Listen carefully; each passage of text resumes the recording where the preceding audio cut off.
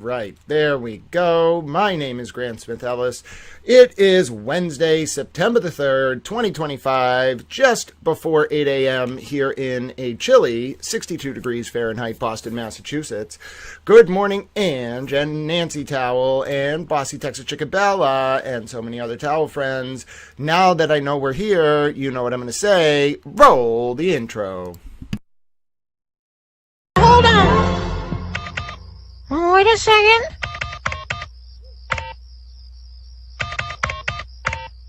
That's it. That's it? Yeah, that's the melody to Funky Town. You heard the towel, ladies and gentlemen. That's it. That's a melody to Funky Town. My name is Grant Smith Ellis. I'm a little towel. How's everybody doing? And it's great to see you, my friend. I'm so glad you enjoyed the music intro over on the Towel X. My name, as I mentioned, is Grant Smith Ellis. We have Donna Adelson coverage coming up today. Is Charlie going to take the stand? Is Donna going to take the stand? That's going to start like at 8:30. All right. Judge Everett was upset yesterday. Donna's lawyers ran out of witnesses at like 2:45. Their witness about forensic cell phone data was just confusing. She charged like $10,000 just for travel. We were all baffled. None of us understood what was going on. We had to check in with Buck Towel, all right, the ever-vigilant guardian of the American Midwest, who knows everything about this trial. And Colleen Henry and Buck Towel interpolated what the events were. By the way, that word means reading through between the lines to understand the unspoken context. Someone accused me the other day on X of not knowing what that word means. I know what the damn word means. Anyway, we had Colleen Henry and Buck Towel with us. We had holistic psychology with us. We had a number of experts on this trial with us in the chat. Nobody knew what the hell that defense forensic expert was talking about. It wasn't just me. Nobody knew what the hell was going on, all right? So, anyway, my name's Grant Smith Ellis. Good morning. You didn't miss much, I guess, is the point, if you didn't see yesterday's Donna Adelson and Dan Markell trial coverage, because the defense ran out of witnesses. One of their witnesses violated the sequestration order and sat in court for other witnesses' testimony. Yeah, it was a very boring day on that front. But you know what wasn't boring? Yesterday, ladies and gentlemen, let me just tell you right now, the decision came down in the Shannon O'Brien versus Deb Goldberg case. Now, I've been covering that case for 3 years, okay? It started with an internal conflagration at a regulatory agency in the Commonwealth that Little Towel covers very intensely in regards to his work. And that agency had these internal overlapping concentric social circles of influence that, for various reasons, took out the then chair. She's now back as chair, Shannon O'Brien, and they issued an official governmental promulgation attacking Towel. They smeared Little Towel. Now, that was 2.5 years ago. Now, Towel is fully of the belief that justice delayed is not justice denied. And I said to myself, oh, this is going to be good. When the ruling came down yesterday from Judge Robert B. Gordon of Suffolk Superior Court. So, it was great. It called me a journalist in the ruling multiple times. I had a wonderful, wonderful day.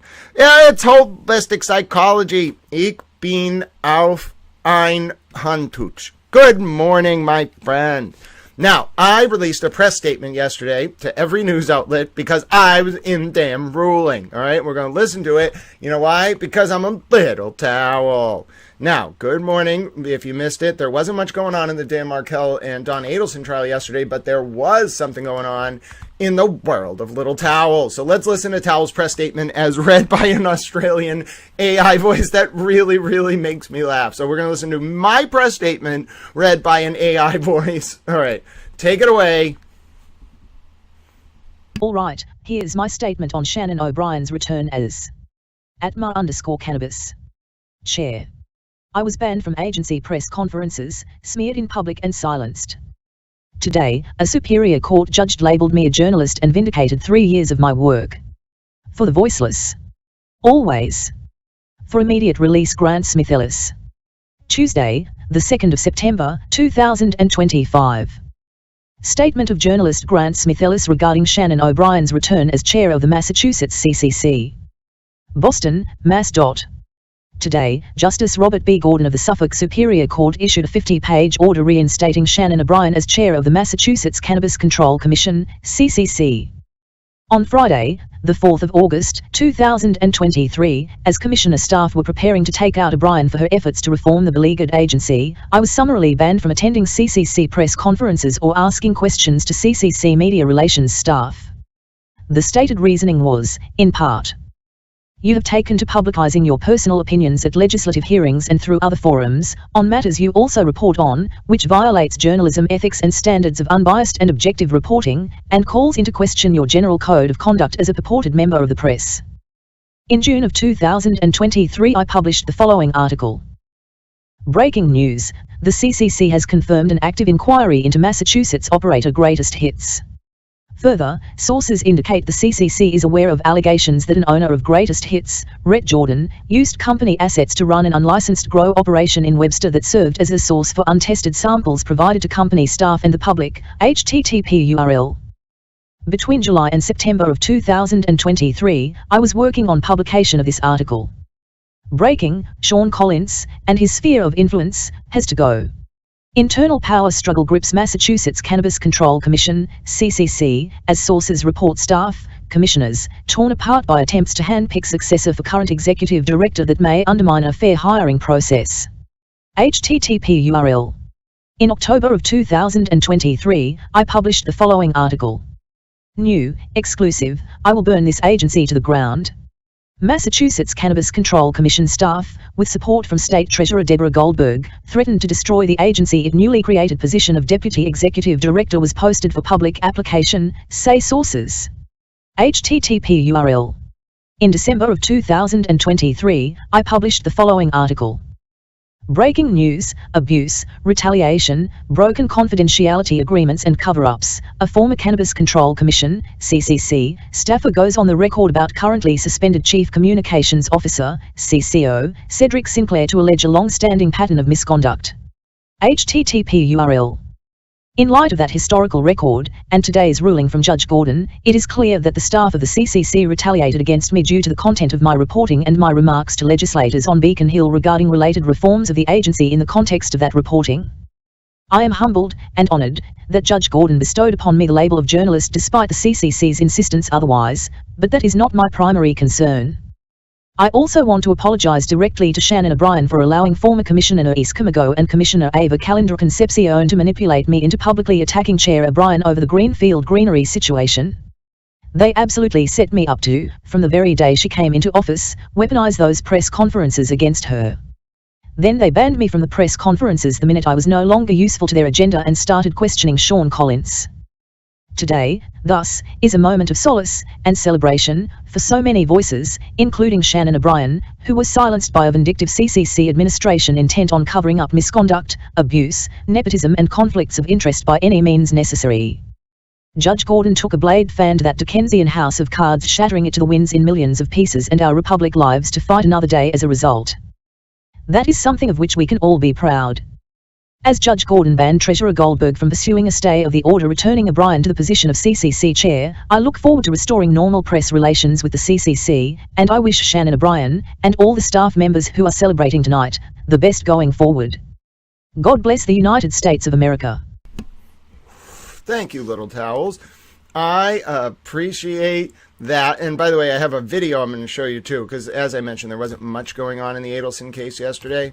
So I'm going to show you a little video as well, but thank you so much for watching for listening to that press statement by Little Towel. Now you might be saying to yourself, sir, I enjoy that a Superior Court judge vindicated you after the commission smeared you, and you now are officially a journalist in the eyes of a Superior Court justice. Well, you know what? That's very nice of you. God bless you for saying that. Now, Ange Towel's just having a day, I'll tell you what, ladies and gentlemen. Now, let's watch Little Towel from yesterday, all right, because my voice is tired. We're going to have a long day, especially if Donna and Charlie both testify. So let's watch Little Towel as we get ready for court to come into session. I know we're all excitable Little Towels. All right, so let's watch this video with Little Towel, featuring Little Towel, and I will see you on the flip side of this in about 10 minutes. It's very interesting. It describes how excitable I was yesterday when the ruling came down. It gives you a little context about this ruling. All right, here we go. All right, ready, Little Towels? Let's do our recap. Hello, folks. My name is Grant Smith Ellis. It is just past 4 p.m. Eastern on September the 2nd, 2025. And there was a lot going on today, but not in the Donna Adelson trial. That trial ended with just half a day of testimony because the defense ran out of witnesses. We will resume testimony in that case tomorrow. But the news of the day in Massachusetts is that Shannon O'Brien is returning as chair of the Massachusetts Cannabis Control Commission forthwith, ladies and gentlemen. You can see Shannon O'Brien and her lawyers, Max Stern, William Gildea, and others walking out of court last week after making arguments seeking to have O'Brien reinstated after a 2-year absence to the position of chair of the Massachusetts Cannabis Control Commission. And yes, ladies and gentlemen, the ruling, all 50 pages of it, came down in a shock moment after noon Eastern today on Tuesday, September 2nd, and without delay, Shannon O'Brien will now be returning, thanks in part to the oral arguments of that man, William Gildea, and the written arguments of that man, Max Stern, to the position of chair of the Massachusetts Cannabis Control Commission. Now, Judge Gordon's order, which we will take a look at right here, little towels. Let's put Chair O'Brien. You may now call her Chair O'Brien, ladies and gentlemen. Let's put Chair O'Brien. There is Chair O'Brien. We'll put her back up on the screen. Chair O'Brien is now back at the Cannabis Control Commission, and let me show you why she is back, ladies and gentlemen. It was because of a decision from Judge Robert B. Gordon of the Suffolk Superior Court. You're going to see that decision up on your screen right now, and let me just tell you, ladies and gentlemen, the judge's decision, it was not good for Treasurer Goldberg. Not in any sense of the term, ladies and gentlemen, in no senses of the term. Judge Gordon ordered and made findings of fact that Treasurer Goldberg's decision to suspend Shannon O'Brien was not based on the factors listed out in state law for removal for cause, and that Treasurer Goldberg made a plain error of law attempting to read the removal provision related to inability to fulfill the functions of office, which is basically a corollary to the 25th Amendment, misread it, and tried to use that as an excuse to remove O'Brien. Judge Gordon found, and Judge Gordon was brutal in his ruling towards Judge Goldberg, and you could tell leading up to the end of the ruling a bombshell was coming, because Judge Gordon was making cooking metaphors and comparing Goldberg's arguments for dismissing O'Brien to thin gruel. Judge Gordon invoked Dickensian language about the perils of this sort of house of cards that Goldberg tried to build to justify the removal of O'Brien. And why? Because O'Brien was trying to change the very things that were occurring within the CCC: nepotism, conflicts of interest, cover-up of abuse, testing lab fraud, and otherwise, that apparently upset some members of the CCC staff and fellow commissioners who were close to O'Brien's appointing authority, Treasurer Goldberg. And ladies and gentlemen, Judge Gordon also found that it was former Commissioner Nerys Camargo who may have had some kind of motive because of remarks by former Chair Steve Hoffman to the Treasurer to try to take out O'Brien so that Camargo could be chair. And we find in this decision, folks, a complete redemption for Shannon O'Brien. We find a complete redemption for Little Towel, who was banned when all of this went down from going to CCC press conferences. Why? Because some of the commissioners wanted Little Towel to go to those press conferences and ask O'Brien questions that were setups, and I didn't realize that. I've since apologized in public. And when I figured out what was going on and started asking tough questions about the people who were trying to take O'Brien out, they banned me. They released an official governmental promulgation smearing me. And I'll tell you, Little Towels, I was in the decision. Little Towel was in this decision. I'll tell you what right now. It was on like page 31, or page 30 to be specific. I was referred to by a justice of the Superior Court as a journalist. Now, you may be saying to yourself, Towel, we love you, and you are a journalist. Well, the CCC tried to say I wasn't a journalist, and now a justice of the Superior Court, upon review of this factual record, has said I am a journalist. Look at it, Mary Alice. I'm a journalist. How do you like it? How do you like them apples, CCC Communications Department? 3 years later, and I have been vindicated by a justice of the Superior Court, and I'm now flexing on you in my recap. Mary Alice, go eat your heart out. I'm a little towel. She's the head of the communications department. Anyway, my point is, they smeared me via an official governmental promulgation. I now am labeled a journalist by a justice of the Superior Court reviewing this factual record, and if that wasn't bad enough, you could tell that this was going to be bad, because the judge didn't just order O'Brien reinstated with back pay and back benefits. No, the judge banned Goldberg from pursuing a stay and attempting to appeal his order. Ladies and gentlemen, this is incredible. Look at this footnote here, footnote 50. Shannon O'Brien, take your victory lap. This is the greatest footnote I've ever read in any decision ever. It is the judge basically saying, and I will read from it verbatim, there will be no stay from this court of O'Brien's reinstatement to CCC leadership.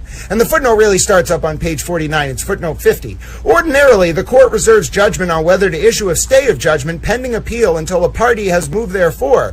In this case, however, the interests of justice compelled the court to address the futility of such a motion without delay. A litigant seeking a stay pending appeal must demonstrate, then he lists out the factors, and then it basically says, as to the case of Barr, as the case of Barr does not present as a close one, the court does not foresee that the treasurer is reasonably likely to succeed on the merits of an appeal. Prong 1, gone. Then it says, as to the second prong, the court acknowledges that restoring O'Brien as chair may cause some short-term disruption to the operations of the CCC.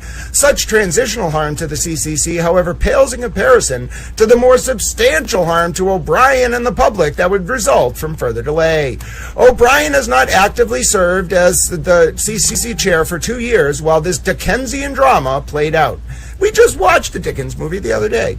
And while monetary damages may compensate O'Brien for lost salary and benefits, she is irreparably harmed each day she is deprived of the ability to exercise the powers of the chair for the duration of her term of appointment. Moreover, the public would be irreparably harmed if, regardless of the invalidity of a commissioner's removal, the law nonetheless permitted the appointing authorities simply to run out the clock on the commissioner's term and thereby deprive the public of the independent leadership central to the CCC's design. There will be no stay from this court of O'Brien's reinstatement to CCC leadership. And look, the judge underlined it. Look at this. Plaintiff shall be reinstated to her position as chair of the CCC effective immediately and without further delay. That means right now.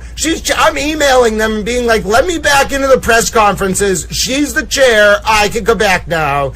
God bless the United States of America. She's the chair right now. No stay, nothing. Go pursue your futile 211-3 interlocutory appeal. It's going to get denied.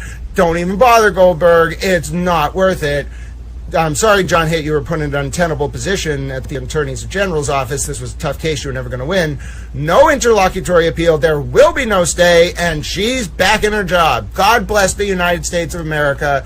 Ladies and gentlemen, my name is Grant Smith Ellis. I'll show you the statement from O'Brien. It was released a little bit after the ruling came down.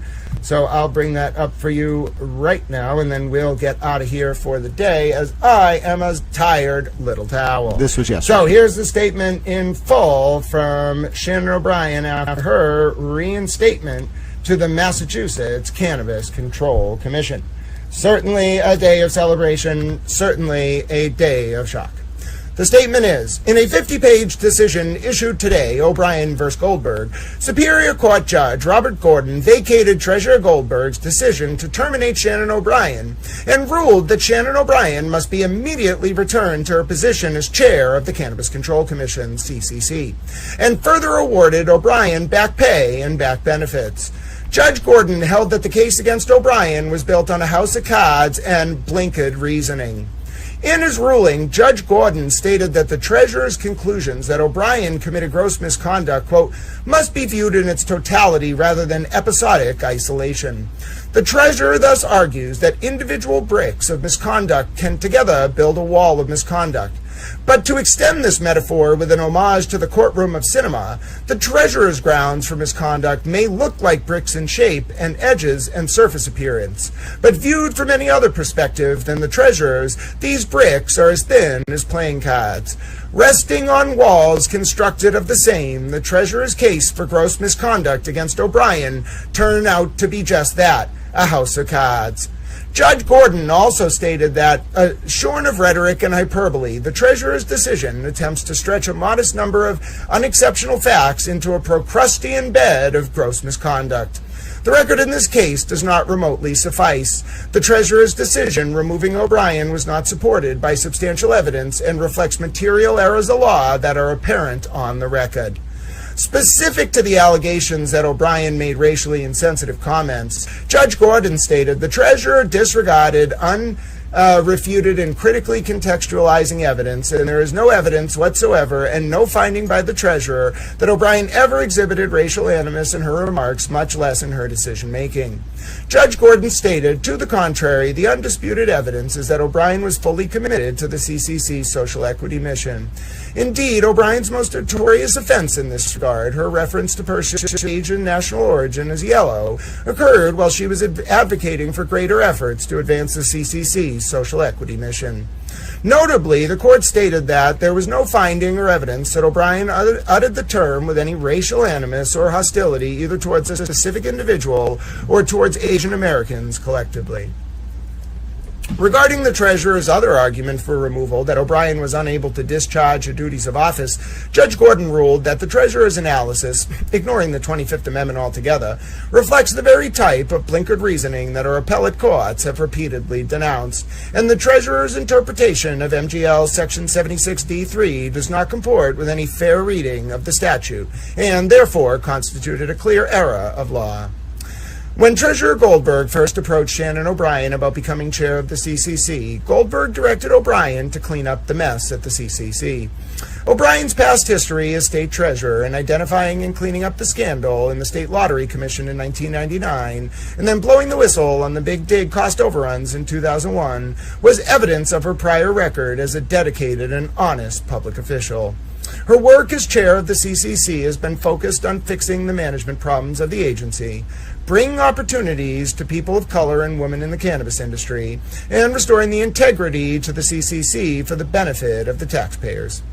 Acknowledging the challenges of that mission, given the recent reports by the State Inspector General and State Auditor, Chair O'Brien is pleased to have her good name restored and looks forward to working with CCC Executive Director Travis Ahern and her fellow CCC commissioners in fulfilling the intent of the legislature when it created the CCC.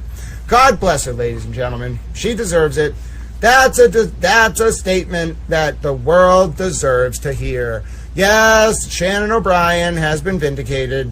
Towel has over 5.5 thousand views on Towel X. We beat out almost every other stream except for Reuters at one point when they were broadcasting the president. And we may as well be an international wire service. Yes, someone tell reporter Towel Buck, we are going places. All right, my name's Grant Smith Ellis. You can catch more. Shannon O'Brien's back as the chair of the CCC. It's a new day in Massachusetts, and I'm a little towel. Catch more, youtube.com/@GrantSmithEllis, x.com. All right, that was great. I'm a little towel. You're a towel. I am a towel. It's true. Guess what we're going to do now in the 20 minutes before court comes into session? We're watching George's 6 best moments of Charlie's Cross, because maybe Charlie will take the stand today. Will he? I don't know. All right, if he does, though, we're going to be ready because we're going to watch the 6 best moments of George's Cross from Charlie Adelson's 2023 trial. Take it away, Georgia. You are the hero America needs. You are definitely a towel. Have you ever heard the saying that the simplest explanation is always the most likely? Have you heard that? I've heard that theory before, yeah. Was your explanation to the jury over the last little over a day the simplest explanation? It was the truth. You have a thorough explanation. Would you agree with I explained what happened. Things get heated when Charlie Adelson faces some tough questions by the prosecutor as his testimony continues in the murder trial of FSU law professor Dan Markell. We break down 6 major moments. Welcome to Sidebar, presented by Law and Crime. I'm Jesse Weber. I said it. Wait for the cross-examination in the Charlie Adelson case, because I tell you, it has been something. So Charlie Adelson, this is the man accused of orchestrating the plot to murder FSU law professor Dan Markell. He took the stand in his own defense. He's accused of first-degree murder, conspiracy, solicitation. The theory from the prosecution, remember, is that Markell was in this bitter custody dispute with his ex-wife, Adelson's sister, Wendy Adelson, and this caused a lot of problems for the family. And investigators believe that Charlie was the one who orchestrated the killing, facilitating the payment of $100,000 to be shared by Catherine Magbanua, Sigfredo Garcia, and Luis Rivera, his alleged co-conspirators or cohorts. Now, investigators say that back on July 18, 2014, Markell was shot to death in his garage at his home in Tallahassee, Florida, by hitmen Rivera and Garcia. Garcia and Rivera. Great overview. By the way, we obviously give a lot of credit to Law and Crime for their coverage. They do great work, but great overview here from Jesse Weber. Were recruited by Adelson's then girlfriend, Catherine Magbanua, the mother of Garcia's children. This all ended with Luis Rivera pleading guilty back in 2016 to second-degree murder, not first, in the killing of Dan Markell. He received a 19-year prison sentence. It was to run concurrently with a federal sentence on an unrelated case. It was a deal that was worked out because he ended up testifying against Garcia, Magbanua, and now Adelson in this trial. Garcia, whom Rivera claims was the actual shooter, was convicted of first-degree murder of Markell and sentenced to life in prison. As for Magbanua, her first trial ended in a mistrial. Her second trial, she was convicted of first-degree murder, conspiracy, and solicitation, and she too, like Garcia, was sentenced to life in prison. Now, in this trial, Charlie Adelson's defense team has said he's innocent, that he is not a cohort, he's not a co-conspirator, he didn't plan this, but he is actually the victim here, that he is a victim of an extortion plot at the hands of Catherine Magbanua. The theory is that after Markell died, Magbanua told Adelson, I know who killed Dan, but it's my fault. I spoke too freely to the wrong people about all the problems your family was having. I spoke too freely about how much money your family has, about how much money you have, how much cash you have lying around. I spoke to the wrong people. They killed Dan Markell, and now they want you to pay up. And if you don't pay up, they're going to kill you and your family. So he wasn't part of the plan to kill Dan Markell, but that he was wrapped up into this after the fact. Okay? So after he laid this out in his direct testimony, and it's important for him to take the stand to explain this extortion plot. It helps explain a lot, actually, of what he did and said, including some suspicious comments that he made on secretly recorded conversations by law enforcement. I want to take a minute right now to thank YouGov for supporting us here. We're just going to jump forward. Thank you to Law and Crime for, again, compiling this. I think YouGov is a pretty cool site, but anyway, here we go. Your own schedule. However, with any defendant taking the stand, you know that the prosecution has an opportunity to cross-examine that person. So here, with that, is Assistant State Attorney, the prosecutor, Georgia Kappelman. This is her opportunity to cross-examine or question Adelson. And he starts off by explaining, look, under cross, I know now Catherine Magbanua was the one who extorted me, but I can't say for sure who she partnered up with. Could have been Sigfredo Garcia. Don't know for sure. Now, the first part of the cross-examination focused in on how Adelson's behavior, his actions, his rationale after finding out his former brother-in-law was murdered and now he's being threatened and extorted, all this may not add up. Did you have any contact with the thugs that were getting your money for 2 years? No. Did anybody put a gun to your head? I was told that I would be killed in 48 hours if I didn't pay up. I heard you say that, but my question is, did anyone put a gun to your head? You're asking me, did anyone pull a gun on me? That's what I asked you. Is that your question? No, nobody pulled a firearm on me. Text messages that were exchanged between yourself and Catherine Magbanua on the morning after this exchange of money were inconsistent with your extortion theory. They were inconsistent with how I was feeling. They don't appear to look like you just gave her $138,000 under duress, do they? She told me the last thing she said to me before she left the house is, can we just pretend like this never even happened?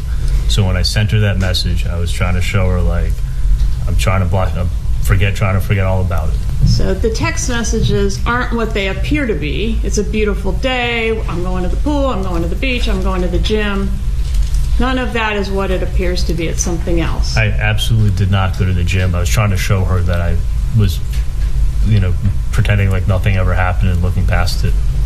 And there's nothing on the wire. All those hours of you talking. There is nothing on the wire about the extortion, this layer 1 of extortion, because she told you not to talk about it, right? She told me to never talk about anything to anyone or her. But nowhere, even in the midst of this whole second extortion, it's happening again. It's an extension of the same thing. Do you mention anything about this layer 1 of the extortion? Do you? Yes, actually I did. Okay. If you pull up the video from Matsuri when I was sitting with my dad, and I said, and the funny thing is, that's what I whispered in his ear. Right, but we can't hear that. Right, because that's my point. I never wanted anybody to hear what had happened. I never wanted the police to come talk to me. The only time you mention the extortion, it's in a whisper that is not picked up by the microphones, right? Intentionally, yes. Yes. And that was intentional at the time, but it sucks for your defense, right? Because that would be a huge piece of evidence for you to show this jury, wouldn't it? No, I think you'd come up with a reason why that I said it anyway. Okay, so was his life really in danger? Catherine Magbanua hits you with the news that it was her fault for getting Dan killed because she spoke too freely, and now tells you your life is ruined, basically. And you let this person sleep over? And then you give her the money? You send all of these messages the next day, seemingly happy as can be, but you just do this to give off the appearance as if I'm okay, I'm putting this behind me? Now, the other way, of course, to make sense of all this is that you were acting as a co-conspirator who carried out the murder of a man that was causing your family trouble and now going on living your life and paying your accomplices. And then, of course, the word extortion never really comes up until this trial, even though he admits he told people, but it's not on the recording. And that brings me to another piece. So Adelson's secret recordings, as I mentioned, they were played back to him. Conversations that he had with Magbanua after Dan's killing. And the prosecution argues that what he says sure sounds like someone who's afraid to be caught by police because they killed Dan Markell. As you'll hear from Adelson, though, he has a different reason for why he's saying what he's saying. Sounds like you're saying even if they track down the Prius, even if there's DNA or fingerprints in the Prius, meaning like they can link someone to the Prius, that's not going to be enough evidence to make any arrests in this case. Is that what you're saying? No, not at all. What I was saying to Katie is that the information she had just told me in the car about Sigfredo not being there when the crime was committed, she told me that Sigfredo was high on drugs at the hotel and that Luis had rented a car and that he's the one who killed Dan. And I'm restating to her that I don't have any knowledge of what went on, and that all I know is that Sigfredo wasn't even there when this happened. So that's what I'm restating to her. That Sigfredo can't be caught even if he's connected to the crime, to the car? I know that Sigfredo wasn't the one who killed Dan. Okay. Wouldn't it be good for you, because you know now that Sigfredo is the extortionist, right? She just told you that in the car? Sigfredo, yeah. Okay. And wouldn't it be good for you if the police investigation into the Prius led to the arrest of the killers/extortionists? If they arrested the people that killed Dan? Yeah. I know the extortion would stop. As long as I kept my mouth shut, I'd be safe. Right. So why are you trying to argue to her that, like, the car is not going to lead anywhere? They're not going to be able to do anything with the car. That's not what I'm saying. I'm just saying that I know that Sigfredo wasn't the one who killed him. Did you say on this recording, if they're a bad guy, there's two ways of dealing with it? Go ahead and contact the police. They'll contact him, the blackmailer, and arrange a setup. Take him down, and he'll proffer 10 years, and now tell us everything you know, or else you're going to serve 10 years in prison. Next thing you know, this person is singing. He's calling out your name. My parents are going to have to tell the story of what happened. Singing about what? About the extortion? No, I think you're reading it wrong. What would they have to sing about? The second extortion would be singing and talking about the first extortion, where they learned their information from. Who cares? That doesn't have anything to do with you. Well, when they catch the first extortion, Katie's tied to them and I'm tied to Katie. They're going to come talk to us, and we're going to be in danger when we tell them what happened. You gave very precise instructions to Catherine McBanoa on what she was to say when she calls the phone number, right? Yeah, Did you do that? Absolutely. And then you say, quote, "You'd better kill him because he's going to be a big problem. And he knows who you are. If he can't do it, I'll have someone else do it." Aren't you telling her that if Garcia can't handle this problem and kill whoever's behind this, you will have someone else do it? You're reading it totally wrong. It's a yes or no question, sir. No, you're wrong. So what the jury's going to have to consider is this a guy who was worried about his life, worried about his safety? If he's talking to police, the bad guys might end up killing him. He's a victim of extortion. Or is he the mastermind of this murder for hire plot? Now, to play devil's advocate, for those of you who don't believe any of this, let's say Adelson's telling the truth. Because if he's telling the truth, you have to imagine you were in that situation. How upset would you be if the state is charging you with a crime that you didn't commit? How upset would you be if your family is being implicated in the death of Dan Markell? Because that's a big part of it. Investigators believe that it's not just Charlie, but there was other members of the family who were part of this, even though no one else is charged. So during his cross-examination, there are points where he gets a bit heated and he gets a bit annoyed at the version of the state's case, including, and he mentions this, how they're making a lot of a comment that he made where he said to Wendy, his sister, that it would be cheaper to buy a TV than hire a hitman. Now, he said this after Dan and her broke up. This is before Dan was ultimately killed. Not a great comment. But you'll even hear when all this back and forth happens, the judge gets involved. Do you remember yesterday saying you were telling a story about Katie coming in from having had some kind of altercation with Garcia, and she had reported that the necklace had been pulled off her neck. Do you remember that? Yes, I do. You said he roughed her up. That's accurate. And that put my antenna up, because that roughed them up is the exact same phrase that Catherine McBanoa said in her proffer that you used on Halloween 2013 when you first approached her about, does she know anyone who can rough someone up? No, I think getting roughed up is an adjective, but what you're doing is the same thing you did with your TV theory.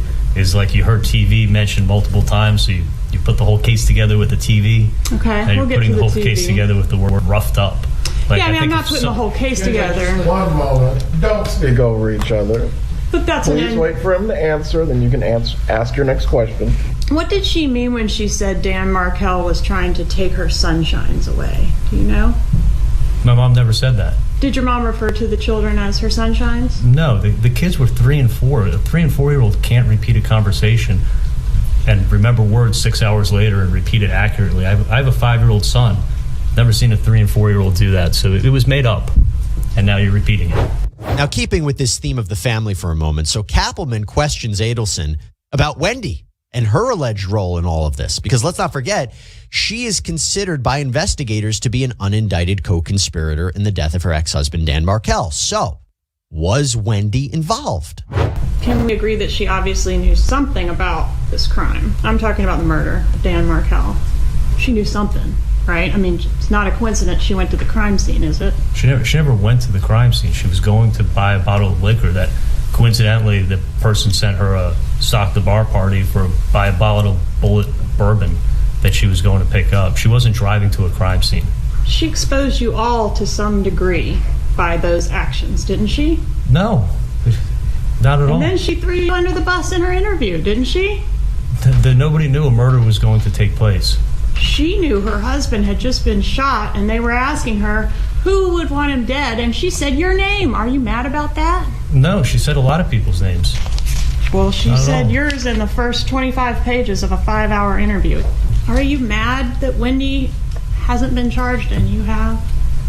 No, I'm mad that I got charged for a crime that I didn't commit. Do you have any innate anger with Wendy over that fact? No, not at all. Okay. Now, focusing upon the people who were actually charged in the crime, Kappelman then questions Adelson about why he is continuing to keep Katie happy and doing things for her. Is that the work of a terrified extortion victim or a co-conspirator trying to keep her quiet? In my mind, when the extortion never went up, and I just assumed, I thought that she wasn't part of it and she was protecting me. I mean, you're complying with everything they've asked you to do, right? I'm doing everything that was asked to do, and yeah. So why reach out and say, hey, can I get you a trip to Key West to go with that extortion money? I never said, can I get you a trip to Key West? Do you recall all those conversations? Oh, yeah, for sure. I was just trying to do nice things for her. And then did you pay for a trip or offer to pay for a trip to Santo Domingo for Catherine Magbanoa and Sigfredo Garcia to visit his parents? I didn't know who she was going with, but I paid for, you're talking about airline tickets? Yes. Yeah. Did you offer to buy Catherine Magbanoa and her mom a cruise? Yes, Katie had mentioned to me that she always wanted to be able to take her mom on a cruise. Can we agree in general that it's important to maintain positive feelings between co-conspirators? If you're a co-conspirator with someone in a crime, you want to keep positive relationship with that person. Will you agree with that? I'm not a co-conspirator with her. Were these gifts, these things that you provided to Catherine Magbanoa and her mother and Sigfredo Garcia payment for the murder? Okay, I never got Sigfredo a gift in my life. The guy absolutely hates me. He wants to kill me. Did you receive a text from Catherine Magbanoa that reads, next time don't be such a dick to someone who has done something for you? Yeah, she's protecting me, and she's mad at me over something. Are these gifts what it took to secure her silence for so long? No, absolutely not. I was never trying to get her silence. I was hoping she'd tell the truth.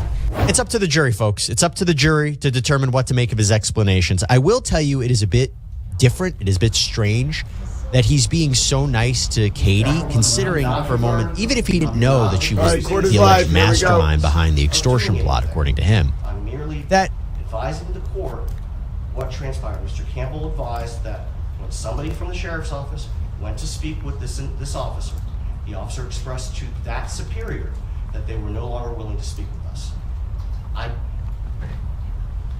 And was no longer available, in fact, that the officer was going to be on leave. Well, we can bring in under Sheriff Google, however, at this point in time, this does not invoke the court to need to go through a Richardson inquiry. The witnesses that you're referring to, have they been disclosed to the state?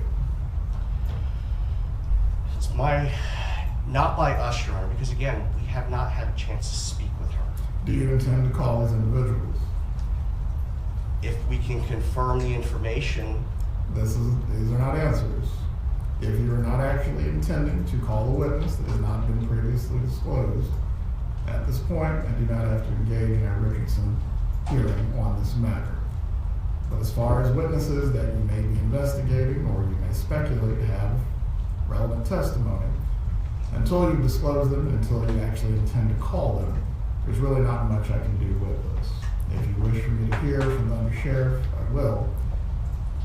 But as far as perfecting any subpoena and speaking to these people who are either not under subpoena or not listed witnesses, there's not very much I can do. Judge, it is the defense position that between 12:30 and when we got to the jail shortly before 5, somebody from the sheriff's office spoke with this officer and convinced her that it was not in her interest to cooperate with the defense. We are asking for the court's assistance because the rules, To do what exactly? so that we can at least speak with her to find out if she has anything that's admissible. The court has jurisdictional authority limits. for someone who is not under a subpoena, I just can't compel them to come here, go there, or do certain things. There is no subpoena for this individual.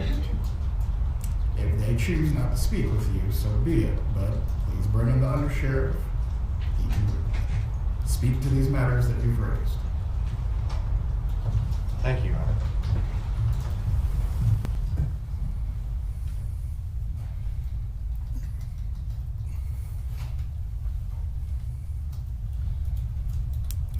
Judge, if I may. Whatever happened after we spoke with the officer yesterday afternoon, even if we had a subpoena ready to serve, they have represented to us that she is not available to be served. Without the court's assistance, we cannot accomplish that. Well, and this goes to the timeliness of the witness itself and the fact that it's occurring in the middle of trial. But that part of it, again, these are certain things I cannot assist with. And Sheriff Google, please raise your right hand, sir. Do you swear or affirm the testimony you're about to give to be the truth? Yes, sir, I did. If you could just stand in front of the court reporter instead of taking the witness stand. If you can explain to me what occurred with, I believe this is one of the correctional deputies that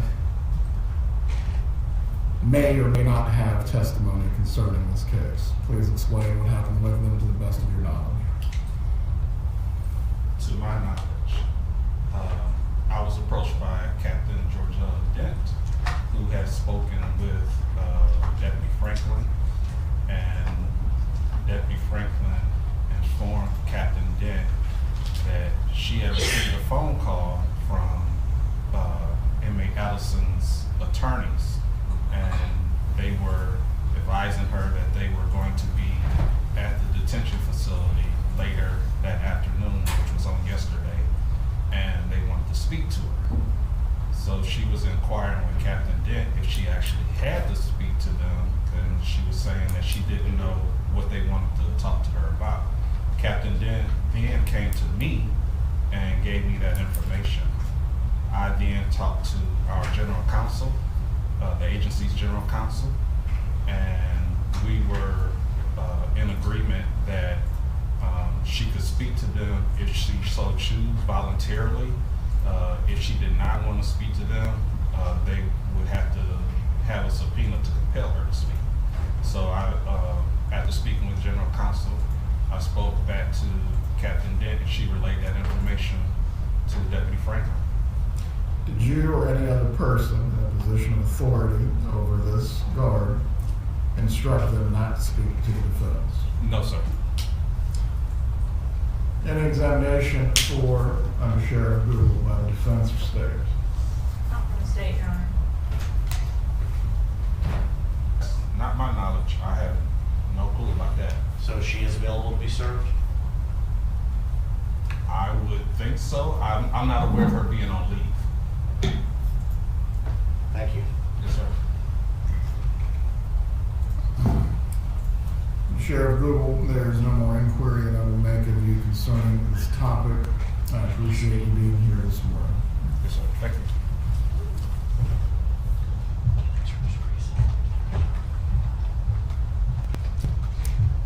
Concerning the other witness, who is not the guard, was the defense able to make contact with this individual? Just a moment, Your Honor. Judge, the information that we provided to Your Honor was purely to put it on the record that we had followed that information. It's on the record. After discussions amongst Ms. Fulford and I, we had decided that we were not going to pursue that given the status of that individual and the misinformation we believe we were being given. Right, as to the, I believe, second witness, is this person going to be disclosed, or are you going to seek to call them as a part of your case? There you are. As to the guard, if you need to follow up with a subpoena for this individual as they have chosen not to speak with you. You need to do so with all haste.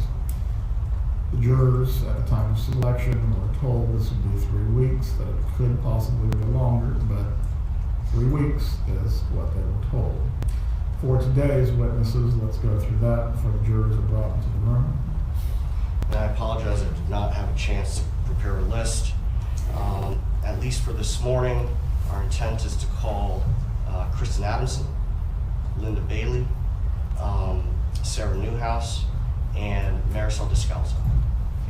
For this afternoon. This afternoon is up in the air, and that's going to require some additional conversations with our client. During the lunch break, that would be your opportunity to have any final conversations concerning whether she will in fact testify. We'll give the jurors a longer lunch break if necessary to accommodate this. Instead of an hour and 15 minutes, it will be an hour and 30. After that, we are going to have to go on the record concerning is she or is she not testifying. Yes, sir. Please bring in the jurors. Your Honor, I know that 3 of the witnesses are here. Ms. Descalzo's flight does not arrive until a little after 10 o'clock, you said. Yes, sir. Wow. Look at that. After lunch. Nobody go anywhere. After lunch, we'll get the decision. Will Donna Adelson testify? Ms. Koppelman, I neglected to give you an opportunity to speak. If you actually wanted to be heard, please do so now.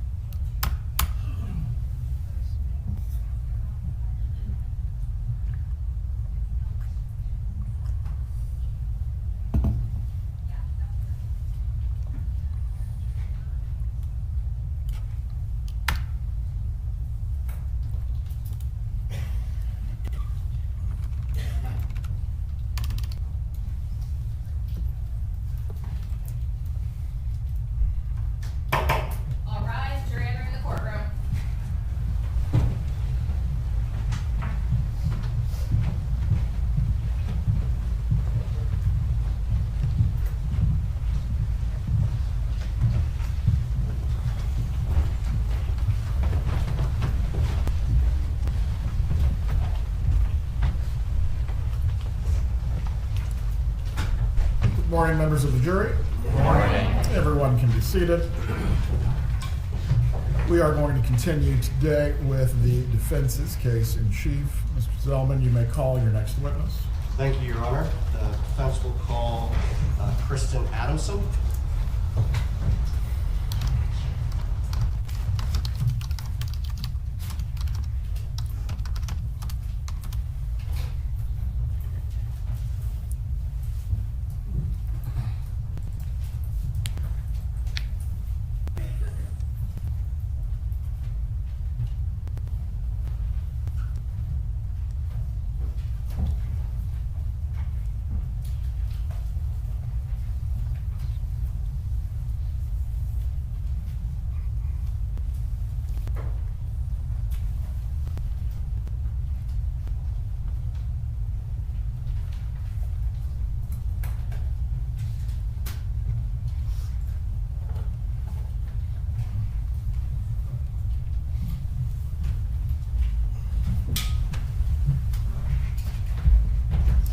Please raise your right hand. Good morning. Do you swear or affirm the testimony you will give today will be the truth? I do. You may take your seat. Thank you. You may examine when you're ready. Thank you, Your Honor. Good morning. Good morning. Can you please introduce yourself to the jury? I'm Kristen Adamson. And Ms. Addison, how are you employed? I'm a lawyer. What type of law do you practice? I practice family law, and I have done so for 37 years. How long have you been practicing? 37 years. Okay. Are you board certified? Yes, I am board certified in marriage and family law by the Florida Supreme Court. What's involved in becoming board certified? And I've been board certified since 1996. had to take a test on family law, and I had to pass a peer review by judges and my colleagues in the Florida Bar Family Law section. I have to recertify every 5 years, so I've had to also do that every 5 years. I'm coming up, I think 2026, I will be in my thing again, where I'll have to recertify. Have you received any other accolades or awards throughout your career for your work in family law? I was heavily involved in the Florida Bar Family Law section on the Executive Council for a long time. I am a fellow in the American Academy of Matrimonial Lawyers, past president of the Florida chapter, and I am a fellow in the International Academy of Family Law Lawyers as well. All of those required board certification prior to being allowed to be a fellow, as well as another test nationally and locally, and written tests and oral tests as well. And how long have you been a member or a fellow of the American Academy of Matrimonial Lawyers? I have been a fellow since 2020, and I was president in 2012.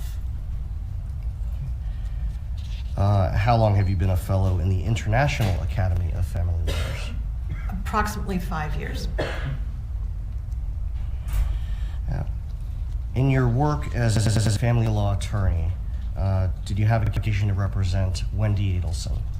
I did represent Wendy Adelson in the end of 2012, I believe it was, 2013, and part of 2014. Would you call her divorce a bitter custody battle? I would not. That's not how I would characterize it. How would you characterize it? She had a relocation case where she desired to go to Miami. All relocation cases are a little bit more difficult than just regular custody cases because we almost always have to have a court determination on a relocation case because, unlike almost all other family law cases, relocation is a win-lose thing. Almost everything else in family law is sort of a split the baby. Relocation is not. So we did have to go to court on that, and that going to court always is a little bit harder, but in general, this was more or less after that a run-of-the-mill kind of parenting issue kind of case. Is it unusual to seek, in your practice, has it been unusual to seek relocation? No, not at all. I have two right now. Now, speaking to Tallahassee, why is it not unusual? Why is it not unusual? Yes. It's not unusual because it depends on why someone is here in Tallahassee. Tallahassee has a lot of students with the university. They may graduate with a degree, have children, expect to be able to move somewhere else after they graduate. One person wants to leave, the other person doesn't want to leave. The two cases I have right now, that are not here in front of this court, so they're actually, one of them settled. But one of them, the mother received a potential job offer in North Carolina. The father lived here. She wanted to move to North Carolina. All of his family was here. Her family was not. She wanted to move somewhere else, so that was one. And another one that I have right now is a person wants to move to Pensacola. My client wants to move to Pensacola because her family is there, and the father does not want to because his job is here. So it's almost always about moving to be close to your family when a marriage dissolves. I mean, that even happened with my sister when she divorced in Florida. She moved to Atlanta to be close to my parents. It's a very common thing for people to want to move to be near their parents, no matter how old they are. Now, do you have parents who attend client meetings? I do. And it doesn't seem to matter whether my clients are 20 or 40. I have many cases where a mom or a dad or sister or somebody comes to almost every meeting I have, including mediations, and they're heavily involved in the divorce of their sibling or their child, regardless of age. It's just something, families tend to be enmeshed in their other families' divorces. They do. I usually let them come to mediation because sometimes it's important to hear how the mediation is going so that they don't try to armchair quarterback it after the mediation. Understood. Now, you indicated that you typically have to go to court for relocation. How difficult is it to get court approval for relocation? Well, I always tell my clients in Leon County that even though, according to the statute, there's no presumption that someone should be able to leave or not leave, I do think that there's a presumption against relocation. And I always tell my clients that it's a very hard thing to obtain a relocation. That you have to have kind of special circumstances, and there's a whole laundry list of statutory criteria that you have to meet to try to be able to relocate. And so we sit down and we go through the statutory criteria and determine whether or not you'll be able to do it. Most of the time, I tell them it's a 50-50 shot at best. Sometimes a little bit more, sometimes less. Okay. Did you have that conversation with Wendy Adelson while you were representing her? I did. Okay. And did you advise her of that same information? I did. Basically, I told her that if this is something that was important to her, this was her one shot at it. If you get divorced and then try to relocate afterwards, you're probably not going to win unless something really substantial comes up and changes it. So if she wanted to try to be able to relocate, this was her shot at it at best. So in other words, is it not that it's easy, but is it easier to try to obtain relocation in the initial proceeding or in a modification? In an initial proceeding. Okay. Now, the standard for a modification, what is that?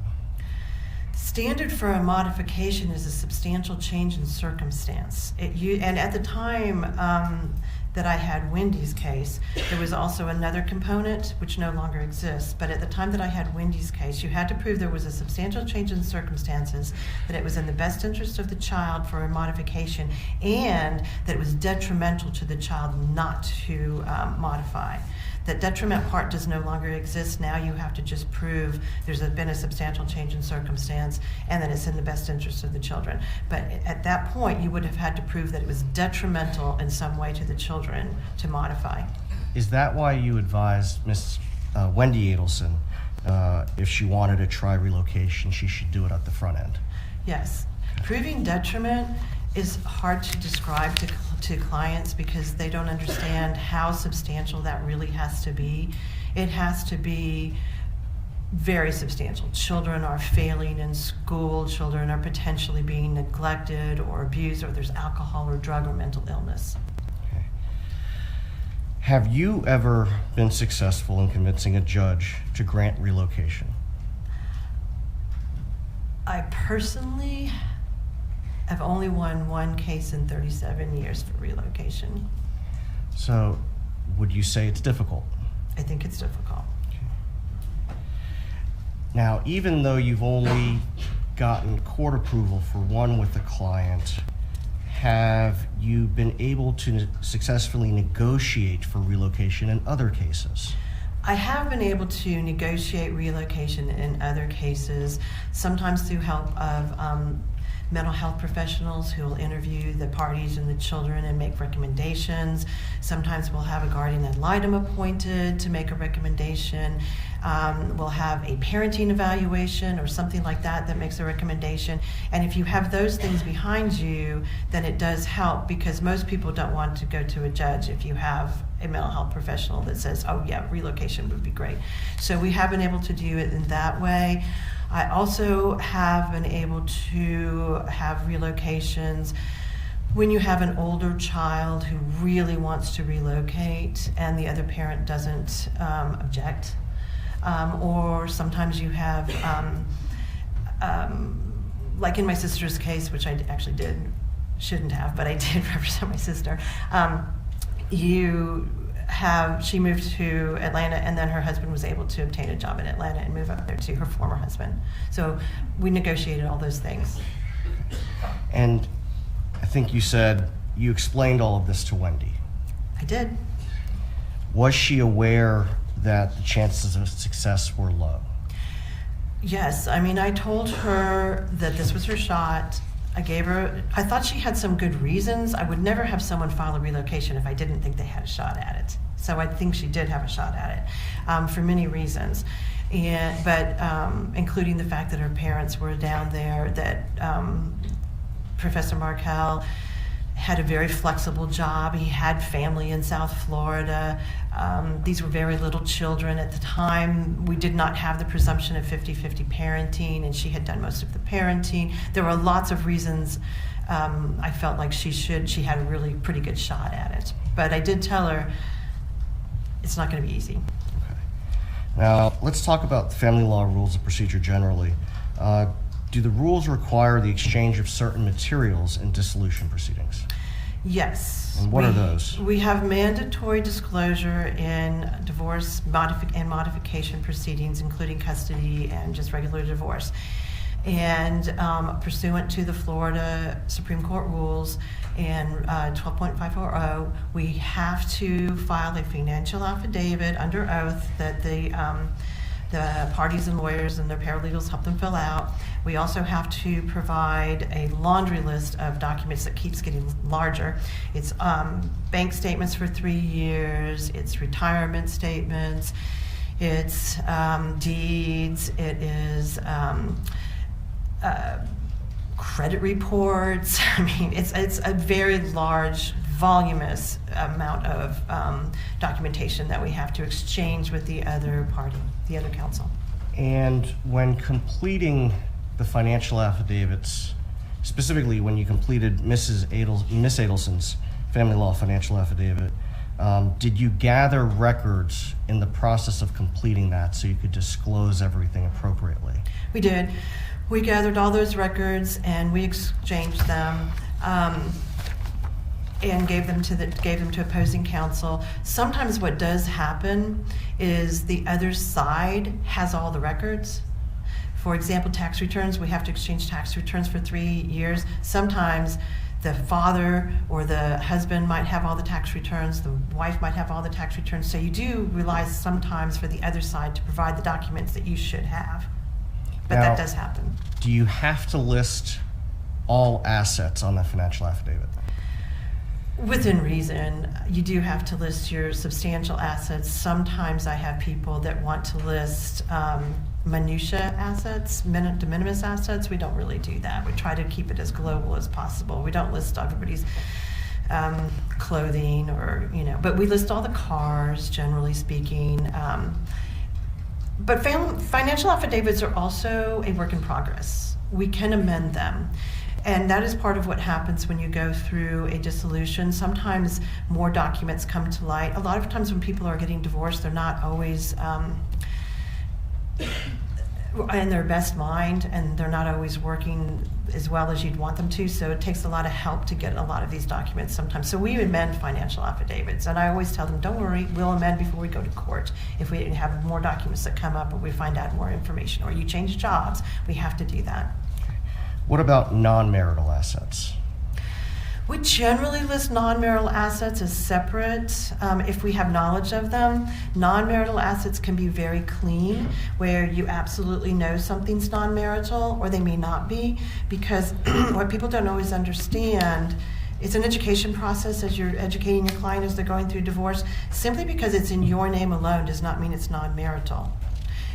So it can be in your name alone and still be marital if you have obtained it during the marriage. However, sometimes it can be both, and we have to separate things out. I know with Wendy's case, that was one of the things that happened, is she had an asset that was potentially marital and non-marital because she owned some of it before the marriage, and then she had some of it, she contributed some of it after the marriage. So it's hard to determine how much initially, and we sometimes have to hire expert witnesses, financial witnesses, to come and help us determine what part of this is non-marital and what part is marital. For example, if you have a retirement account and you've contributed to that retirement account before the marriage, everything you contributed before the marriage is yours. It's not marital.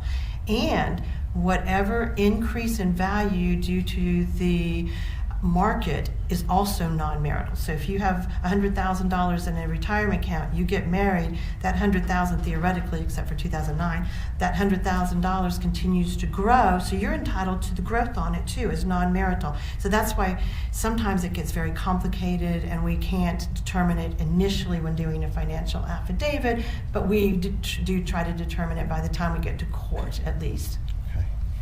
Now, I want to back up a little bit. What happened with Wendy Adelson's relocation?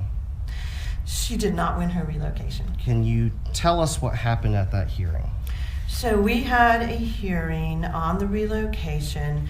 We put on Wendy Adelson, and she testified about the reasons that she wanted to move. She did have a job offer in Miami. We put on the lawyer from the law firm that had offered her the job. He testified about what the job would be, how much more money she would be making, and the flexible hours, et cetera, et cetera. We put on all of that, and then at the end of our testimony, the judge asked to speak to counsel, which happens a lot, and she took counsel out. It was me and Professor Markell's lawyer, and she told us she understood why Ms. Adelson wanted to move, but she wasn't going to allow it because she didn't think she had met her burden of proving it was in the best interest of the children. During that hearing, or after the judge made those comments, did Wendy go out in the hallway to speak to her parents? Well, after she made those comments, I went to both Mr. Duggar and I went to our respective clients.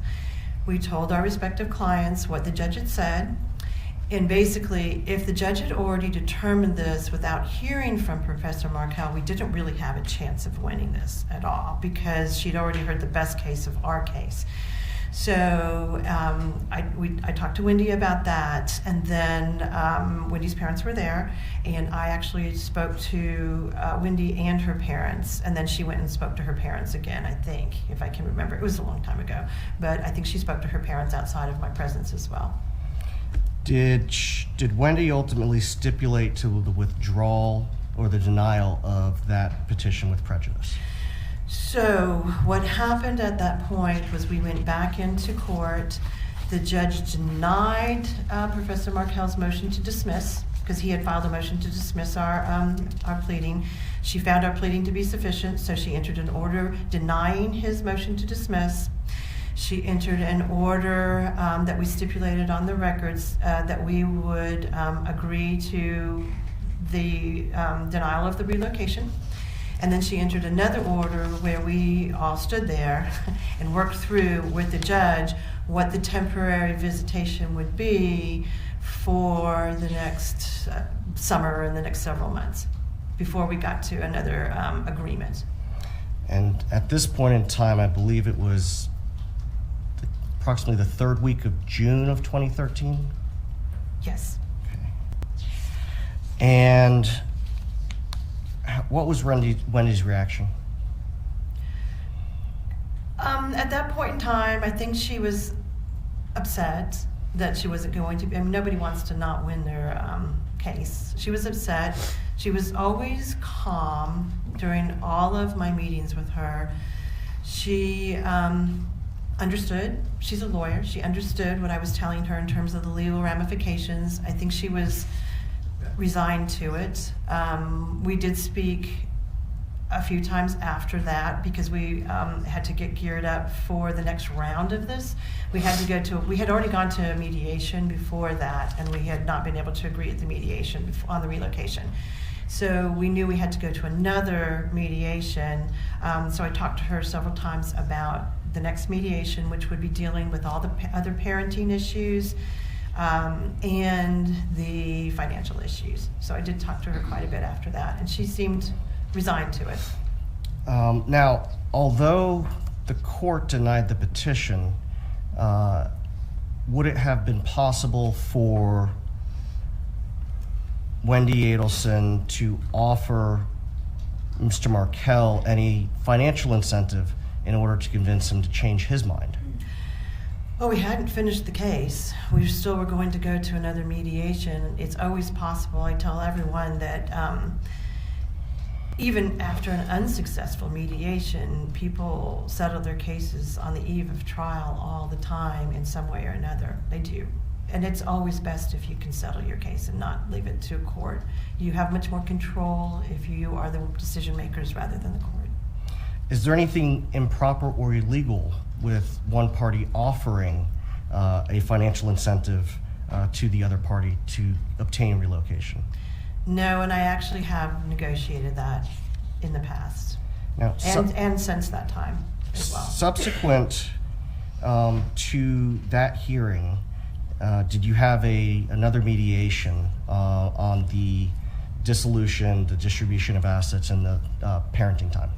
We did, and at that mediation, we came very close to settling it, and we were there for quite a long period of time, but we did not settle it at the mediation. I think we settled it within a week after the mediation, where opposing counsel and I exchanged a lot of phone calls, and because we had gotten very, very close at mediation, and we were able to resolve all of it within a week of mediation. Now, And before, we had a court trial set, I believe, and so we were able to do it before the court trial. Thank you. Prior to adjourning mediation, did an issue come up concerning a potentially non-marital asset that Miss Adelson had? It did. And what asset was that? It was if I remember correctly, it was the Charles Schwab account that we had listed on the financial affidavit in the marital portion, and then on the non-marital portion, we had listed Charles Schwab non-marital portion to be determined. And we went into mediation in that way, not knowing exactly what was marital and what was not marital. Now, I know in our pretrial discussions, you indicated, can you typically talk about what happens at mediation? Mediation is confidential, and that's one of the things I tell my clients is that the mediator can't be called to testify about what happened in mediation, and I can't testify about what happened in mediation, et cetera, et cetera. So the theory behind that is that people will be as open to negotiation without fear that it's going to come back in court and hurt them in some way in front of a judge. You can't talk about the settlement offers that were made. For example, in mediation, if they say, oh, but he offered to pay child support above and beyond child support, and then we don't reach an agreement, you can't come into court and say, but he made this offer. So it keeps everybody moving forward and not worrying about what the offers are. Is there an exception for disclosing what happens in mediation if you're ordered to do so by the court? There is, and there's also an exception about what happens in mediation if the marital settlement agreement is asked to be set aside for some purpose, like fraud or overreaching or something like that, then the terms of it and the mediation would potentially be able to pierce that veil of confidentiality. But for our purposes, in order to talk about what specifically happened concerning that asset in mediation, do you need the court to order that you disclose that information? I would certainly like the court to order that. I don't want to fall afoul of any mediation rules. I can tell you that my client has waived that confidentiality. The mediator, who was a friend and a lovely person, Joe Boyd. He is not with us anymore, and Professor Markell is not with us anymore. So a lot of people in that mediation are gone, and Ms. Adelson has waived confidentiality. You beat me to the punch, Ms. Edison. With the waiver of confidentiality by your client, I will order you to testify on the subject matters being inquired into. The state may cross-examine as to all subjects as well. You may continue. Thank you very much, Your Honor. Ms. Adamson, can you tell us that Charles Schwab account that you mentioned, how was that addressed at mediation? So this became sort of a last-minute little dust-up during the mediation. So what we did was we called the Charles Schwab account representative. And this is not uncommon in mediation. And I had Joe Boyd, who was the mediator, come in and talk to the Charles Schwab account representative. So it wasn't just me talking to the representative and telling the other side what had happened. I wanted the mediator to actually do it and to hear it. And so he talked to the Charles Schwab representative, who outlined, in his opinion, what the possessory status of that Charles Schwab account was, who owned it when, where it was, how it had been separated into multiple accounts apparently, and which ones were marital and non-marital. And then he went into the other room. We're not in the same room. We're in Ms. Adelson and I are in one room, and Professor Markell and his lawyer are in another room, and the mediator is going back and forth between the two rooms. So in our room, he listened to what the Charles Schwab representative said, and then he went into the other room and told them what he had said. And after that mediation, Mr. Duggar and I discussed the fact that it actually happened, and everybody felt comfortable with what was marital and non-marital. And that was when, along with other little things about the parenting and other loose ends being tied up, we were able to actually have a marital settlement agreement. The Charles Schwab account, in all its different permutations, was listed in the marital settlement agreement. And Professor Markell had almost $500,000 worth of non-marital Charles Schwab accounts of his own. So he had non-marital money as well. So based on what you've discussed, Mr. Markell was aware of the non-marital status of that portion of Wendy Adelson's portion of what she would get. He was.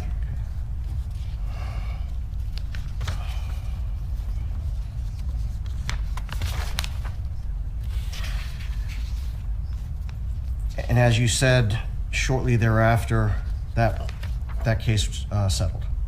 Within a week, I think, ish. Shortly after the divorce was final, did Wendy invite you to a get her groove back party? I don't remember when the party was, whether it was a month or 2 or 3, but she did invite me to a party in her new, I think it was an apartment or townhouse. I don't remember what it was exactly, but she invited me to a party. It was called Wendy Gets Her Groove Back, and I had several friends I knew of Wendy's that were there as well, and it was just sort of a Wendy's in a good place, come celebrate my new life party. Yeah, in Tallahassee. Throughout the course of your representation, could you tell us the total amount of attorney's fees and costs that you incurred in this case? I think the total amount of costs and attorney's fees, we did take a couple depositions. We had 2 mediations. One was ordered by the court on that relocation case, and then that was a pretty short mediation. It was only a couple hours. The other one was much longer. I think the total attorney's fees were probably about $30,000. And costs of? That includes costs and everything, I think. Now, I know that sounds like a lot, but it wasn't that much compared to a lot of litigated cases. Okay. Now, litigated cases have multiple evidentiary hearings. Correct. Did this? No, we had. I don't don't believe we actually had any evidentiary hearings. The only other hearing that we really did have was post-dissolution. So aside from the relocation, prior to the divorce being final, there were no contested hearings. There were no contested hearings. Now, subsequent, did the marital settlement agreement require that Mr. Markell pay Wendy and yourself certain sums? So according to the marital settlement agreement, Professor Markell kept the house. So he was supposed to pay Wendy for her part of the house. And all the other assets were divided equally, so that he kept an equal amount, she kept an equal amount. He was supposed to pay, I think it was about $120,000 for his part of the house within 60 days. He had the money because he had more than $500,000 in non-marital assets, and he had also marital assets as well. He was supposed to pay me $10,000 in attorney's fees because he made a lot more money than Wendy did, and it's based upon, attorney's fees is based upon who has more resources, and he had considerably more resources than Wendy did. So that was part of the agreement. He was supposed to pay me $10,000, he was supposed to pay her $120,000, all within 60 days of the agreement, which was July, sometime 2013. July 31st? I think that's right. Did Mr. Markell pay the sums that he was obligated to pay under the settlement agreement? He was supposed to transfer, if I remember, from one of his Charles Schwab accounts to Wendy, the money. He gave her $50,000 of the $120 in a pretty timely basis, and then he just didn't pay the rest. And I don't like to file enforcement hearings on things like that because it takes a long time to get to court. It's not fun. It's just kind of, so I was pretty much once a week or once every other week asking opposing counsel if Professor Markell was going to pay. Did he pay? He did not. What did Wendy ask you to do to enforce that? At some point, I wrote a letter, I believe, to opposing counsel. So this was, first it's a bunch of emails and phone calls, and then it's a letter saying, please pay, so we don't have to file an enforcement. A part of our marital settlement agreement, if we have to file an enforcement and we win, which we would have because he had to pay, then he would also have to pay additional attorney's fees for doing that. So then it just becomes more and more money that he owes and he's not paying theoretically. So, and this was all on property issues. So unlike custody, we're not going to be able to, or child support, we can't put him in court or in jail. We're not going to be able to put him in jail or anything like that. We're only going to have to be able to go after his assets and things of that nature. It's a lot easier if people will just pay. So I finally filed a motion for enforcement saying he'd only paid $50,000. He owed the other money, and he owed me money, and I asked for a court hearing on all of that. Sounds like it was pretty straightforward motion that you filed. It was pretty straightforward. It was probably 4 or 5 paragraphs. Okay. Did that prompt Mr. Markell to pay? No, it did not. What happened? So then Mr. Markell hired a new lawyer. And his new lawyer filed a responsive pleading to that my motion, basically saying that he shouldn't have to pay because Ms. Adelson had breached the marital settlement agreement. How did he allege that she breached the settlement agreement? He filed multiple motions, but this first responses and motions, this first one, basically, if I remember correctly, was all about the money. And he said that he shouldn't have to pay because she had hidden the Charles Schwab money from him, and he used to have power of attorney, so he knew that she hid the money, which doesn't make sense because if he had power of attorney, he would know what the money was. So it didn't make sense to me. But anyway, that she had hidden that money and that she hadn't told him about several other of her retirement accounts, and therefore the marital settlement agreement was breached and he shouldn't have to pay her the money. So he filed a response, but did he seek to have the settlement agreement itself voided or set aside? He did not. So, and that is what I told Wendy at the time, is that is not a proper defense for not paying the money. Professor Markell, it was pretty obvious that he had actually written this pleading himself, and the lawyer just signed off on it. It had footnotes, which is not something litigation lawyers would do. It was voluminous, and it was very personal about what was going on and Wendy and how I don't think at this point he alleged that, he might have alleged that she had committed fraud. But an appropriate pleading would have been for him to file a 12.540. I know it's kind of technical, but basically if you think that an agreement is reached and it is not in good faith, or there's assets that were not provided, then you must file within a year for a 12.540 to have the whole agreement set aside. You can't just say one good breach is another. And I filed a pleading basically saying that his motion should be dismissed because it was inappropriate. And you filed a motion to strike as a sham pleading? I did. I filed a motion saying this was an inappropriate pleading and it should be dismissed. Because it wasn't the correct way to go about doing what he wanted to do. And so I then tried to set hearings on those motions so that we could move this forward and everybody could get paid. In the process of doing this with his responses, did he file subsequently a pleading that further alleged fraud on Wendy's part? I think he filed at least one or two more pleadings that did that. And before we get to the final one, that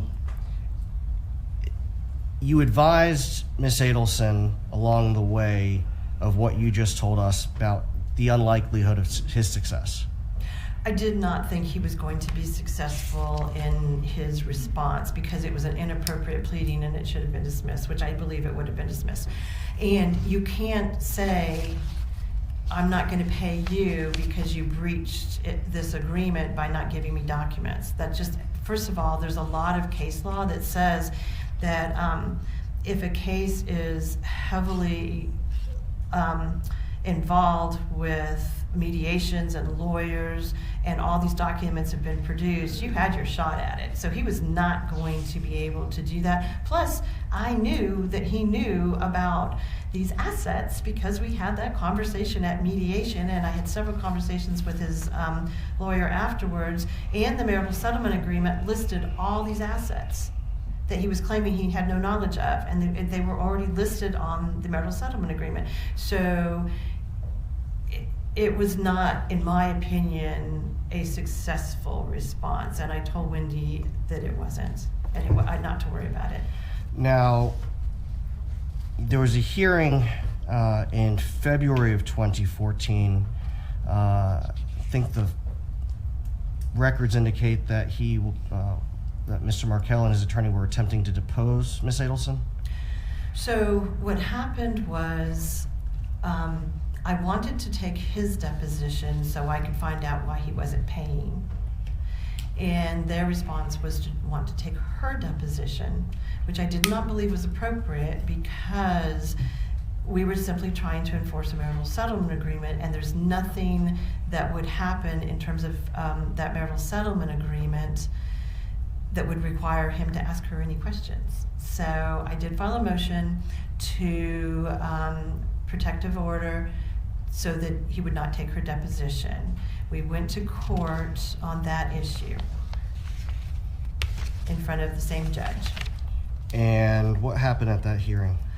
At that hearing, which we did not have transcribed, which we usually do, but we didn't because it was pretty much a 15-minute hearing, the judge read all of the pleadings, and she said that she was very unhappy with Professor Markell's pleadings. She did not like them. She thought they were poking my client's eye, and they were not appropriate, and she never wanted to see pleadings like this in front of her again, but she was going to allow the deposition. With some limits? With limits, yes. Okay. I don't remember exactly all the limits, but they could only be about certain things. Now, subsequent to that, did Mr. Markel file And we're done with his time with his children as much as he wanted to, that he wasn't, that they weren't allowed to go to be present at the same birthday parties, that if there was a birthday party that he was at, she wouldn't come, I mean, things like that. And that she wasn't, I think there was a right of first refusal in it, and that she was letting her mom watch the kids, and he didn't like her mom watching the kids, and I think he alleged that her mom was saying bad things to the kids, potentially about him. I think that was the first time. He also, I think it was that pleading where he went on a little bit more about Wendy and how she should probably be disbarred from the practice of law, and that I should be disbarred from the practice of law. I think it was that one.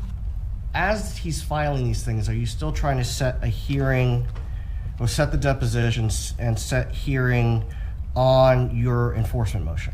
I've still been trying to do that. There were a number of hearings that got canceled. Some of them I think were because of the court needed to move things. Some of them were because I was trying to work this out. Still, I'm always trying to work out a case and not go to court if I can. So we were trying to work it out, but he wasn't paying, and I was trying to set hearings on all of this so we could get the money and we could get his motions dismissed because they were frivolous. Okay. Now, the one motion concerning his my client, Mrs. Adelson, he referenced parental alienation. Have you dealt with parental alienation in your practice before? I have.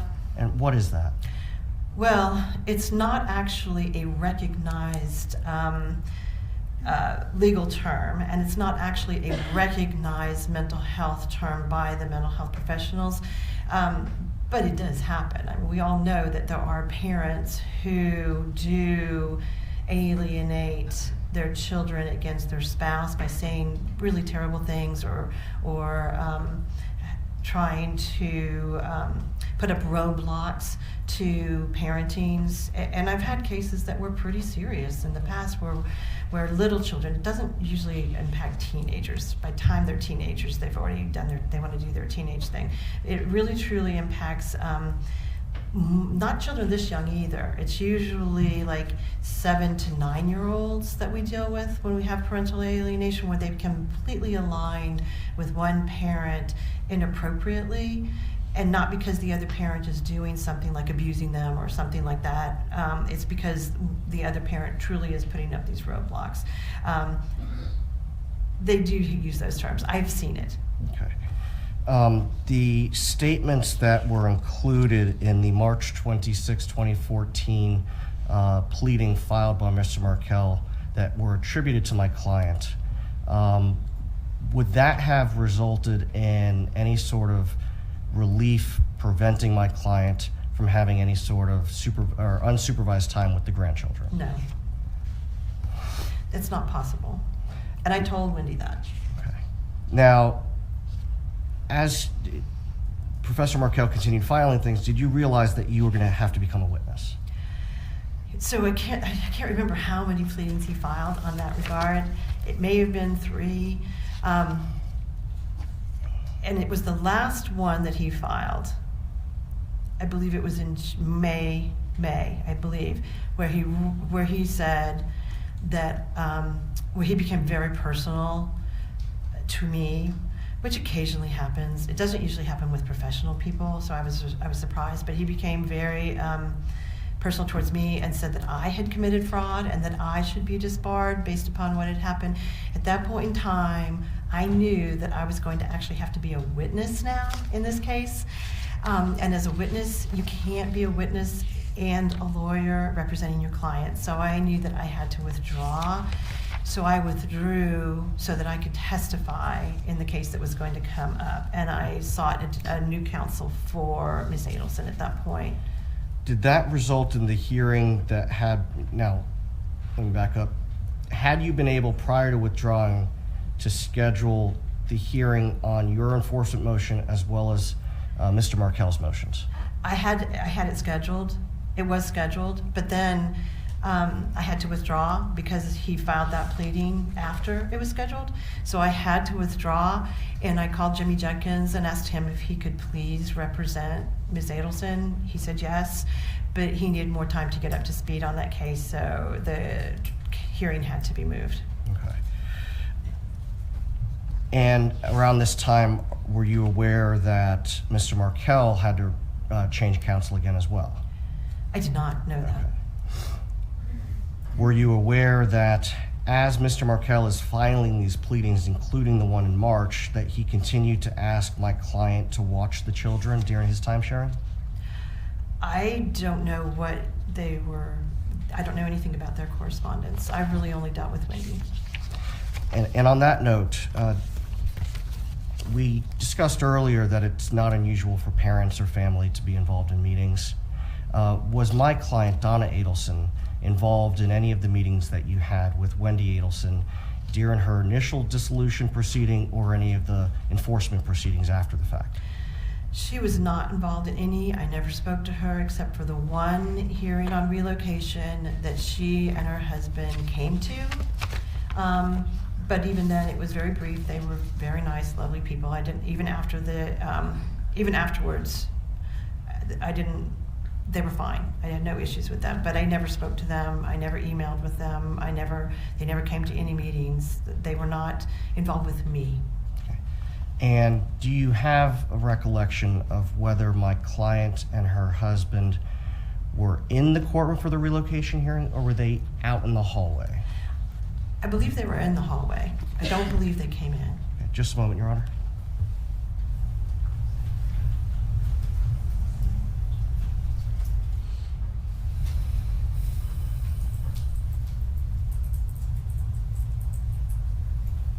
Nothing further this time? Cross-examination.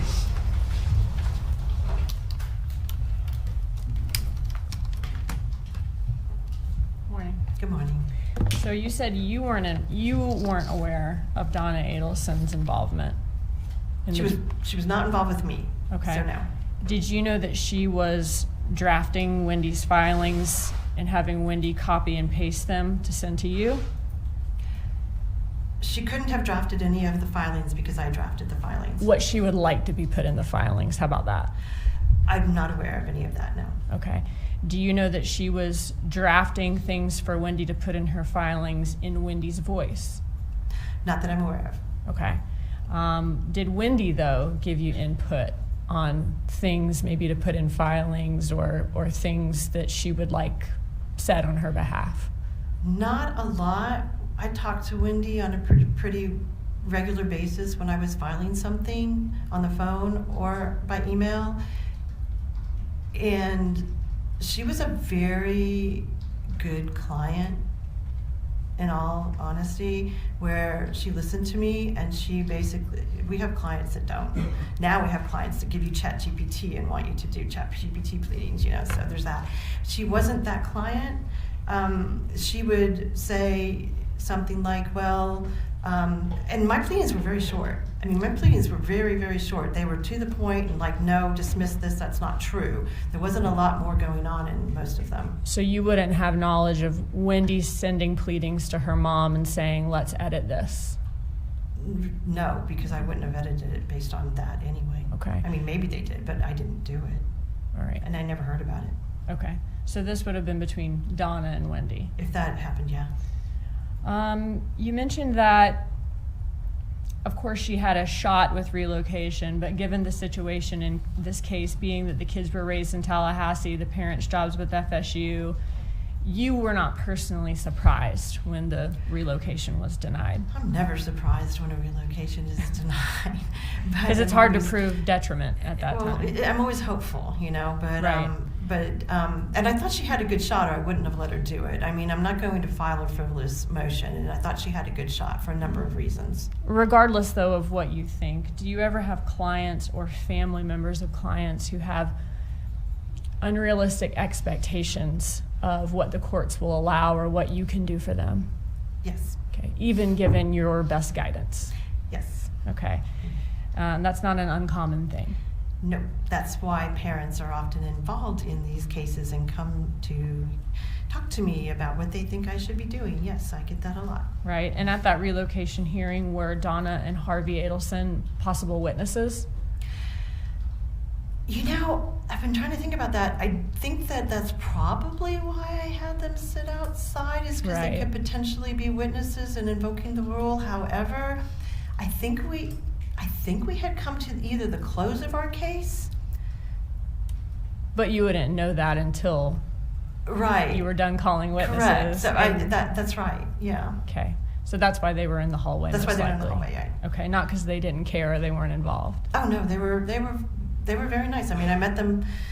They were there when I got there in the morning. They introduced themselves. They were very nice. We did our thing. I came back and told them afterwards. Nobody yelled or screamed or cried or did any carrying on, which sometimes happens. So no, it was all very appropriate. Okay. Do you sometimes have clients or family members of clients who take the news harder than you do when they lose something in court? Well, I don't like to lose either. So there's that. I don't like it. That's why I don't like to go to court if I think I'm going to lose. That's why I want to settle things. But sometimes they take it really hard, especially family if they're not there. They do. Okay. And you said Wendy was upset when she was denied the relocation, but she was calm. Oh, let me also ask you this.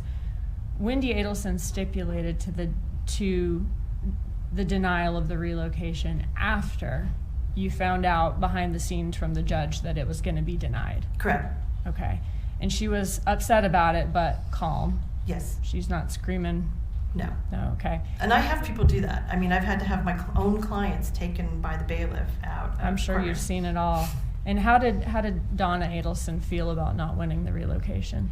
I don't know how she felt. I can only tell you that I came out, I talked to Wendy, and then briefly, as far as I remember, because I mean it was 13 years ago, I think I talked to all of them and kind of told them what happened and what was going on. And, you know, I didn't agree with the judge, but this is the judge, and they get to make the decisions. And I think that Wendy went and talked to her parents without me, and then came back and said, okay, we're good. We can go into court and we can stipulate. Okay. Which is what I had suggested. So if there are emails of Donna Adelson being upset about and very disappointed and about it being denied or unhappy with your representation for some reason, that's not something she's telling you to your face? No. Okay. You talked about Dan Markell not paying what he was supposed to pay according to the settlement agreement. In Dan Markell's court filings, did he give, and I know you don't agree with those reasons, but did he give his reasons for not paying? He gave his reasons, yes. Okay. And that included the fact that he was accusing Wendy of noncompliance. That's true. Okay. Eventually, did you seek to have Dan Markell held in contempt of court?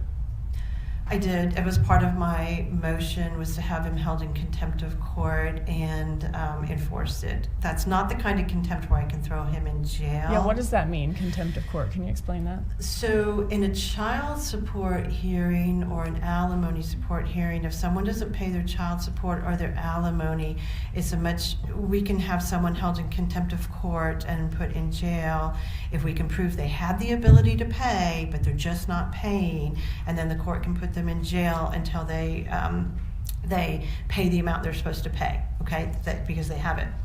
If it's a property issue, we can't really have them held in contempt of court because it's a property issue, and that was part of why Dan's pleadings didn't make a lot of sense, because he was mixing up property and child issues, and you can't do that. It's strictly property or it's kid issues. In a property issue, it would be a multi-step thing to have him held in contempt of court. He would basically, the judge would have to find that he was he was not paying, he's willfully not paying, and then... Could I ask you a different question? Okay. I'm sorry. But even in a property situation, the court could put him in jail ultimately, but it would be multiple steps I would have to go through. It wouldn't be just one step. And it would be difficult. What ultimately is the consequence of that is my question. So ultimately, the ultimate consequence is we would probably get a final judgment against him for the amount that was owed. Like a lien. And a lien against, and we would get a lien against the house, and we would, and then I have to do this often, I would send them to a debt collector attorney who would then have to file another suit to be able to collect that money, and then they would probably be able to go into his assets and get the assets. So it's a multiple stage process, which is why I just wanted him to pay the money and not make me do this. So if it was successful, probably a lien, worst case scenario, he could go to jail. And then him being an attorney, though, could he lose his bar license, possibly? If he's held in contempt of court? Or at least be in trouble with the bar? He could. I've had lawyers held in contempt of court over these issues before. I haven't had one lose their license yet. Okay. But they could. It is a possibility. Did you inform Wendy Adelson that you were seeking to have him held in contempt? Yeah, I'm pretty sure I probably did. Because it's kind of a generalized form. It's a motion for contempt and enforcement. Okay. And then at some point, did he allege that Wendy Adelson should be held in contempt? I don't know if contempt, I can't remember if he actually said she should be held in contempt legally the way that I was using it. I think his pleadings were much more, Wendy should be disbarred. Okay. I mean, that's what he specifically said. Right. That she was committing fraud and she should be disbarred. Would you describe this divorce as contentious? I wouldn't describe the divorce as particularly contentious at all compared to most of the divorces I had. I mean, we settled it. I don't settle a lot of my cases where we actually go to week-long trials over things of that nature. I think it was like any divorce where there were ups and downs of moments where it was contentious and not fun, but for the most part, we kind of settled it. We settled it after mediation, and it wasn't a problem. I do think that this whole issue of the enforcement got a little contentious. I really didn't understand it because he paid the first $50,000 fine, and then all of a sudden he decided not to pay the rest, and I didn't really get it and know why he was doing that, because the parenting stuff didn't come up for like several months afterwards. So none of what he was doing made sense. I think he just got upset with Wendy or something. I don't know what it was. Okay, thank you for that information. It wasn't contentious, but you did say that his motions were very personal. His pleadings were very personal. That's where I think it became contentious, is when he did that. Was that personal attacks on both Wendy Adelson and you? Correct. And he was alleging that Wendy Adelson committed fraud, right? Yes. He's alleging you committed fraud. I did. It got so bad that you had to get off the case so that you could be a witness on Wendy Adelson's behalf, right? Correct. That's happened before, though. I mean, I've had that happen before. And he alleged Wendy should be disbarred, you said. Correct. And he's having issues with Wendy's mom, Donna Adelson, even being able to watch the kids, is what you said in one pleading. One of the pleadings said something about the right of first refusal that he had, and she shouldn't be allowed to have the kids unsupervised, I think, during right of first refusal, because she was saying things about him to the kids, he thought. And did the litigation between Dan Markell and Wendy Adelson continue even after you got off the case? Once I got off the case, it was the end of June, and I think that he was gone within a few weeks after that. So you were supposed to be a witness on Wendy Adelson's behalf, right? Correct. Were you ever able to have that hearing? No. Why not? Because I got a call from Jimmy Jenkins when I was in Tampa at something that he was dead. It was pretty shocking. Does that happen very often in your divorces?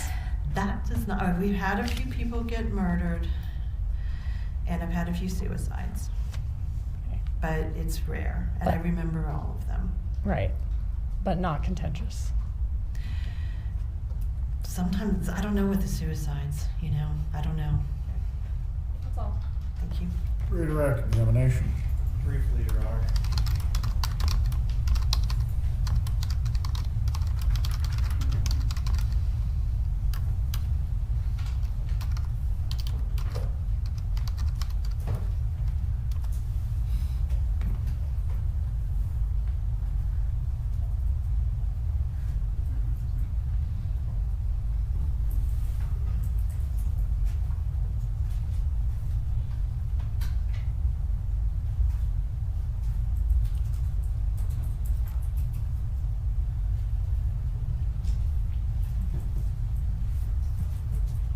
First witness.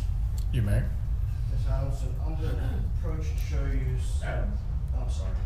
Ms. Adelson. States demonstrative A, I think it's Court Exhibit 1, page 441 of the demonstrative. And then I'm holding 454, if you can hold that. Sure. Please. Okay. Is that Okay. the March 26, 2014 pleading that Mr. Markell filed? It appears to be. Can you turn to 454 that I had tabbed? Yes. Is that the prayer for relief for that motion? Yes.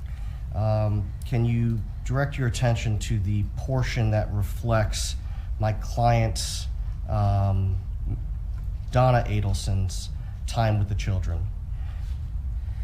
Does that reflect that Mr. Markell was asking that my client's unsupervised time with the children not interfere with his right of first refusal?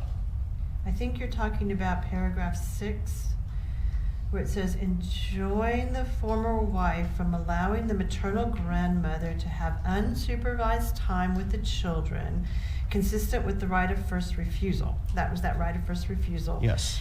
And to impose appropriate limitations to safeguard the children from being subjected to disparaging comments about their father.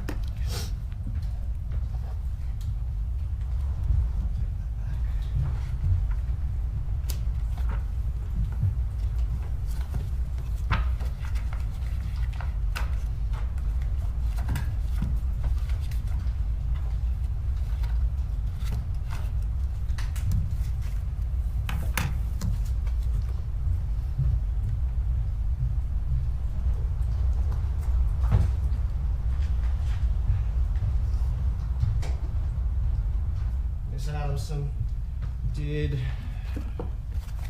testified that the divorce was not contentious, but some of his pleadings post-divorce were contentious. I think that's accurate. Okay. And that his pleadings were personal. He essentially he attacked both Wendy Adelson and yourself. Correct. Okay. Is that what caused you to withdraw?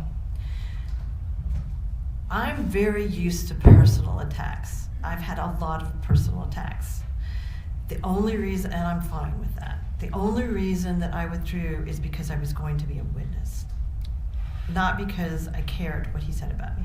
Had Mr. Markell not included in his pleadings these attacks, would that hearing have gone forward in May of 2014? If he had not included personal attacks against me that I would have had to testify about, then I would have continued with the hearing.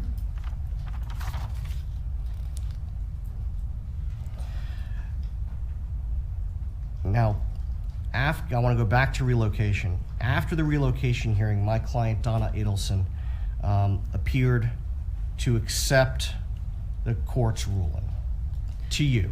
As far as I know. You don't know what she said privately, do you? I do not. Concerning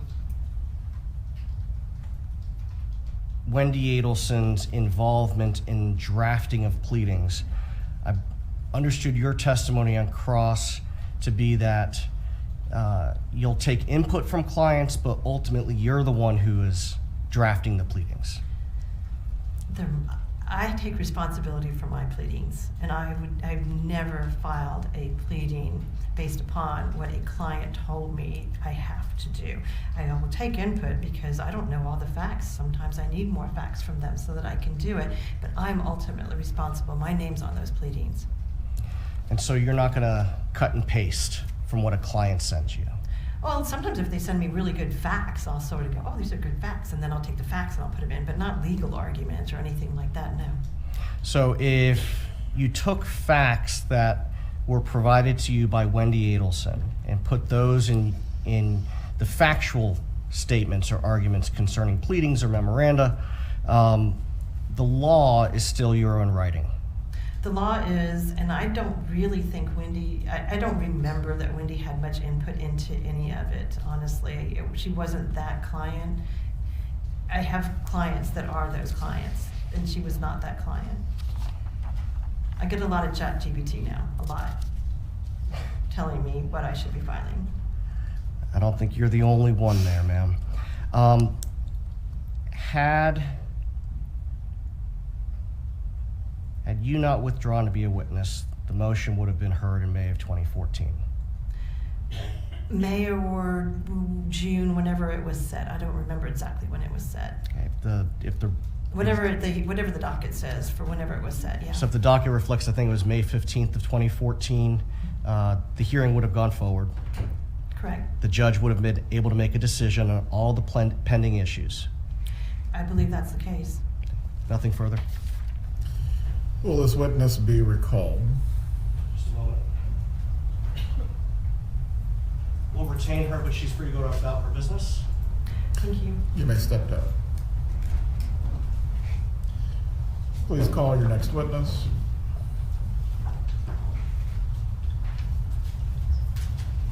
Your Honor, the next witness is Linda Bailey. She could be quite lengthy. I don't know if Your Honor wants to take a brief break. Jurors need one. Do any of you need to take a break or use the restroom? Please raise your hands. A very equivocal wave, but I'll take it. The bailiff will take you to the jury room. Resume at 10:05.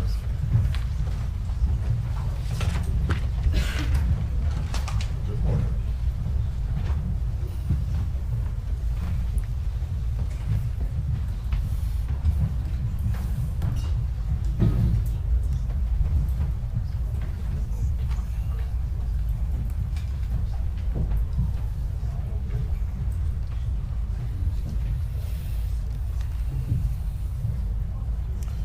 You can be seated. Does the witness have anything that she needs to set up? No, she's testifying based on her review of the file. She does have some notes with her if she can't remember something. That's fine. All right, please stretch your legs or use the restroom if you need to. We'll try to start again at 10:05. Thank you, Your Honor.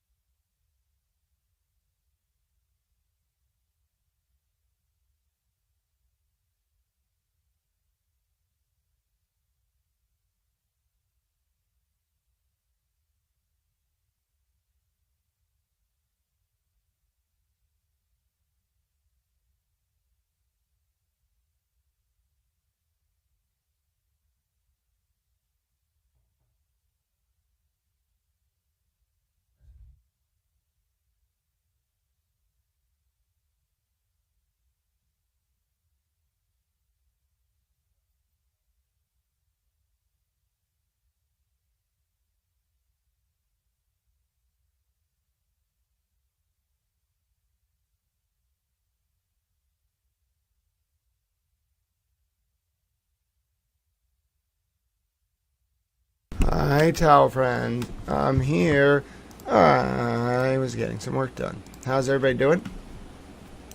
Colleen and Buck Towel. Hello, Jeff. All right. When are we back from recess? It's good to see you. Who wants to play Reporter Towel? Do we have Reporter Towel Buck with us, ladies and gentlemen? Reporter Towel Buck, can you give us any updates? I was a little busy. Hi, Jeff. We are playing Towel Trivia at lunch, my friend. I don't know if we've gone to lunch early. Let me get the law and crime feed. I'm using the straight pool feed right now, which is fine, but it doesn't do the best job of telling us when court's coming back into session, so give me 1 second. All right. Who's a little towel? You know who's a little towel? Rue. Rue, you are a towel. Rue's going to perk up and be like, what? What? The man on the TV is after me again. I'm not after you, Rue. You are an adorable, lovable little towel. Yes, Nancy, Towel had to get some work done, but I'm here. I'm ready. And hello, Elizabeth Lander. I was just thinking about Tiggy Towel last night. I was saying, oh my goodness, wouldn't it be great to see Tiggy Towel? Towel loves Tiggy Towel. And yes, folks, I appreciate you all hanging out with us while we get ready for the Donna Adelson case to come back into session. I know Colleen Henry and Buck Towel and Peach Pie and Holistic Psychology are the ever-vigilant guardians of the American Midwest. Now, some of you are going to be saying, wait a minute, I'm German, I'm not from the American Midwest. Well, don't tell Buck Towel that. You're going to upset him. He thinks all people are from the American Midwest. He is in NORAD. All right, we're back. Whoever's listening on digital, if you can go ahead and look through the sidebars for Thursday and Friday, determine when the topic of Linda Bailey as a witness was discussed. As I recall, I believe it was discussed that she would be permitted to be in the courtroom, whether or not there were any other matters that were discussed along with that. I cannot completely recall at this moment, but we'll review. At a minimum, Ms. Keppelman, exclusion is always the most extreme of remedies, and that is disfavored by the Supreme Court and the appellate courts. I don't know what remedy I could pursue, Judge. That was the only one that comes to mind. Well, I'd like them to stop violating the rule of sequestration. That would be the remedy I would seek. as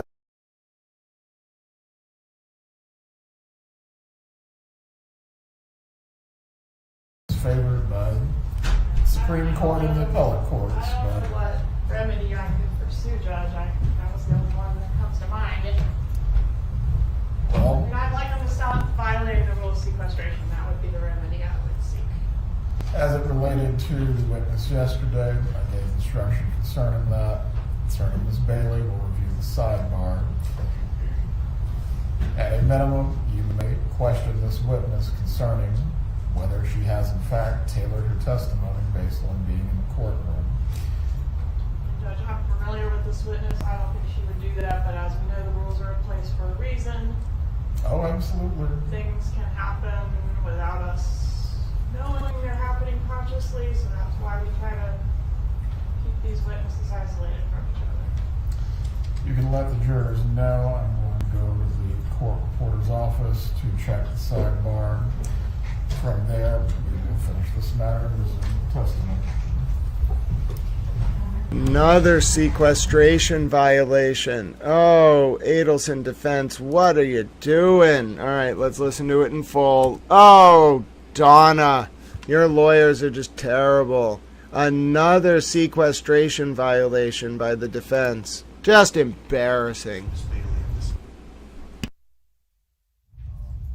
for when we advised Ms. Bailey of this information. Well, if whoever's listening on digital, if you can go ahead and look through the sidebars for Thursday and Friday to determine when the topic of Linda Bailey as a witness was discussed. As I recall, I believe it was discussed that she would be permitted to be in the courtroom, whether or not there were any other matters that were discussed along with that. I cannot completely recall at this moment, but we'll review. At a a minimum, Ms. Keppelman, exclusion is always the most extreme of remedies, and that is disfavored by the Supreme Court and the appellate courts. I don't know what remedy I could pursue, Judge. That was the only one that comes to mind. Well, And I'd like them to stop violating the rule of sequestration. That would be the remedy I would seek. as it related to the witness yesterday, I gave instruction concerning that. Concerning Ms. Bailey, we'll review the sidebar. At a minimum, you may question this witness concerning whether she has in fact tailored her testimony based on being in the courtroom. Judge, I'm familiar with this witness. I don't think she would do that, but as we know, the rules are in place for a reason. Oh, absolutely. Things can happen without us knowing they're happening consciously, so that's why we try to keep these witnesses isolated from each other. You can let the jurors know. I'm going to go to the court reporter's office to check the sidebar. From there, we will finish this matter and resume the testimony.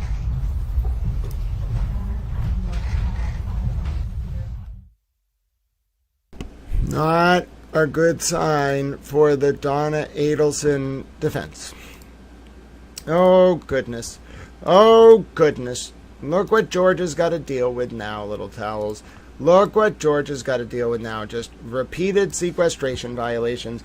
Georgia's just frustrated. She's sighing. She just wants to get to work, folks. She's a public servant of the highest order.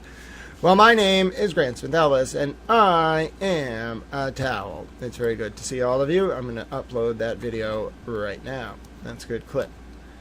Alright. Alright. Well, I'd like the Donna... Hold on, let me spell that right. Donna Adelson defense to stop violating the sequestration rules. Uh-oh. Georgia caught Donna's lawyers with their hand in the cookie jar yet again. Another recess as we sort this snafu out in the Dan Markell trial. Oh, goodness, ladies and gentlemen. You can't do that kind of stuff, Donna Adelson's lawyers.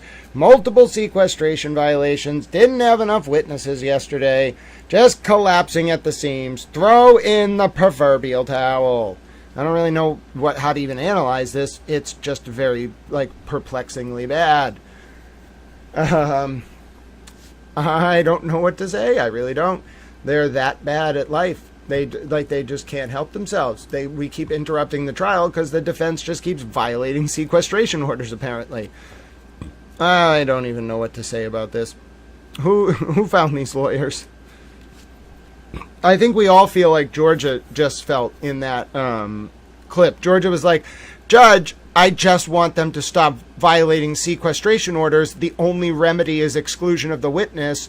What do we do about this, Your Honor? I just want them to stop violating the sequestration order. And Judge Everett was like, yeah, absolutely.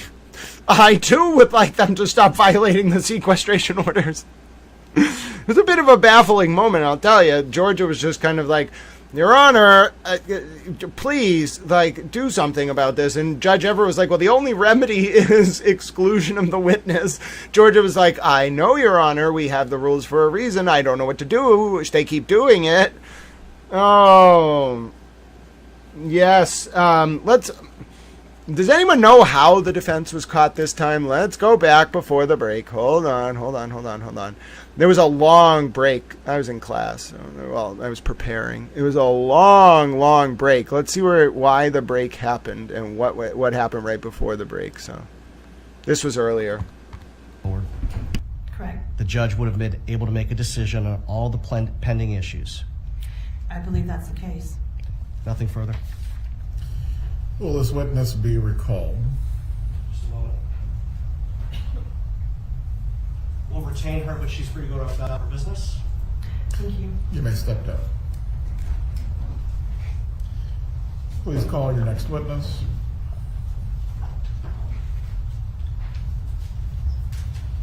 Your Honor, the next witness is Linda Bailey. She could be quite lengthy. I don't know if Your Honor wants to Do any of you need to take a break or use the restroom? Please raise your hands. A very equivocal wave, but I'll take it. The bailiff will take you to the jury room. Resume at 10:05.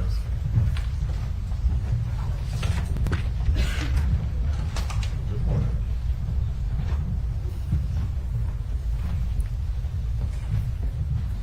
I love Judge Everett. He's one of my favorite people. I'd like to have dinner with him one day or invite him to a conference. He's so smart.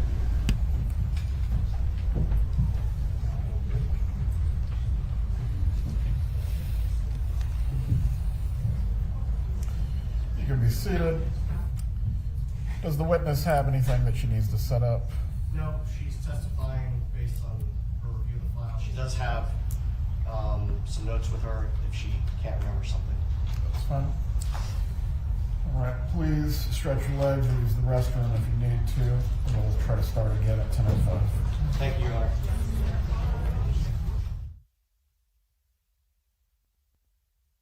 It must happen during the recess because we don't actually have any footage of what they were doing. It just came like they, if you missed it, this is what just happened. We came out of recess and this is what they said. Hold on. There's 4. When we advised, or when we advised Ms. Bailey of this information. Well, if whoever's listening on digital, if you can go ahead and look through the sidebars for Thursday and Friday to determine when the topic of Linda Bailey as a witness was discussed. As I recall, I believe it was discussed that she would be permitted to be in the courtroom, whether or not there were any other matters that were discussed along with that. I cannot completely recall at this moment, but we'll review. And at minimum, Ms. Keppelman, exclusion is always the most extreme of remedies, and that is disfavored by the Supreme Court and the appellate courts. I don't know what remedy I could pursue, Judge. That was the only one that comes to mind. Well, And I'd like them to stop violating the rule of sequestration. That would be the remedy I would seek. as it related to the witness yesterday, I gave instruction concerning that. Concerning Ms. Bailey, we'll review the sidebar. At a minimum, you may question this witness concerning whether she has in fact tailored her testimony based on being in the courtroom. Judge, I'm familiar with this witness. I don't think she would do that, but as we know, the rules are in place for a reason. Oh, absolutely. Things can happen without us knowing they're happening consciously, so that's why we try to keep these witnesses isolated from each other. You can let the jurors know. I'm going to go to the court reporter's office to check the sidebar. From there, we will finish this matter and resume testimony.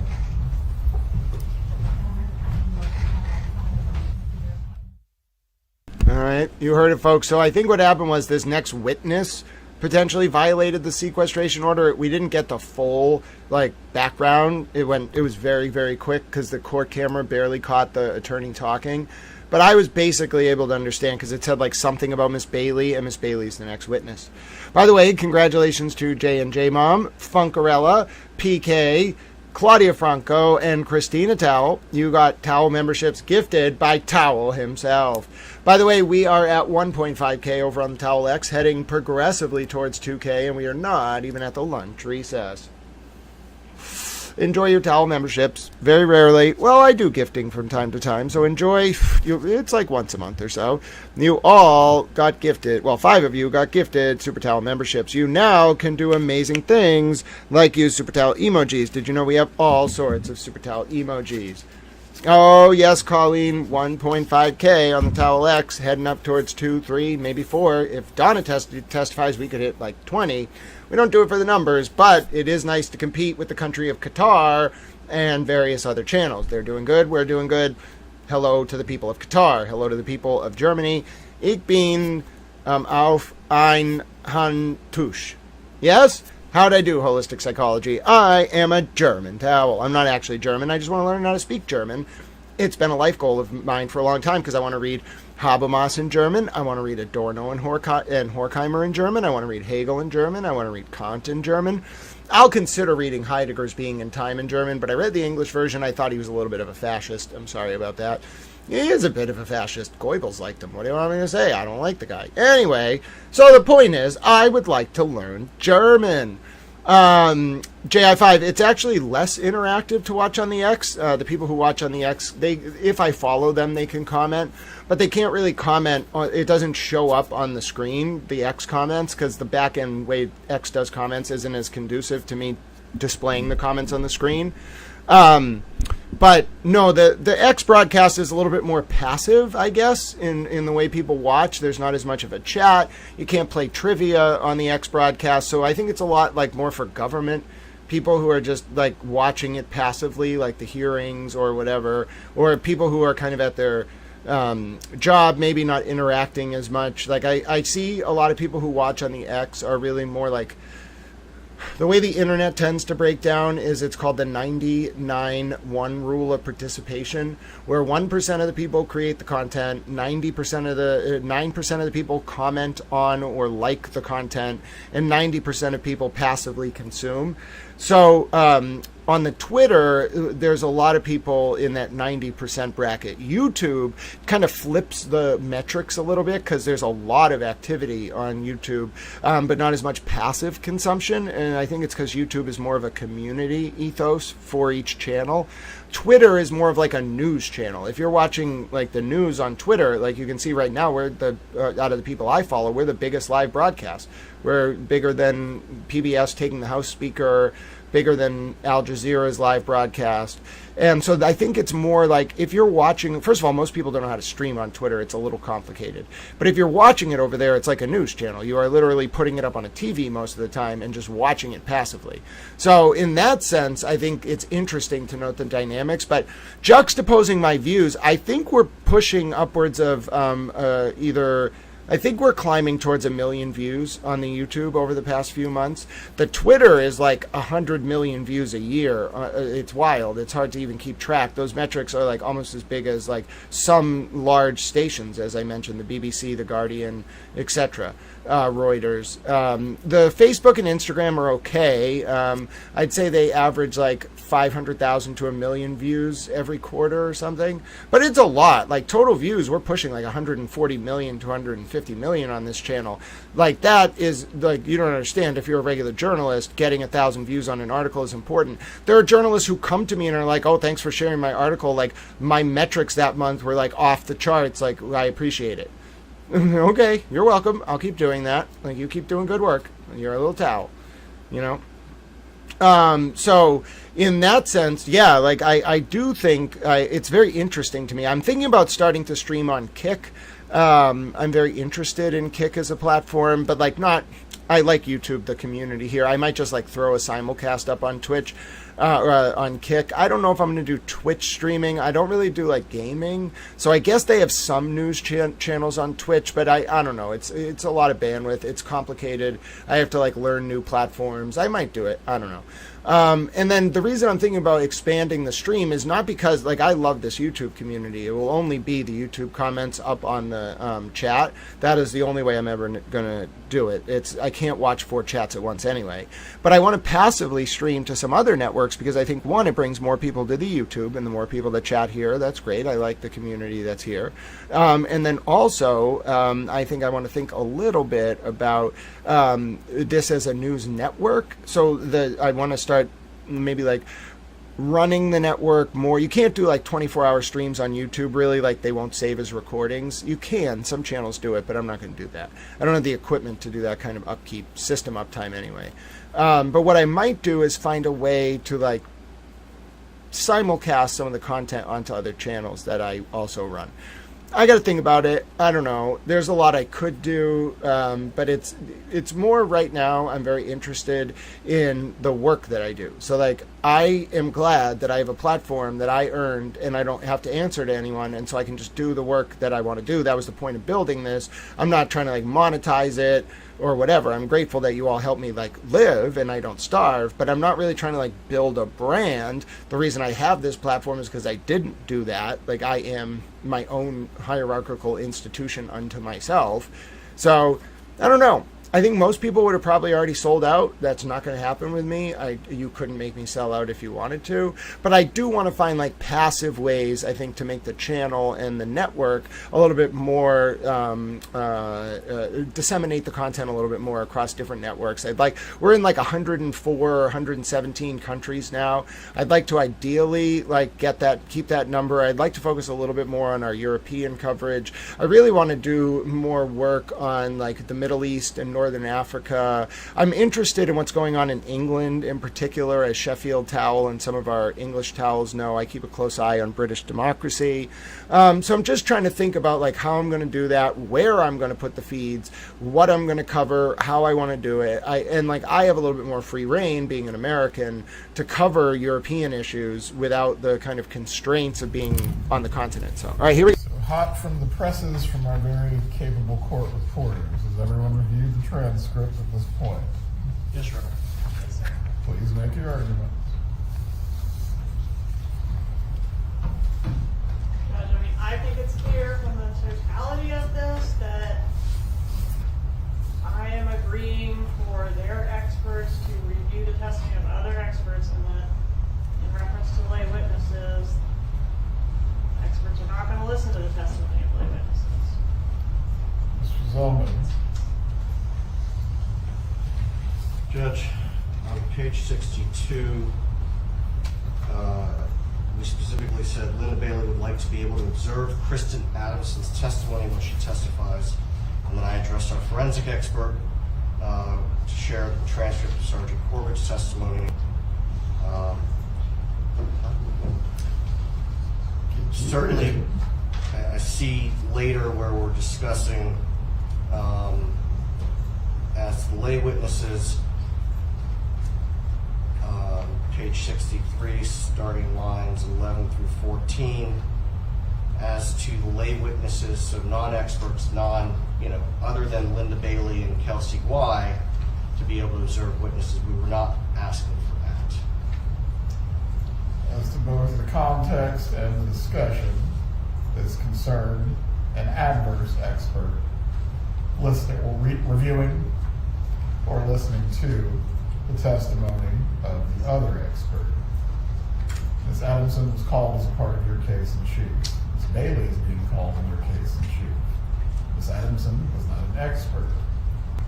The state never agreed to what is being discussed now.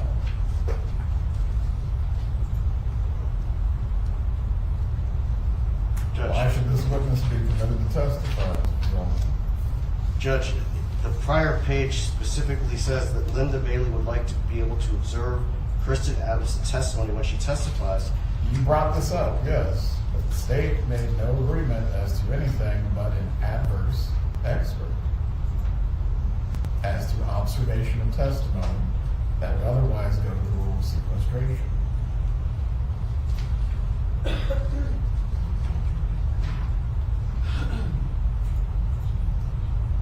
Judge, with respect to the context and the statements, we were obviously asking that.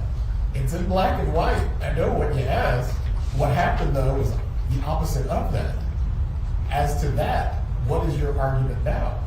Your Honor, exclusion of a witness is an extreme remedy, as you recognized previously. We took the court's, this conversation to authorize Ms. Bailey to be present during Kristen Adamson's testimony.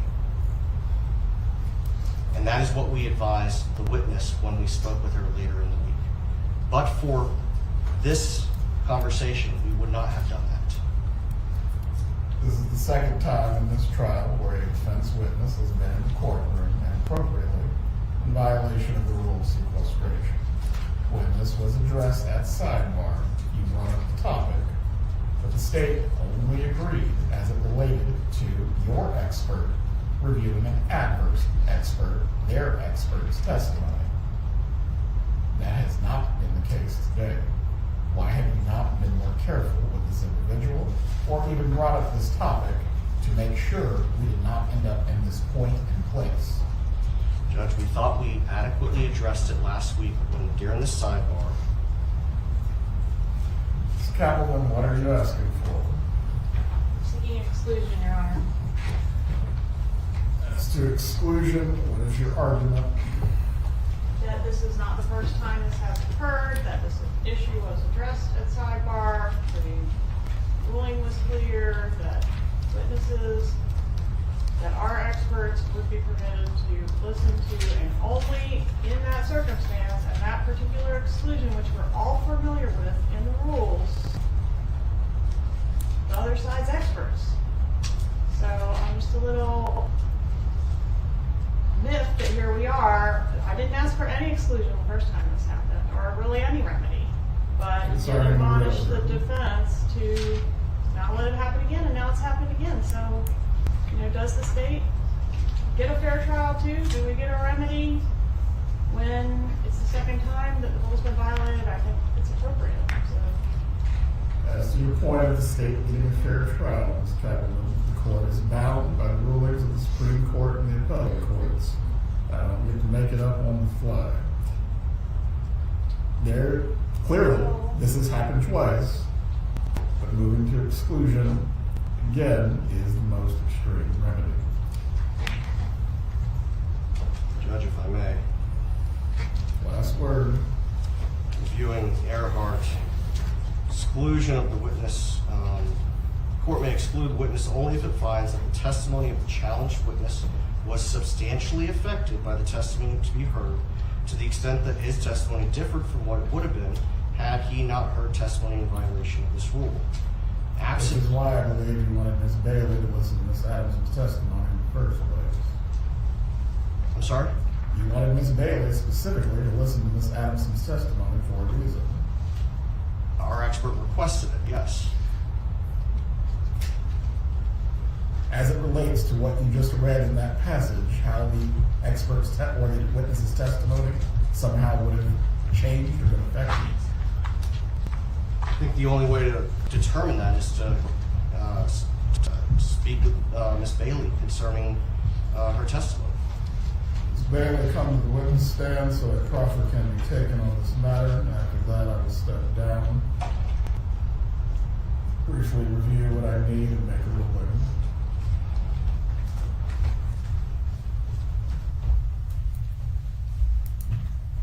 Please raise your right hand.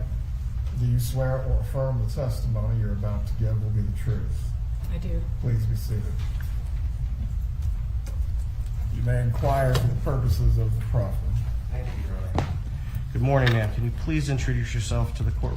Yes, my name is Linda Bailey. And Ms. Bailey, were you retained as an expert on behalf of the defendant, Donna Adelson, in this case? I was. Specifically in what area?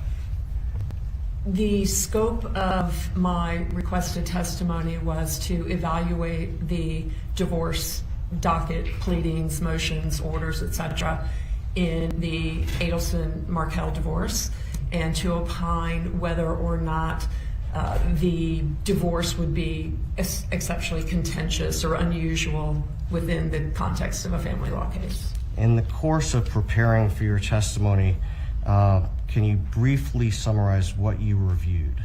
Yes, the primary source that I reviewed was the family law pleadings, motions, notices, orders that were provided in a prior litigation in this matter. I think it was an exhibit from the state which detailed all of the pleadings in the family law folder. So that was my primary source.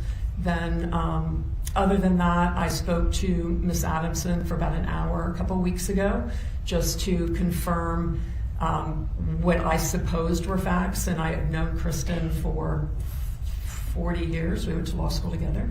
And I know how she practices. I practice against her. often, so I had some ideas about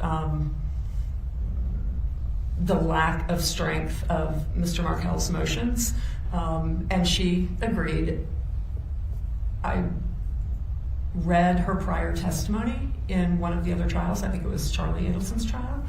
I reviewed some exhibits, but they weren't very helpful to me. They were, one of the officers had done some sort of a PowerPoint presentation with faces and arrows and timestamps for communication, and I don't even know why those were provided. I didn't take anything from those. I reviewed. Did you review some emails? I reviewed texts and I reviewed emails. So I reviewed emails between Donna Adelson and Wendy Adelson. There were a couple between Donna Adelson and Charlie Adelson that were much later, but they happened to be in the tranche of documents that I had. I reviewed text messages between Wendy Adelson and Dan Markell. I read some text messages between Donna Adelson and Wendy as well. And in preparing for trial in this case, did you request court authorization to sit in on the testimony of Kristen Adamson? I did. And why was that? Just to confirm that I had the facts correct. Okay. And I did. And you sat this morning through Miss Adamson's testimony. I did.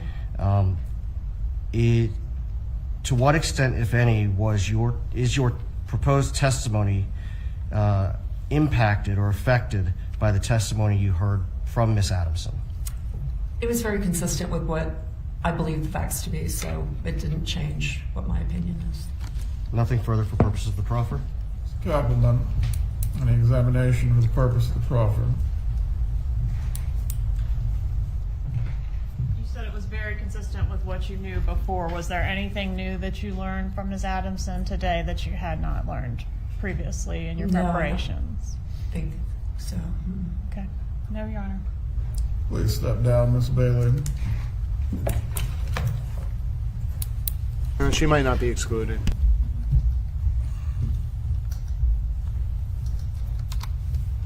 Still pushing it, though. Turn in a few minutes. He's going to not exclude her, but he's going to scold them. I'm telling you, he's going to scold them. Like, they're being jerks to him. And you can't be a jerk to Judge Everett. Like, you can... So the way... My name's Grant Smith Ellis, by the way. Judge Everett's only going to need, like, 2 minutes to do this, so we can't play trivia until lunch. But let me just tell you. First of all, this is delaying the trial unnecessarily. Second of all, if you want to screw up with Judge Everett, at least screw up in good faith. Like... If you screw up because something happened outside of your control or it was like a simple thing, he's not going to be that mad. He's a great judge. He's just going to be like, okay, I understand where we are in the process. You screwed up. And you know what he's not going to like? When you have a discussion at sidebar where the state agrees for a limited purpose that your expert can listen to another expert's witness testimony yesterday. Now, do you know why that's allowed? Well, I'm not a lawyer. This is not legal advice. But under the expert witness testimony rules, you are allowed to opine on the conclusions of another expert witness. That's why you can read other experts' witness reports, even if you're sequestered. That's why you can be there for their testimony, because you, as an expert, are allowed to opine on the other experts. That's part of 701. As an expert, you can opine on other experts. It's just this convoluted section of the rules that's not really relevant for our purposes. What's relevant is, so what procedurally, just so you all understand what's happening. They had a discussion at sidebar last Thursday and Friday that this witness, who you just heard go through the proffer right there, which is different than a proffer when you have a queen for a day interview. The word proffer has a lot of uses in the legal context. Anyway, what you just heard there was last week, okay, they had a sidebar where judge and prosecutor, Georgia, and the defense counsel all agreed that this witness, who you just saw up on the stand, the defense expert, could listen to the testimony last week of another defense expert, or maybe whatever, a prosecution expert, because that defense expert might have to opine on the conclusions and testimony of the state witness. Okay, that's why you're allowed to do it. Now, as you know, there was a prior sequestration order violation by the Donna Adelson defense, okay? That happened like literally last week. I think it was Friday. One of their witnesses just came into court for like 15 minutes, and a court officer caught him and was like, "Judge, this witness is scheduled to testify today and has been in the courtroom for 15 minutes during other witnesses." Then we had to do this voir dire again. Now, you heard Georgia, the prosecutor, say there, "And Your Honor, for the first violation," which was, to be fair, it was innocuous. The witness who was coming in to testify, it was just a timing thing, and they weren't testifying to anything substantive. It didn't even matter what the other witness had said, because the witness who had violated the sequester order was not talking about anything remotely related to that. Anyway, and they only answered like 3 questions. But the point is, Georgia was able to then stand up there and say, "Listen, Your Honor, today, last week, I didn't even move for a sanction, not to mention exclusion of the witness. I didn't move for anything. But now we have a second violation, and to explain the violation this morning. So this witness, this expert, okay, they came into court this morning, not for another witness, expert witness testimony from the state, because it's Donna's case. They were just sitting there in court for the defense experts. You can't do that. When you agree at sidebar, this is why Judge Everett's kind of in between a rock and a hard place. He would have just ruled from the bench right there, or right away, not sua sponte, they motioned. They asked for this, but he would have ruled right away if it was the same thing as last week. He did rule right away. You know how I know? I was there, I was watching it. The reason he's not ruling right away here is you put Judge Everett in a really difficult position, because there's constructive knowledge on the part of the defense attorneys that last week at sidebar, they were told by Judge Everett that this expert could only be in the courtroom for the expert witness testimony from the state, and it was probably limited to like specific witnesses. Now you have this same witness who was a subject of the sidebar discussion last week coming into court this morning, whatever it is, Wednesday, and listening to other testimony that wasn't among the listed witnesses that witness was approved to be in the courtroom for. How can you be so dumb? And you're compounding that on as a second sequestration order. Hi, bunny towel. I'm a little towel. But listen, now you're compounding it as a second violation. So Judge Everett's in a really difficult position here. It's not the first sequestration order violation, and I don't mean he's in a difficult position, it's just he's probably upset, rightfully so. His second sequestration order violation. This time, it's not just like an accident like last time. This time it's an expert witness who you've already had a sidebar about which witnesses that witness could be in the courtroom for, and they violated it. Again, it's an expert, first of all, who Donna paid a lot of money for. So the consequences, the collateral consequences to the defense are intense. And as you heard, exclusion is a remedy of last resort. What the hell else can Judge Everett do? Sanction the lawyers? Sanction the witness? I mean, you could sanction the witness. He's probably fashioning a remedy that will punish the lawyers and the witness, but not exclude the witness. That's what I would do. I'm not a lawyer, though. I'm a towel. You know who would be a good lawyer? Buck Towel. Colleen, can we send Buck Towel to Doggy Law School? Is there such a thing? What does Doggy Law School consist of? Like, the mailman took my treat. I want to file some kind of tort against him. Can we create courts where dogs can file lawsuits just so Buck Towel can go in there and make argument? It would be amazing. You don't understand. Yeah, we'll see if Georgia asks about it. I don't know if you can do that, though. That's a procedural question. I don't know Florida's procedure that well. In short, though, I think we should make doggy courts of law so that Buck Towel can go into those courts and become a jurist. Imagine if Buck Towel got to wear a robe. Ladies and gentlemen, we need to make Buck Towel a judge. Listen, Buck is utterly baffled right now. He's like, oh no, the TV man not only knows my name, but he talks about me constantly. I am becoming famous. Well, the Honorable Buck Towel presiding. I feel like we could just put him in a robe, put Buck in a robe, seat him in a chair, and put him at a desk and be like, okay, you're the judge now. He'd probably be a little baffled, but we could figure it out. Overruled! Overruled! I love it. By the way, we can't play trivia because I cannot control. I'd love to play trivia. We'll do it at lunch. I cannot control how long Judge Everett's going to take to fashion this ruling, so I have to just sit here. All right? We all have to sit here. If you want to blame anyone, blame Pete Bunny Towel. Oh no, he gave me the evil eye. It's because I haven't given him his lettuce yet. We're not eating until noon. Oh no. Oh no. Pete Bunny Towel is upside down. He fell off his chair and he's banging his head on the wall. He's very upset at me right now because I won't give him any lettuce. I don't even have any lettuce. I'm not really sure what I should do about this. Buck will hold the defense in contempt. Damn right, Buck. You get him. Buck will get the drones, get the helicopters, get the commies, and then also hold the Donna Adelson defense in contempt. Obviously. We have a plan. All right, somebody get this dog. Well, he's actually a towel. If you think about it, all dogs are towels because they're absorbent and fluffy. Even the dogs that aren't really fluffy are absorbent in some way, shape, or form, so they're all towels. Yes, anything that is absorbent is a towel. For example, Tiggy Towel, who is a dog, thinks that she is an attorney. She's trying to sue Elizabeth for Elizabeth not giving her enough treats. Well, listen, Tiggy Towel, this is another reason why we need to create doggy courts of law. Imagine if you filed suit, Tiggy Towel, against Elizabeth, who is your doggy mom, and then Judge Buck was the judge. Of course, Buck is going to be like, what do you mean you didn't give Tiggy enough treats? I rule in Tiggy's favor. It would just create this wonderful situation.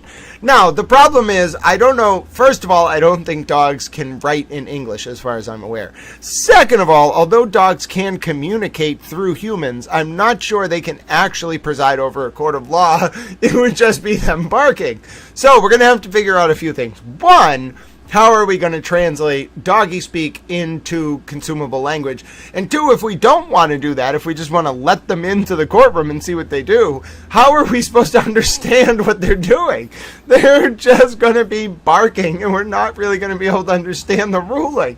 Now, they may understand it. They may all right, this is going to require relatively equivalent to the scene with the yellow stocking. You know what I'm talking about? Where like there's something comes up with yellow socks in 12th Night. I don't know. It's a little too esoteric and highbrow for my taste. And if anyone would like to make a AI generated video of Buck in court. All right, I got a plan. Hold on.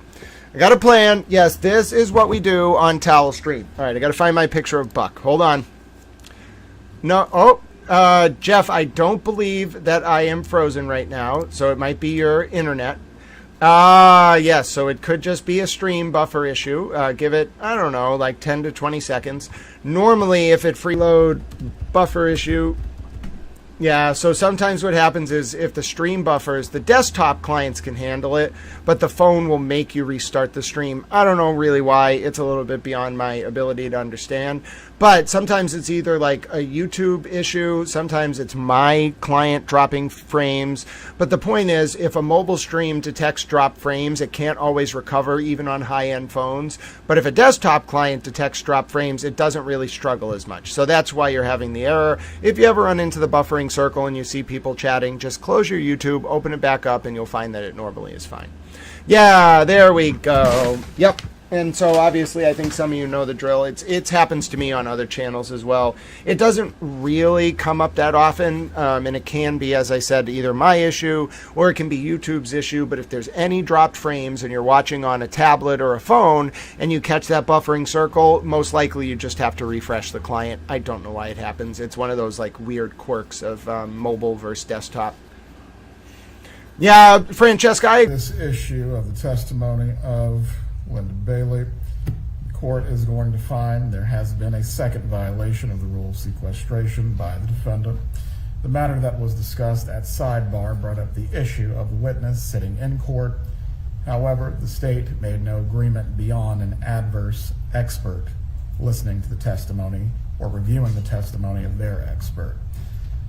With no other ruling being made on the issue, Ms. Bailey should have not sat in the courtroom. The test for determining whether a court may properly exclude the testimony of a witness for violating the rule of sequestration is whether the testimony of the challenged witness was substantially affected by the testimony that the witness heard to the extent the witness's testimony differed from what it would have been had the witness not heard the testimony. And this is citing to a Florida Supreme Court case, Steinhorst versus State, 412 Southern 2nd 332. The same test also applies to expert witnesses who violate the rule. Concerning the proffer, the witness has indicated that in preparation for her testimony, she reviewed materials provided by the state. She reviewed testimony from the same witness from prior trials, and ultimately her opinions, whatever they may be, to be offered have not been affected. As a member of the bar, I am going to give credibility to what Mrs. Bailey has stated concerning these matters, as I have no other evidence to the contrary. Although the state has asked for exclusion of this witness, this being a second violation, it still remains inappropriate. Concerning how the jury is to be instructed at the end of the trial as to this testimony specifically, if the state is asking for instruction for how the jury is to weigh the credibility of Ms. Bailey or the previous witness who is subject to the rule of sequestration, I believe they are entitled to based on the circumstances of this matter.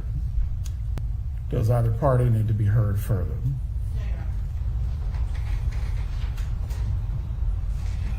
As long as the instruction that the court is going to give the state's going to specifically be asking for, ask the jury to determine whether the witness's testimony was impacted by what they observed. We can wrangle over the language at a later point. I have no objection as long as we can agree on the language.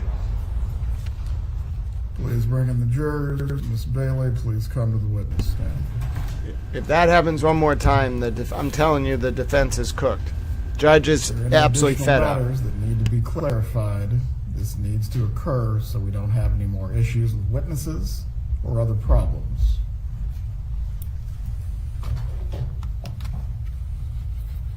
Don't push it, defense. He is furious with you.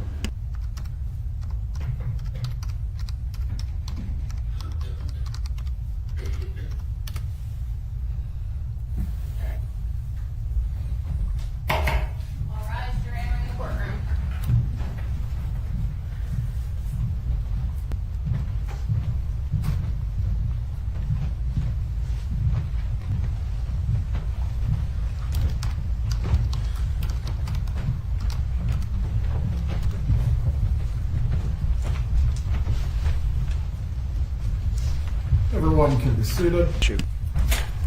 Ms. Bailey, please rise to be sworn. Do you swear or affirm the testimony you're about to give will be the truth? I do. You may take your seat. You may examine as you're ready. Tell us briefly about your educators. I went to school with Miss Adlesen, so Okay. my focus to solely family law, and went on my own and opened my own practice. So, since 1994, have you exclusively practiced family law? Yes. Can you tell the jury approximately how many family law cases you've handled since then? I tried to count those for this trial, and my best guess would be around 2,000. Do you have any certifications?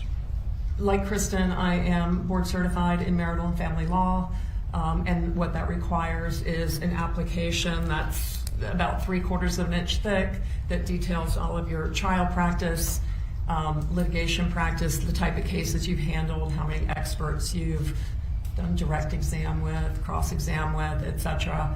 Then once you provide your application, the bar does a peer review, and that includes sending very detailed questionnaires out to opposing counsels and judges in front of whom you practiced. And then based upon that peer review, they will invite you to take the exam. The exam is a 6-hour exam done in Tampa. And I think the year I took it, 41 people sat for it, and I think 9 passed. So it's a pretty rigorous process. Okay, and before we continue, the clerk had asked me to have you spell your name. Can you spell your last name, please? Yeah, Bailey. Thank you. How many board-certified family law attorneys are there in the state of Florida? I believe there are about 274, according to the Florida Bar. Okay. And do you know what percentage of lawyers in Florida are board-certified in marital and family law? I think less than 1%. What do you have to do to maintain your certification? Well, ordinarily, lawyers have to do a 30 hours of continuing education every 3 years. To maintain your board certification, you have to recertify every 5 years, and you have to do 75 hours of continuing education every 5 years. So there's an enhanced legal education, continuing education requirement. And then you also have to continue practicing in the area where you have a certain number of trials of a certain length of time that you also have to do within that 5-year recertification period.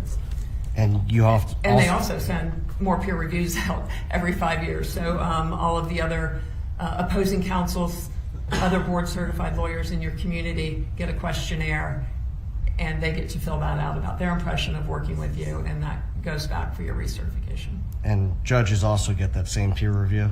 They do. Do you have any other certifications? I'm a Supreme Court certified mediator, and that was probably the mid-aughts, 2006, 8. I can't remember exactly when that was. What's required to be a certified mediator? It's a 40-hour course. I went to Orlando Monday through Friday, and then after the course you do co-mediations with other mediators, and then you have to do some supervised mediations, and then you're certified. They have the same recertification period, not as enhanced as a board certification, but you do have to take enhanced continuing education. It might be a little bit different than you do for either your bar license or your board certification. Have you maintained your board certification since you were first certified in 2011? Yes, I have. Have you received any other recognitions during your career? Well, U.S. News and World Report puts out a Best Lawyers in America publication annually, and I've been recognized in that publication for many years. I'm not sure how many. They've also recognized my law firm as Best Law Firm in America, and recognized me as a woman in the law to watch. I also have been recognized as a super lawyer, which means the U.S. News and World Report bases their recognitions on peer review, and the enhancement at the super lawyer is it does peer review. It also looks at your practice, your certifications, your outside legal interests, like have you provided presentations, have you taught, have you done certain community service or pro bono work, that sort of thing. Have you taught? I have. I taught for several years. I'm going to estimate 5 years with the Legal Aid Thunderdome program. And that's really an incredible program where family law attorneys, now it's grown to do other disciplines, but at the time I was doing it, it was strictly to teach other lawyers who don't do family law how to do family law well enough to provide pro bono services, free services for people who can't afford lawyers. And my focus in that area of teaching was parenting plans, parenting schedules, relocation, those sorts of parenting related issues. Your Honor, we would tender the witness as an expert in family law proceedings. The state wished to voir dire the witness as to their training or experience. No, Your Honor. In an objection to her ability to provide an opinion in the fields of marital and family law. No, Your Honor. Members of the jury, the witness will be permitted to provide an opinion while she testifies in the areas of marital and family law. Thank you, Your Honor.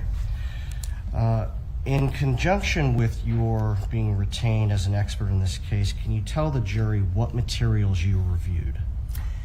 Yes, my primary source was the divorce file between Wendy Adelson and Dan Markell. So everything from the petition that was initiated in September of 2012 by Wendy Adelson to the last document filed, which was, I believe, a suggestion of death. And did you review any other materials? I reviewed text messages that were provided to me. I believe they came through the state between Wendy Adelson and Dan Markell in the 2014 timeframe. I was provided, but didn't review thoroughly, text messages between Wendy Adelson and friends and other miscellaneous texts. There were some text messages between, I believe, her and her mother, but most of their communication, I think, was by email, and I reviewed the emails that I was provided between Wendy Adelson and Donna Adelson from maybe 2011 up through about 2017. I don't know if they were comprehensive because they were provided to me. Did you also speak with Ms. Adamson concerning her representation of Wendy Adelson? I did. I spoke to her for about an hour a couple of weeks ago to kind of confirm my impression of some of the motions that were filed. Now, can you you indicated that you reviewed court file. When was the dissolution of marriage action begun?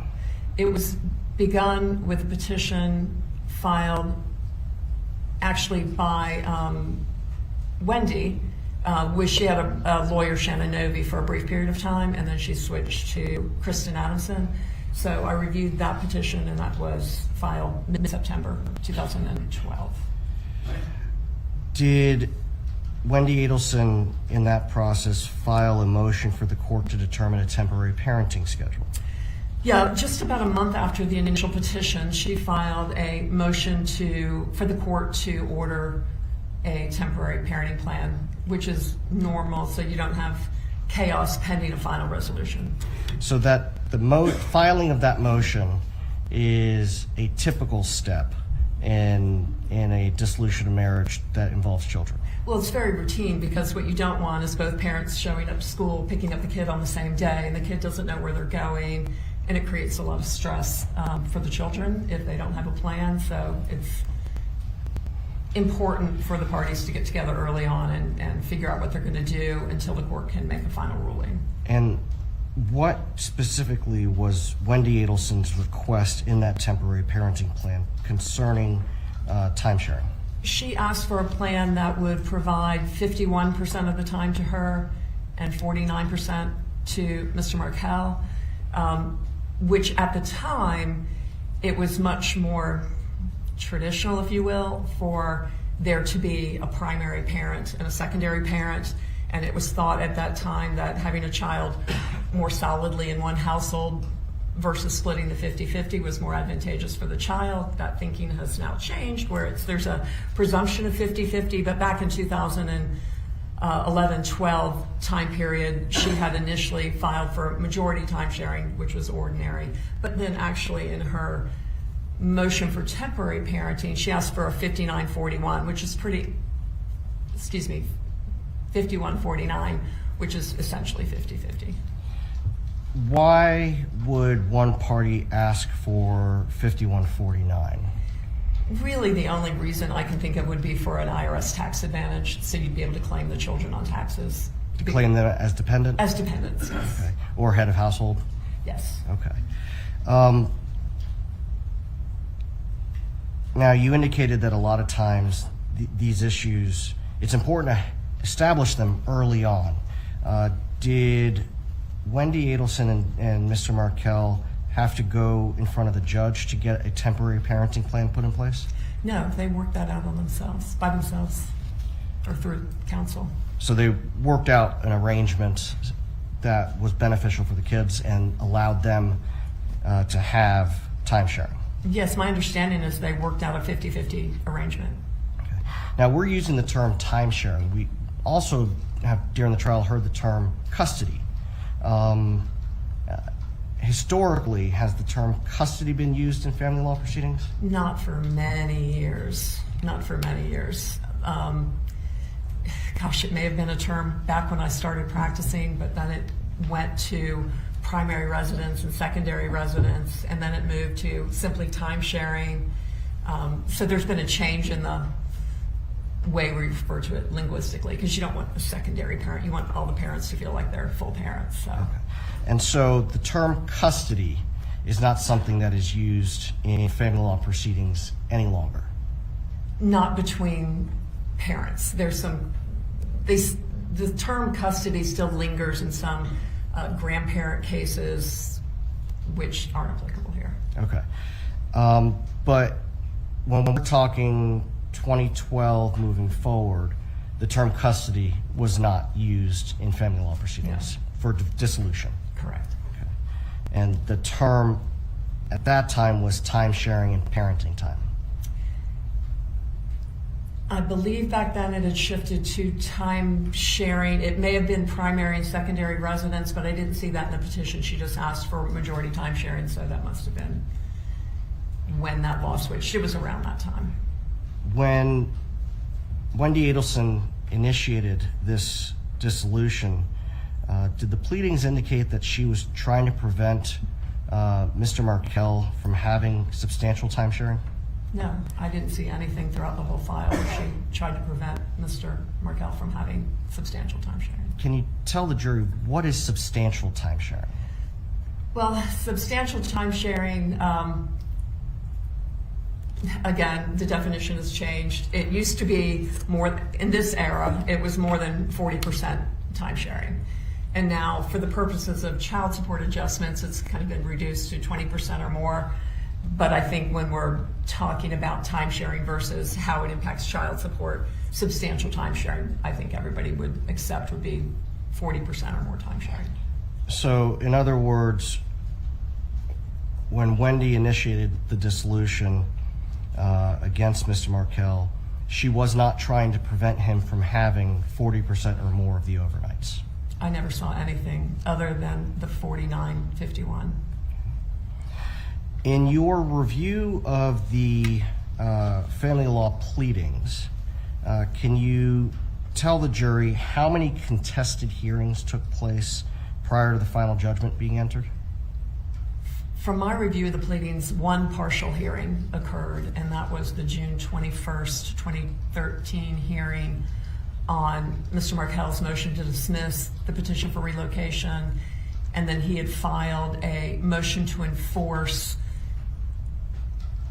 life as he would have liked to have seen it, and then the relocation. It was all within one hearing. The court adjudicated the first two issues. His motion to dismiss was denied. His motion for enforcement was denied because there was nothing to enforce. There was no court order that required the things he wanted to enforce. And then... In other words, he was asking the court to enforce something that they had agreed on but hadn't been a court order? Well, I don't even know that they had agreed on things. He had kind of a sense of the way he would like to see life, which had to do with being really intrusive at Wendy's home. He wanted to go over there often during her time sharing. He wanted to have a great deal of contact. He wanted video contact, things like that. And so, and I think there was maybe a recommendation, I could be confusing this with a later motion, where the child care owner had made a recommendation about something, and he wanted to enforce the recommendation from the owner of the child care. None of those were enforceable because they'd never been ordered by a court or even put into any sort of formal document. So that was denied. So he would, let me understand correctly, he was asking for court authorization to be able to go over to Wendy's house?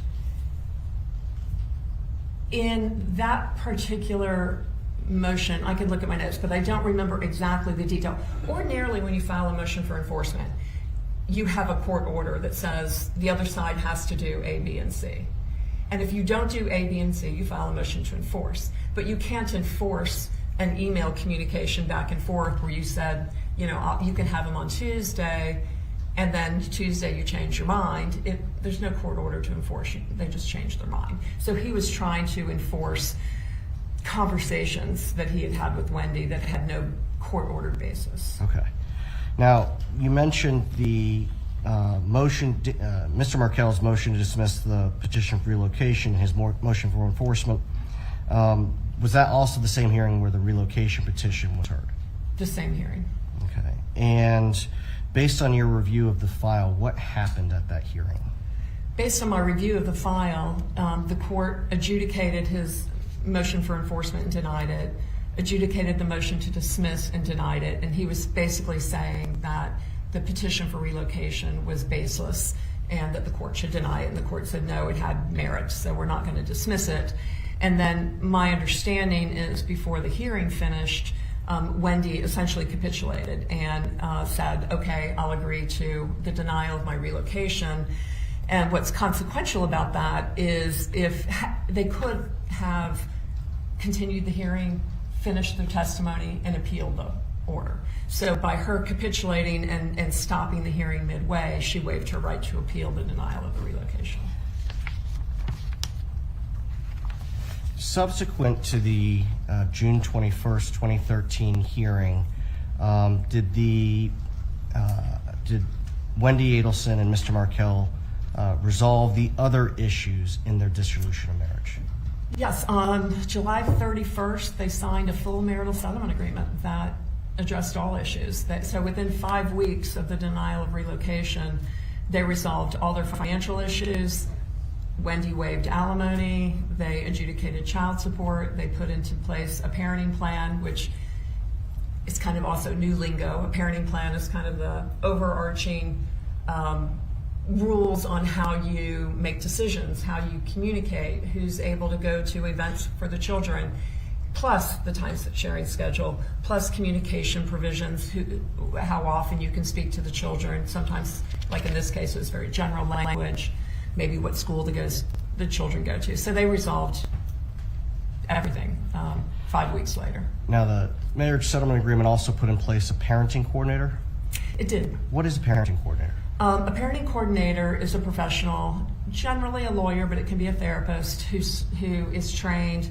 I think they do a 40-hour course too, but I'm not certain. And they have a certification. And what they're trying to do basically is teach people how to communicate, teach people how to be reasonable. There's no parenting plan that you can draft that deals with all contingencies. People are always going to come up with something, and we don't have a provision in the marital settlement agreement to deal with that. So a parenting coordinator helps people set, for example, communication guidelines.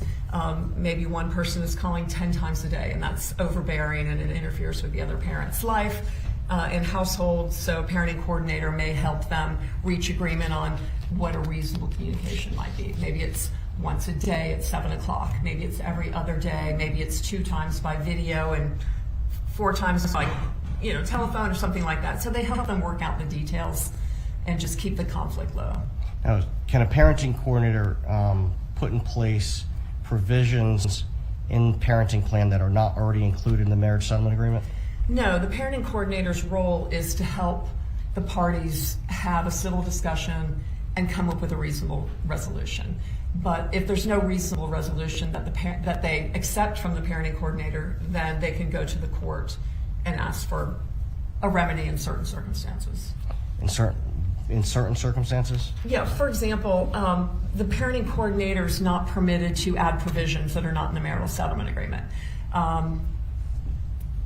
In that circumstance, you can't just go to the court and say, hey, I want this provision added. You have to file a supplemental petition that requires a material and substantial change in circumstances plus best interest. Kristen talked about that earlier. And you have to, it's basically starting a case over. It's very difficult to modify a marital settlement agreement.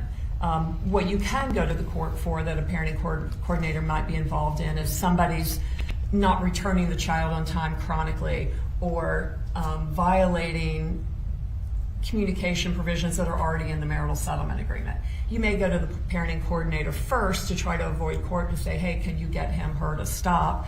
Can you get them to be more timely? Can we find a new meeting location, something like that?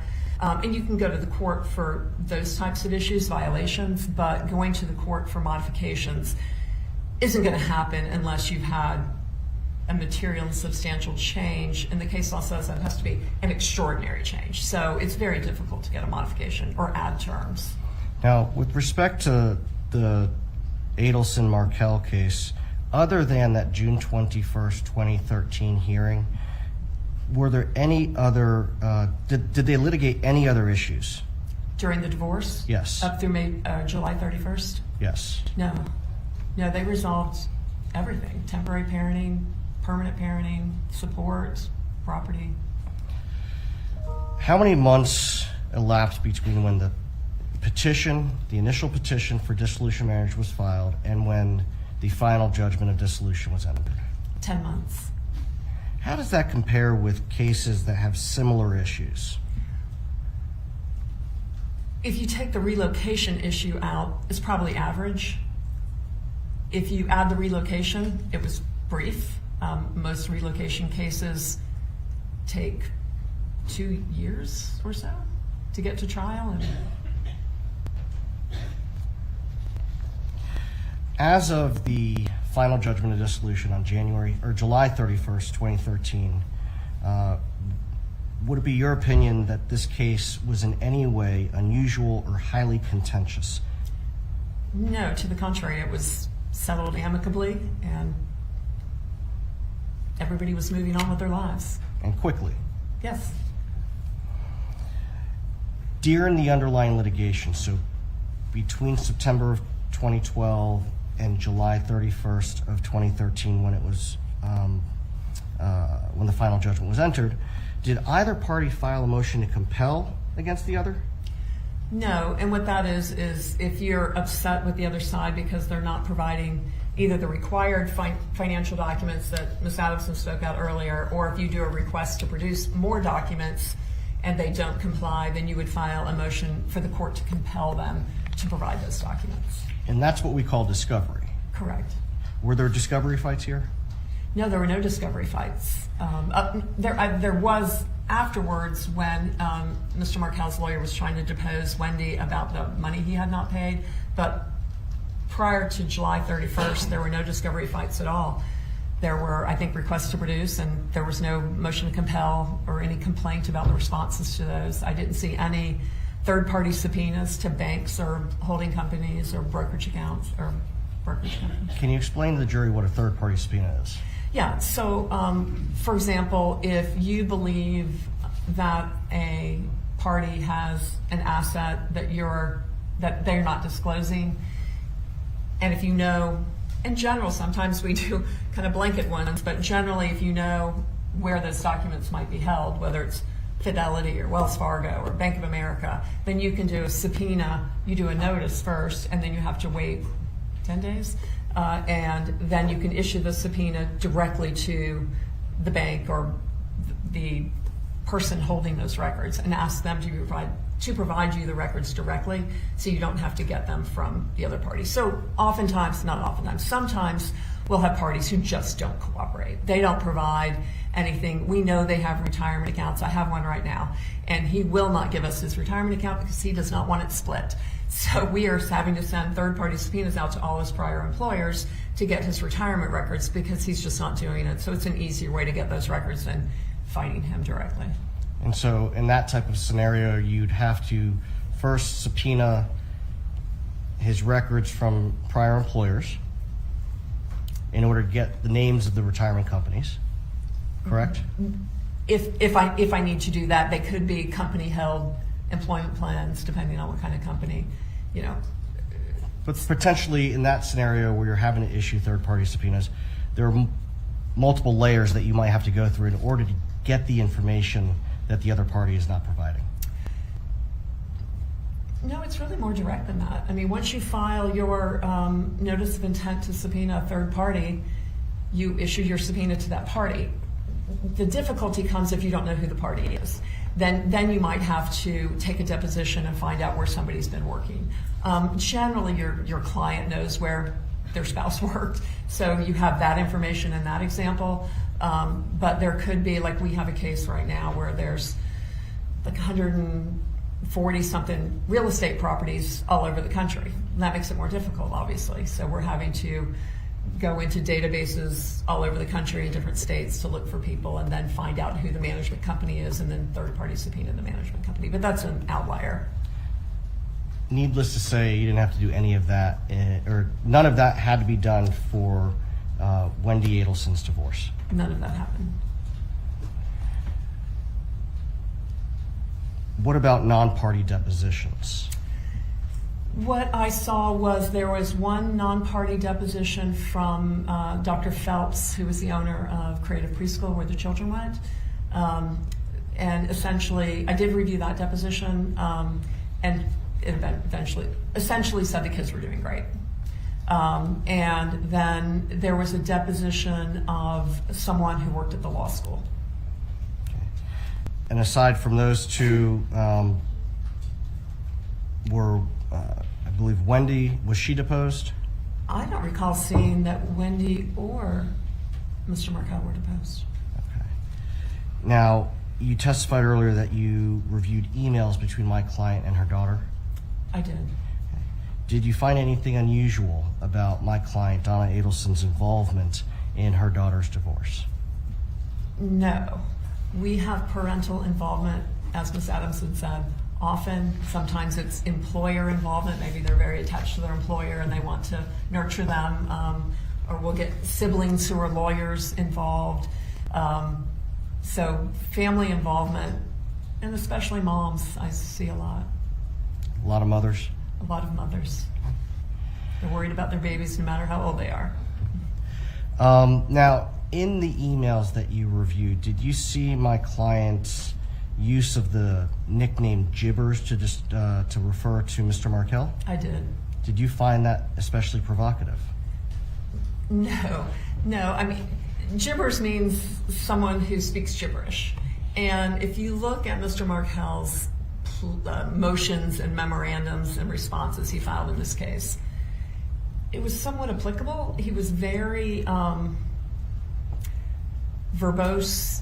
If you looked at his writings as a complete layperson, they may at first glance seem somewhat intimidating, but when you broke them down paragraph by paragraph, they were inconsistent. They didn't make sense. They referred to, in multiple situations, he was seeking enforcement of things that were not court ordered, even afterwards in the February 2014 timeframe.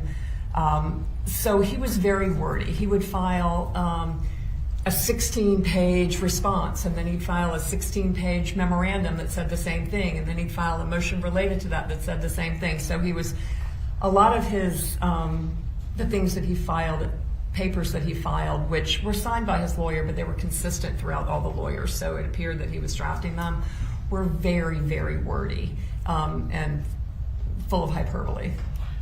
In that same vein, the lawyers that represented him, have you litigated opposite them in the past? I have. The pleadings that they signed on Mr. Markell's behalf, are those consistent with the pleadings that you've seen them author in the past? No, it appeared to me that Mr. Markel was drafting these pleadings because they just weren't drafted in a way you would draft them, and they didn't, again, make sense. They were internally inconsistent. For example, moving up to the February timeframe, he was complaining about fraud by Wendy Adelson and not disclosing accounts as if that impacted the settlement. But then he said, very shortly or in the same near paragraph that he knew she had these accounts because he managed one of them, and he knew about the other account as well. So all he had to do was do third-party subpoenas to Schwab. He knew a Schwab account existed. That was easy. And so you can't say fraud, I made a decision without knowing, and then in the next paragraph said, but I knew these accounts existed, that's why I know she's committing fraud. Okay. So in reviewing those particular motions, the one that he filed February of 2014, what was your opinion about the strength of that being granted? Well,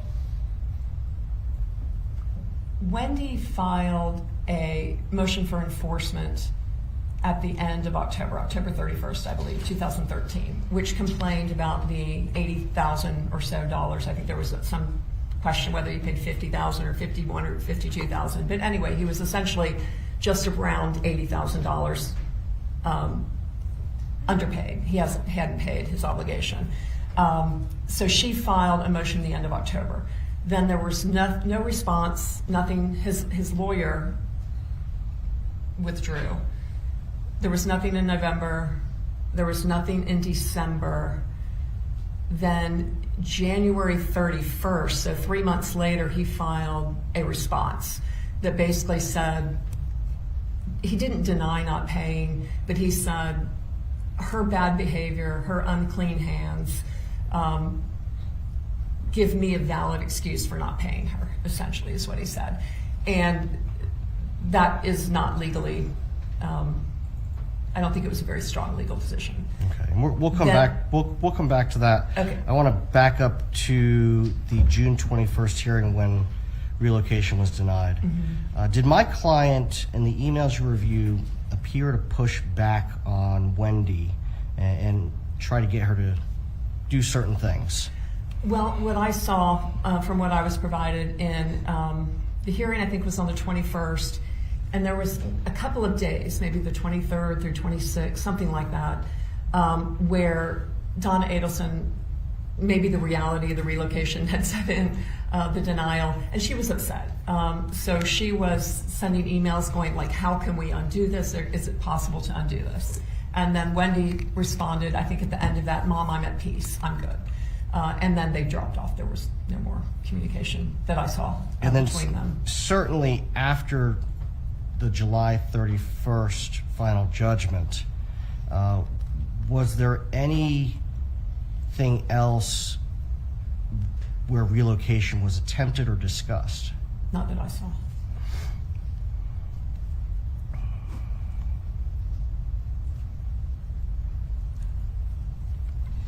Now, when you are representing clients, how do you handle the involvement of their parents or loved ones in your client's divorce? If I know that they're very involved, I'll ask to meet with them and bring them in, because what I don't want are third parties interfering with my advice, frankly.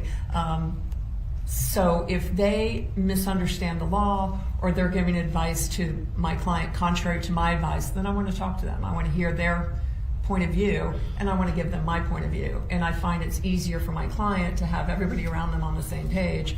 So I just want to educate them. If it's a mediation and I feel like they're involved, I'll ask the other side if I can bring the mother or the brother, whatever, whoever it is, into the mediation, because if they're in the mediation process, then they see how it changes over the course of the day, because other facts might come in, other considerations might come in, because mediation is not just an opportunity to reach a resolution. You learn a lot of information out of mediation. So it's always helpful to have, if there's a family member who's very involved, it's helpful to have them there so they learn as you learn, and they understand how you reached an agreement, and then the litigant, the party, doesn't go home and have to explain what happened.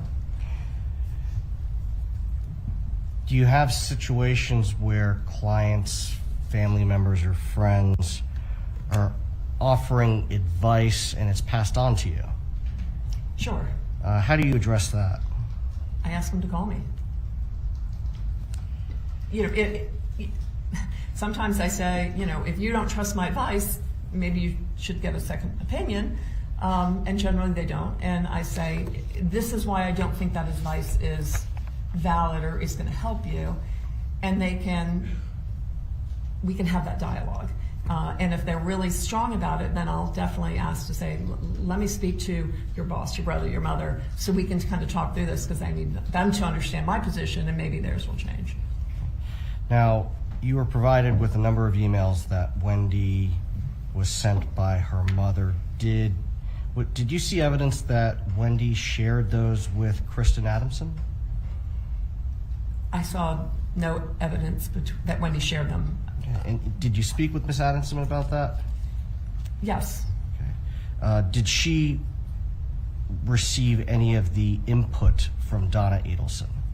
My understanding from Ms. Adamson is she really didn't understand that Donna Adelson was involved at all. I mean, she was there at that one hearing, but that's very common. Did Wendy Adelson get the parenting plan that she was requesting in her settlement agreement? She did. The entire marital settlement agreement was very beneficial for her from all the way through.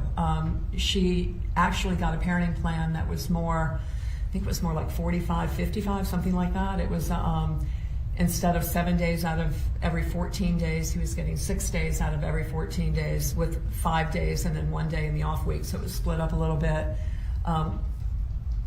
which was a typical parenting plan for that time period. So she got more parenting than she had really asked for, and that was to last 3 years, and then it went into 50-50. I think that got the youngest child to school maybe.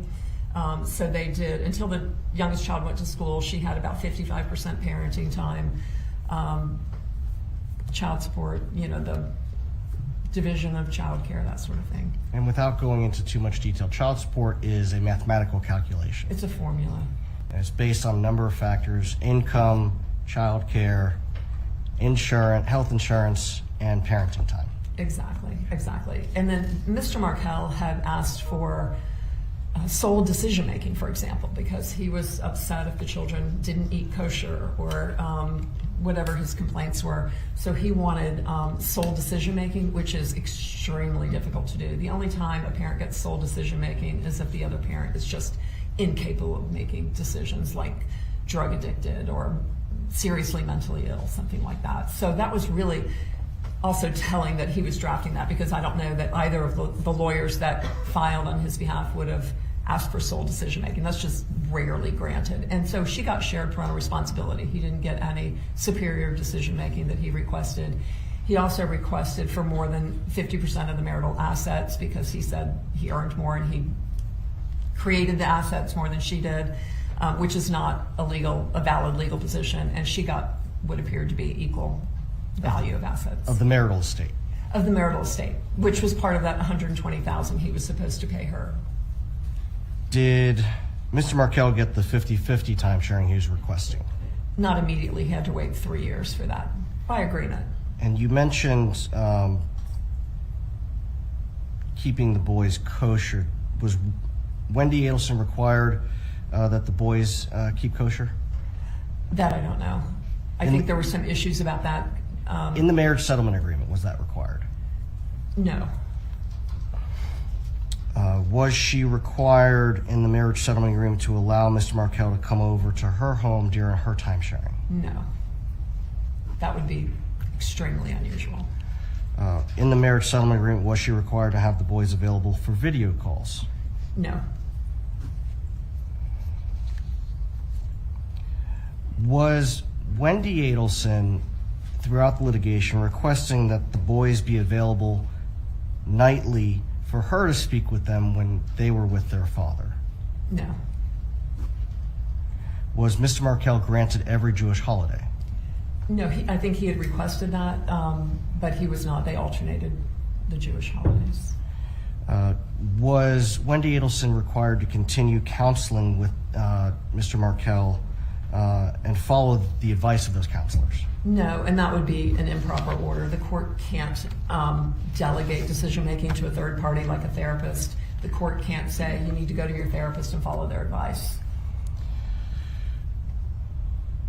Was Wendy Adelson required, pursuant to the settlement agreement, to equally split time on each of her children's birthday with Mr. Markel? No, there was a general provision that each parent would get some time on birthdays, but there was no requirement that it be equal. And I really try to dissuade my clients from putting birthdays into agreements, because kids don't want to see their parents fight every birthday. Were either parties prevented from allowing the children to see anyone else unsupervised in the marriage settlement agreement? No.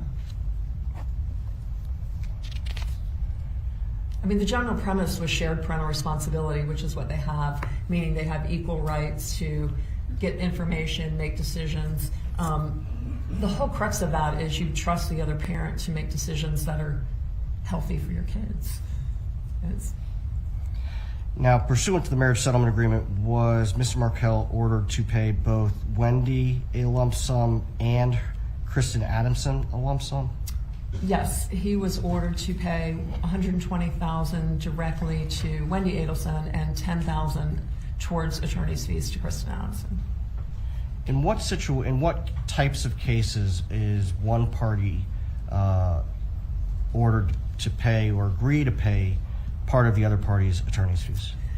When there's a disparity between assets and income, so it can be assets or income or assets and income. I think in this situation, Mr. Markel's income was twice or so Wendy's, and his assets, from what I understand, including the non-marital assets, were more substantial than Ms. Adelson's. In your opinion, was the marriage settlement agreement that was incorporated into the final judgment favorable to Wendy Adelson? Yeah. Yes. Now, later, But it's very fair. It was measured. I say that favorable only because he was asking for things that would have made it unfavorable and that were unusual requests. And at the end of the day, he gave up on those, and they got a very typical marital settlement agreement.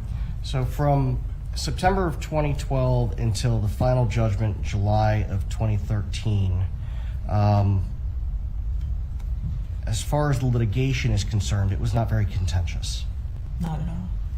Now, after July 31st of 2013, did either side file any enforcement actions? Just the 3 months later, the payments for Mr. Markel were due within 60 days, so that would have been due at the end of September. And so, taking Kristen Adamson at face value that she tried to work this out during the month of October, on October 31st, she filed a motion for enforcement of the 100, well, what's left of the 120, 70-ish, plus the 10 for fees. Okay. So Mr. Markel had 60 days to pay those amounts. Correct. And Ms. Adamson waited until 90 days after the agreement was entered, the judgment was rendered, and 30 days after the deadline, she waited to file. She did. And even that was a pretty ordinary motion. It didn't ask for any drastic sanctions. It didn't ask for jail time, anything like that, which couldn't have been ordered. It would have just, she's looking for a judgment that she can execute on. So you have to get a formal civil judgment from the court, and then you can execute on that by attaching other assets or garnishing wages, that sort of thing. I've had the court open up and get retirement assets and kind of claw them back from the marital estate to make the person whole who doesn't get paid. Okay. Now, in reviewing the emails between my client and her daughter after the relocation hearing, did you see any correspondence trying to encourage my client, I guess it was after July 31st, to encourage Wendy to do anything about relocation? Not that I recall.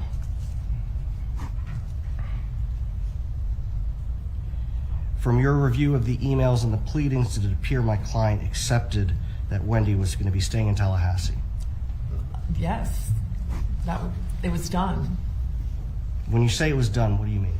I mean, Wendy waived her right to appeal that by agreeing that the relocation would be dismissed. So, now, prior to final judgment being entered, would Wendy have been able to attempt negotiating with Mr. Markell to try to get relocation even though the judge denied it? She could have. Would there be anything improper with Wendy or her family through Wendy offering some sort of financial incentive to Dan Markell to convince him to agree for her to relocate? I see that all the time. I mean, I had a client pay $850,000 to somebody to get her to not relocate. I've seen $35,000 to get whatever parenting plan you want, or to get less time. So depending on your financial circumstances, that number can be wide-ranging, but it's common. And in mediations, it's often common to see where the pain points are. If the pain point is money, then you use that pain point to get what you want on parenting. It's a negotiation, so that's routine. Nothing unusual about Routine.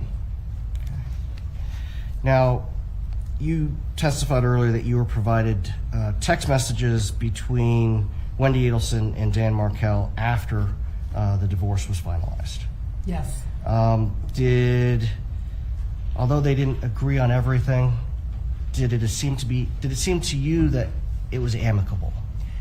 Yeah, I was only provided, I think, what the state provided to you, which was between maybe April of 2014 through June of 2014. So it's a few months period, even after these motions had been filed that kind of upped the temperature a little bit, and they were working well. I saw some communications where Mr. Markel was inviting her to join him in the Boys for Ice Cream. I know that there were many occasions where he was traveling and his travel plans adjusted, and she adjusted exchange times based on his travel. I think he did the same for her. They were swapping days. It was actually much more amicable than many cases I see. They were very flexible with each other. Now, you indicated earlier that October 31st, 2013, Kristen Adamson filed a motion for enforcement. Correct. Now, you mentioned a motion for enforcement and contempt. What is contempt? Well, in this context, I think that's just the title of her motion, because in the body of the motion, she didn't ask the court, I don't believe, to find him in contempt of court. She was just looking for a judgment so she could execute on the judgment and collect her money. So although the motion itself may have been entitled enforcement and contempt, the prayer for relief didn't include any request that the court find him in contempt? I don't recall seeing that at all. I think the court said make him pay, ask the court to make him pay. And what that means is give me a judgment so I can enforce on that judgment, however that may be. It's just a collections issue. You indicated that you don't think it was there. It would be helpful to see the pleading itself. Sure. May I approach the witness?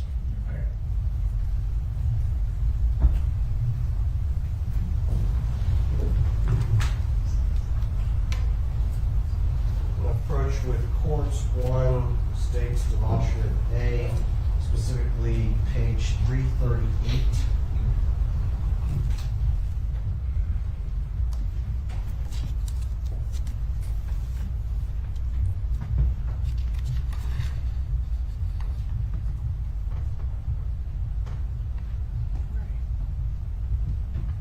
Is that the October 31st, 2013 motion that Ms. Adamson filed? It is.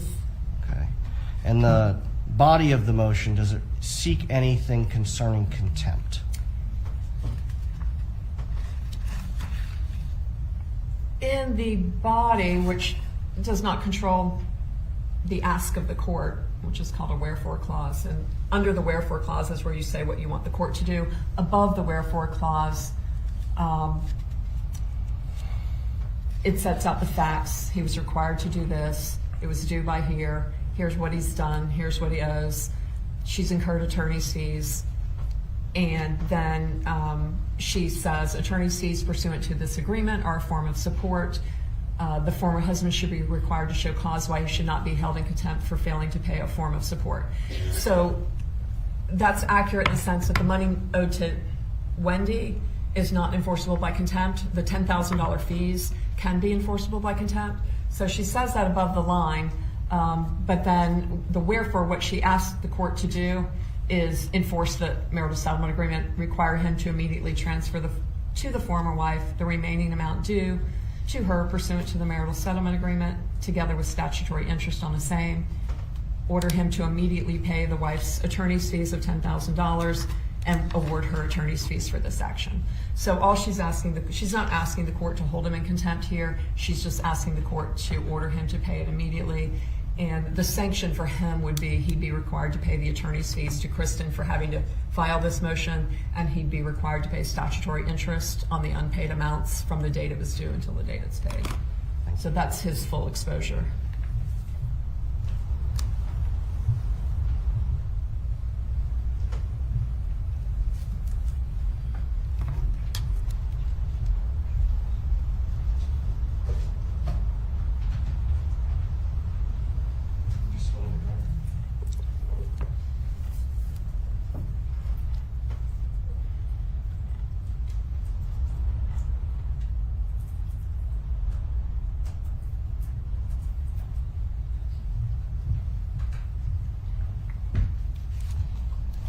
In the scheme of this dissolution and the circumstances of this case, was the amount of money that Ms. Adelson was seeking through this enforcement motion an enormous amount?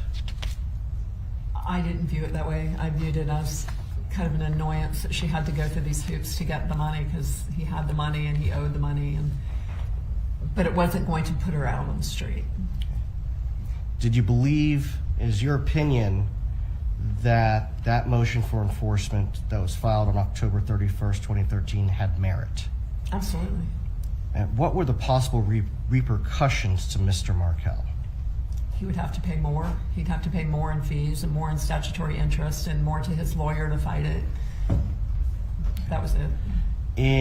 Were you provided with a series of emails in mid-December of 2013 where Mr. Markel emailed the parenting coordinator and Wendy Adelson complaining about a host of issues? I did. Okay.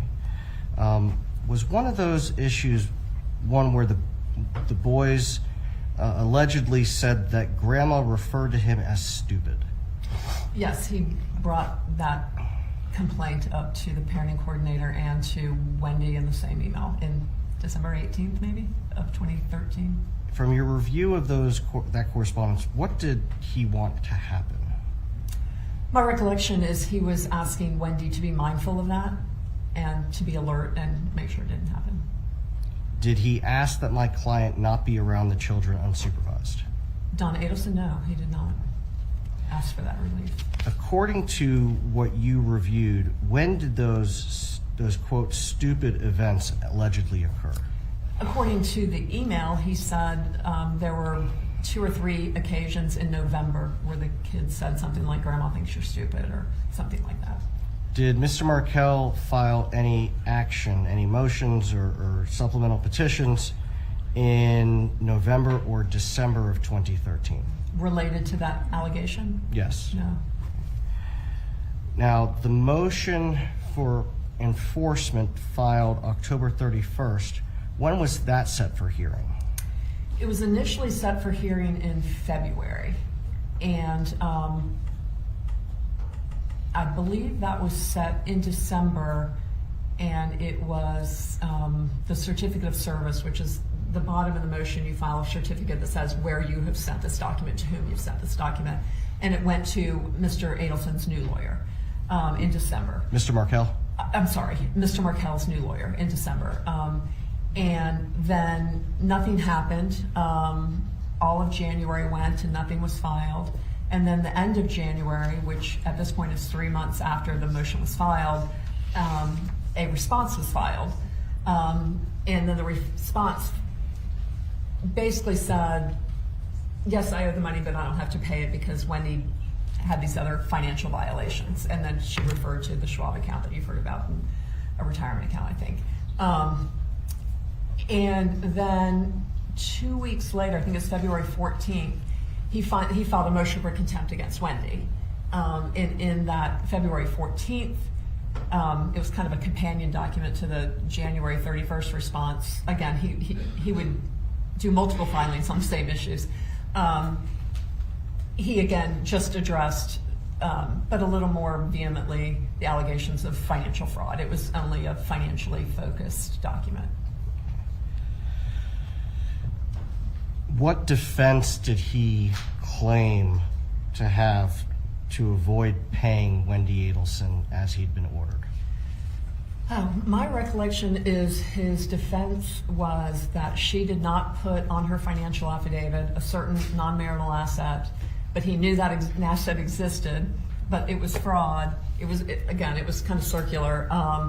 And there was, he said he didn't have a updated document at the time of the marital settlement agreement or something like that to know what the then value was. But those are all pre-divorce issues. So he had ample opportunity during the divorce to do third-party subpoenas or motions to compel or other ways to get those documents. And then according to Chris, all of those were dealt with in the marital settlement agreement anyway, and I don't have any reason to doubt that.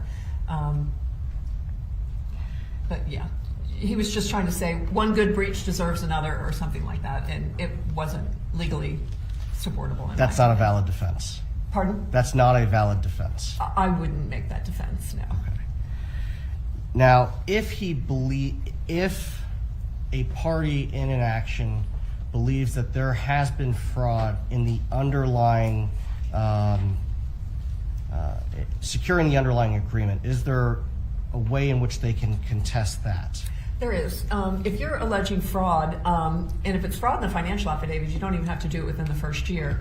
But there's a rule that Ms. Adamson referred to. It's called 12.540, and that's where you can move to set aside the marital settlement agreement based on fraud.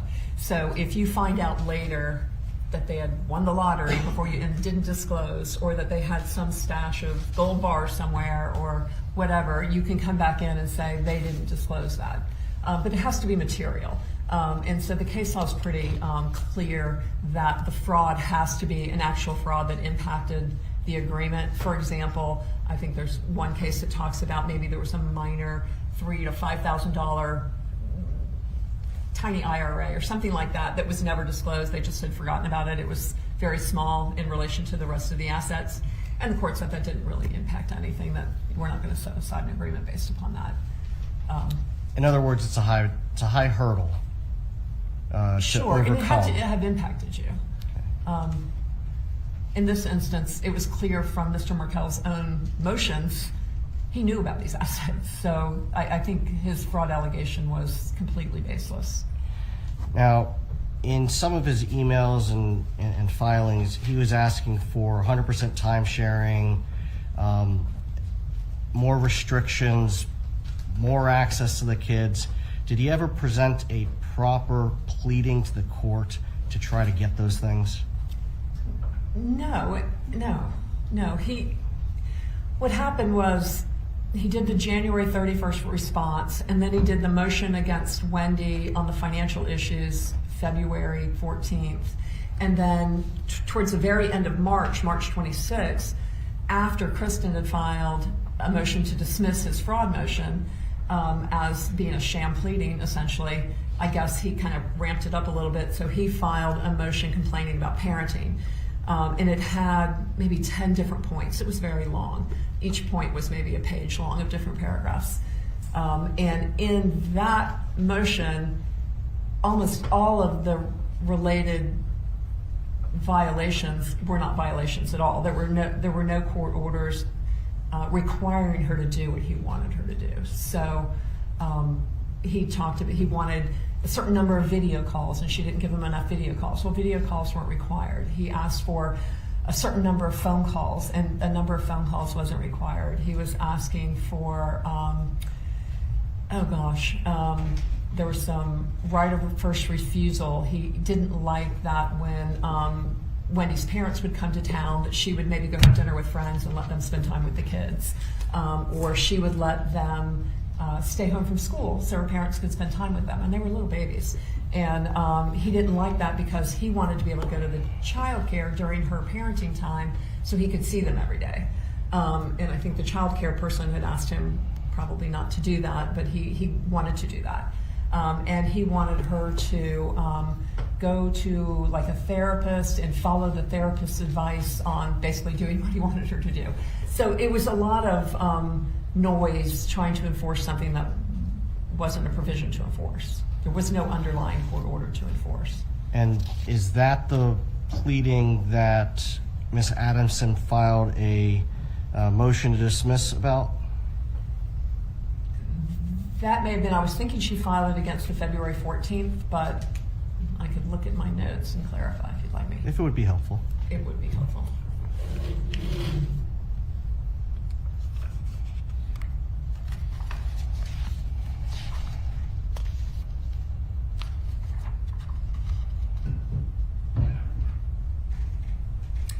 Yes. Yes, it looks like on April 11th. Nope, that's his response. Let's see.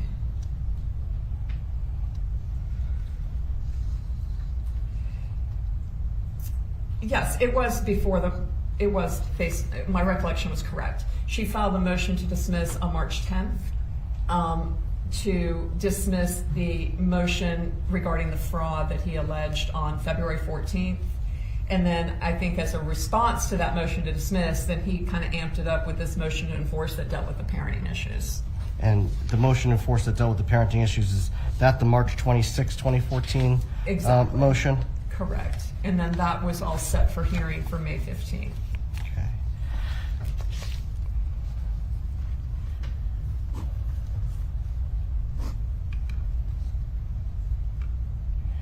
the complaints that he raised in the March 26, 2014 motion, you indicated there were things that he was asking for that hadn't been ordered. And are you referring back to the marriage settlement agreement? There were conditions that he wanted that weren't actually in there? Right. He was trying to enforce his view of what this post-divorce parenting should look like. But there was no court order that required her to make the children available to him during her parenting time. I think one of the complaints was he wanted one-on-one time with the kids, and she should be ordered to let him take the kids during her parenting time one-on-one. There was a couple of different provisions about communication. I think like the 8th point he made, well into this very long motion, was he brought up the stupid allegation from November, and this was the end of March.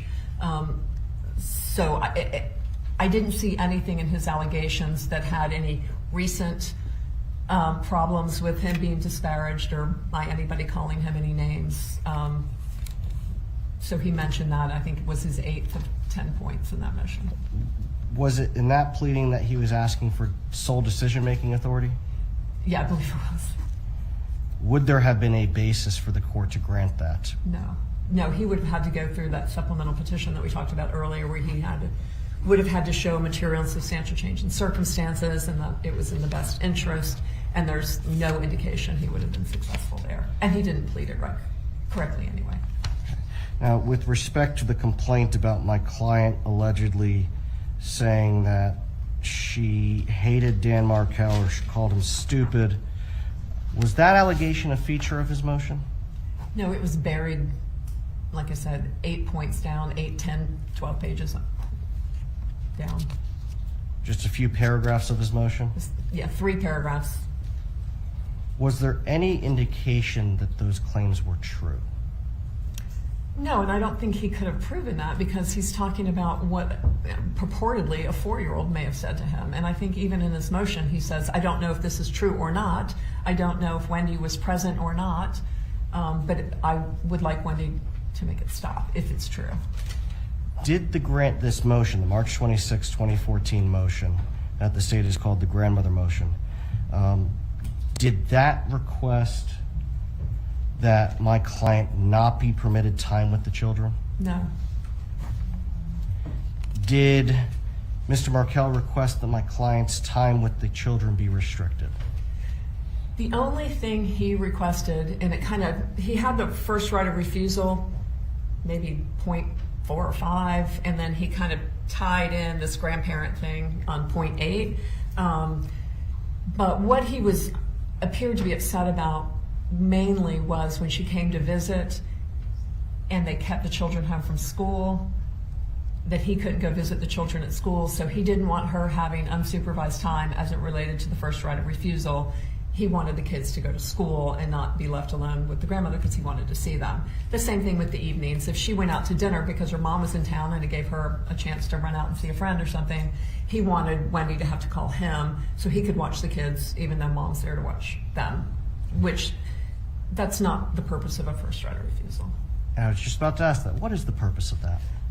Well, the purpose is if a parent is unavailable and can't provide care for a child, then you offer the other parent the first right to take care of the child.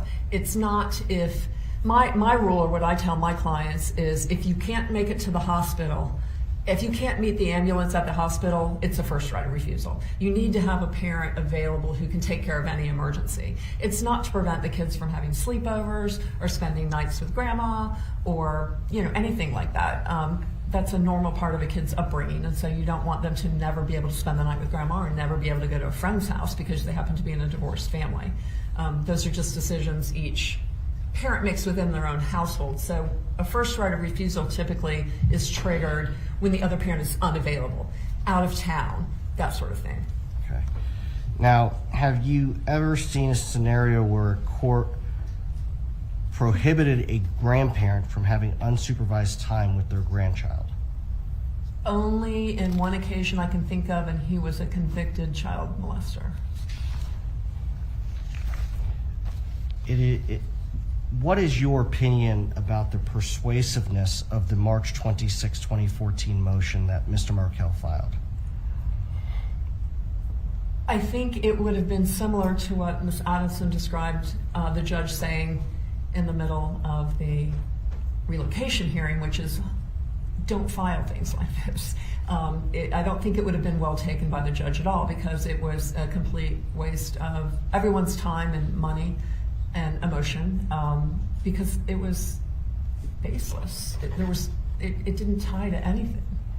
Now, even if his allegations had been true, would the court have been permitted to modify the terms of the marriage settlement agreement based on his filings? No. Why? You have to do a supplemental petition if you want to modify terms of the marital settlement agreement. You can enforce terms, but you can't modify terms. In reading the motion, does it appear to be intimidating? No, I think when I was making notes, I put insert by rule here. You know, it was a lot of words, and he was obviously wanting life to look like what he wanted it to look like, but that wasn't reality. So it's just a matter of breaking down each allegation and addressing them. Should Wendy Adelson or my client Donna Adelson have felt threatened, or would they have felt threatened based on that motion? They shouldn't have, and that's one of the reasons I wanted to call Kristen, because again, when I read that motion, I was kind of taken aback that a lawyer would have signed that and allowed that to be filed. And I thought it was kind of nonsense, and I wanted to get Kristen's take on that and see if she agreed, and she did, and she said that she had advised Wendy of that, and that's what I would have expected from her. In the emails or text messages that you reviewed, did you see any communication that indicated that my client Donna Adelson was aware of that March 26, 2014 motion? No, not what I was provided. I saw early during the divorce period that Wendy had sent her mom a couple of documents. I know the petition for relocation, that Donna helped make suggestions to beef up the facts, which I thought were pretty helpful suggestions, because like Ms. Adelson said, relocation is extremely difficult, and you really have to have as many facts as you can to support yourself. So I saw that there was some editing and some input on that petition. But after the divorce, I didn't see any communication about sending pleadings. I don't even know that I saw any reaction from the financial motion, but certainly not from, I saw nothing either that she communicated the motion to her mother or that her mother reacted to it in any way. I didn't see any responses. Would Mr. Markell have been able to sustain his burden of proof for that motion? I'm sorry, say that again? Would Mr. Markell have been able to sustain his burden of proof for that motion? No, I don't think so at all. You know, if you're talking specifically about like point 8 about calling him stupid, his only evidence is a 4-year-old child. Otherwise, it's hearsay, and I don't think a judge is going to talk to a 4-year-old child about whether their grandma thinks their dad's stupid. It's just, there's so much worse that goes on. That's not significant. In your experience, what do judges typically do when this type of allegation is raised? My experience is the judge tells everybody to behave themselves and sends them on their way.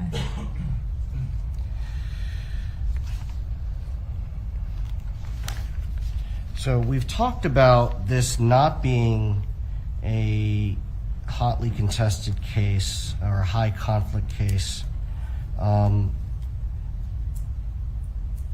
How many pages are in the court file? I think there's roughly 570. And again, a lot of those pages are kind of repetitive documents filed by Mr. Markell that might say the same thing. Like he'll do a motion, then he'll do a memorandum that says the same thing, then he may do a response that says the same thing, or in different orders. So 570 though.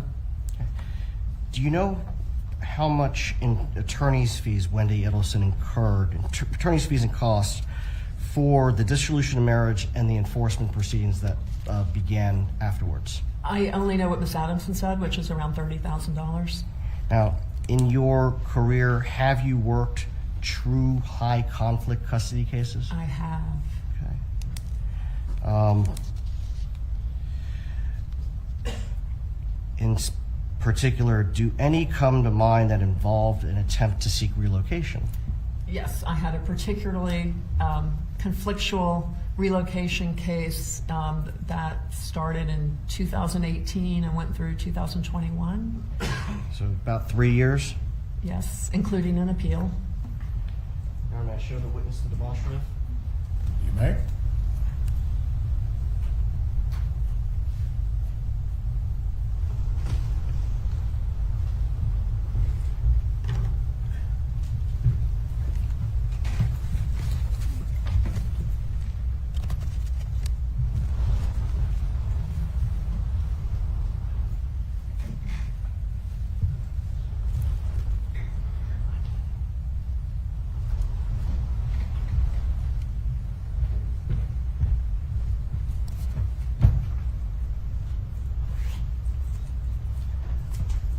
Volume 1.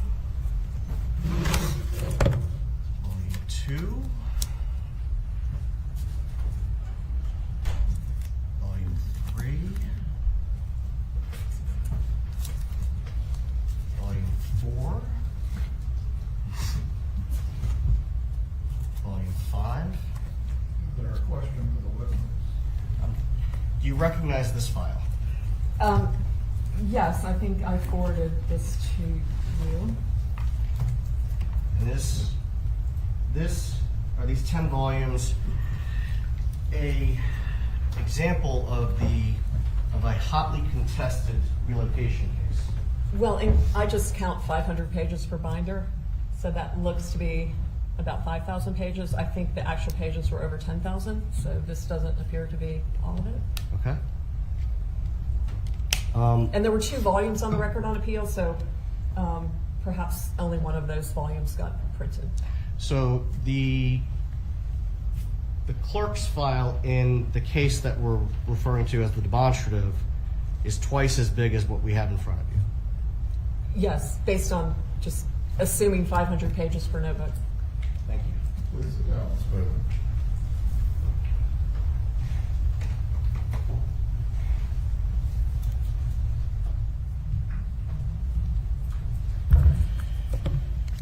Can you tell the jury what the issues were in that case?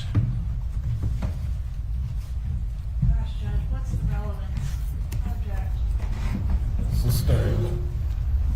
Judge, may we approach? No. Judge, we're entitled to make a record. I believe I have the... Members of the jury, the bailiff will take you to the jury room.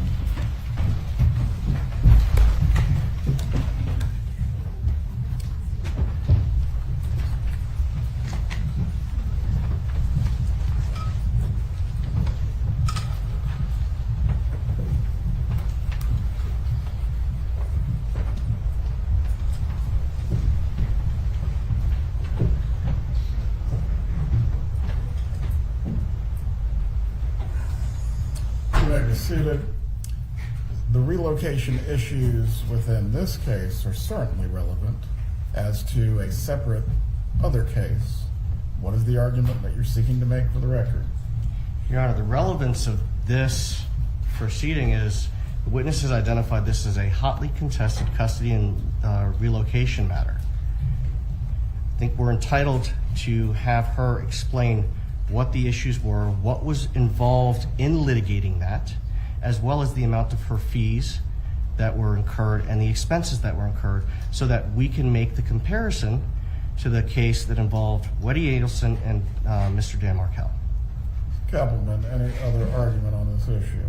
What's relevance, Your Honor? As to the point on relevance, the court's ruling remains the same. As to issues of relevance, again, the relocation that is disputed within this case as it relates to the divorce files certainly is an issue.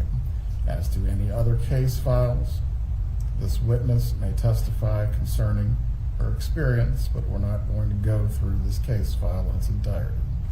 Please bring back in the jurors. Your Honor, that was not my intent to go through the case file in its entirety.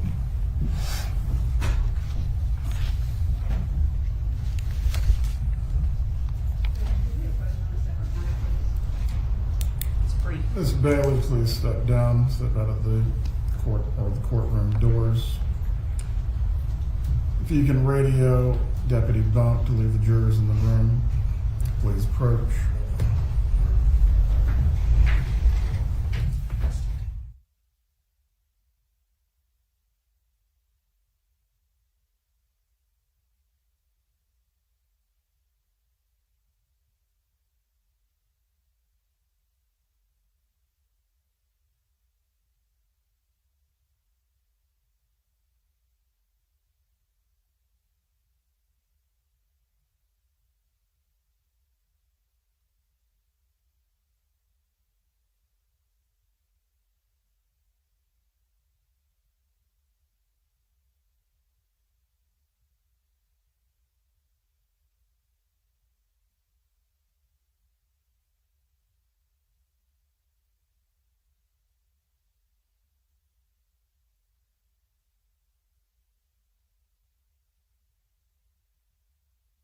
I'm going to remind you, do not make any gesturing, do not make any comments, do not make any expressions in front of the jury in any way that would be intended to inappropriately influence them. The jurors using the restroom. Please use the restroom or stretch your legs if you need to. We will continue with the witness after that.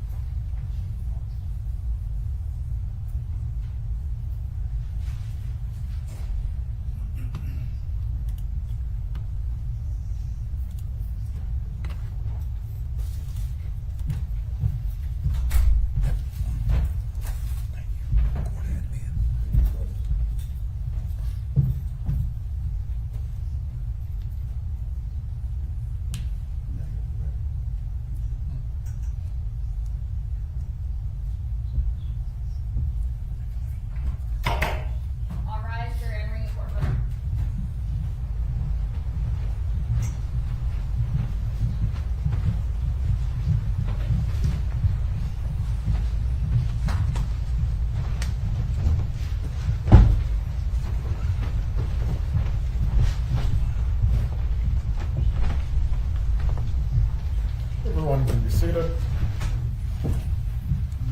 please continue with your examination. Thank you, Your Honor. Ms. Bailey, how did the Adelson-Markell divorce compare across the variety of cases that you've handled? Simply, it was routine, it was amicable. I've done similar cases that have had anything from 2-day to 7-day trials. I've had them range from $200,000 to $500,000 in fees and costs. I've had multiple financial experts, child development experts, vocational experts, all retained, deposed, testifying. I've had cases with multiple discovery issues, discovery over psychological records, financial records, third-party subpoenas, 2 full days of deposition of just one party. This was an easy case compared to many. Did it look worse than it was because of the way in which Mr. Markell's pleadings were drafted? Yeah, I mean, he drafted pleadings, motions, I think responses would be more appropriate than pleadings, but that's kind of technical. He drafted them like he was drafting a law review article or something. They weren't technically correct. They were verbose, they were hyperbolic. He used a lot of inflammatory language, but when you really looked closely at his requests of the court, there was no there. There was no foundation for his asks. Nothing further, Your Honor. Cross-examine.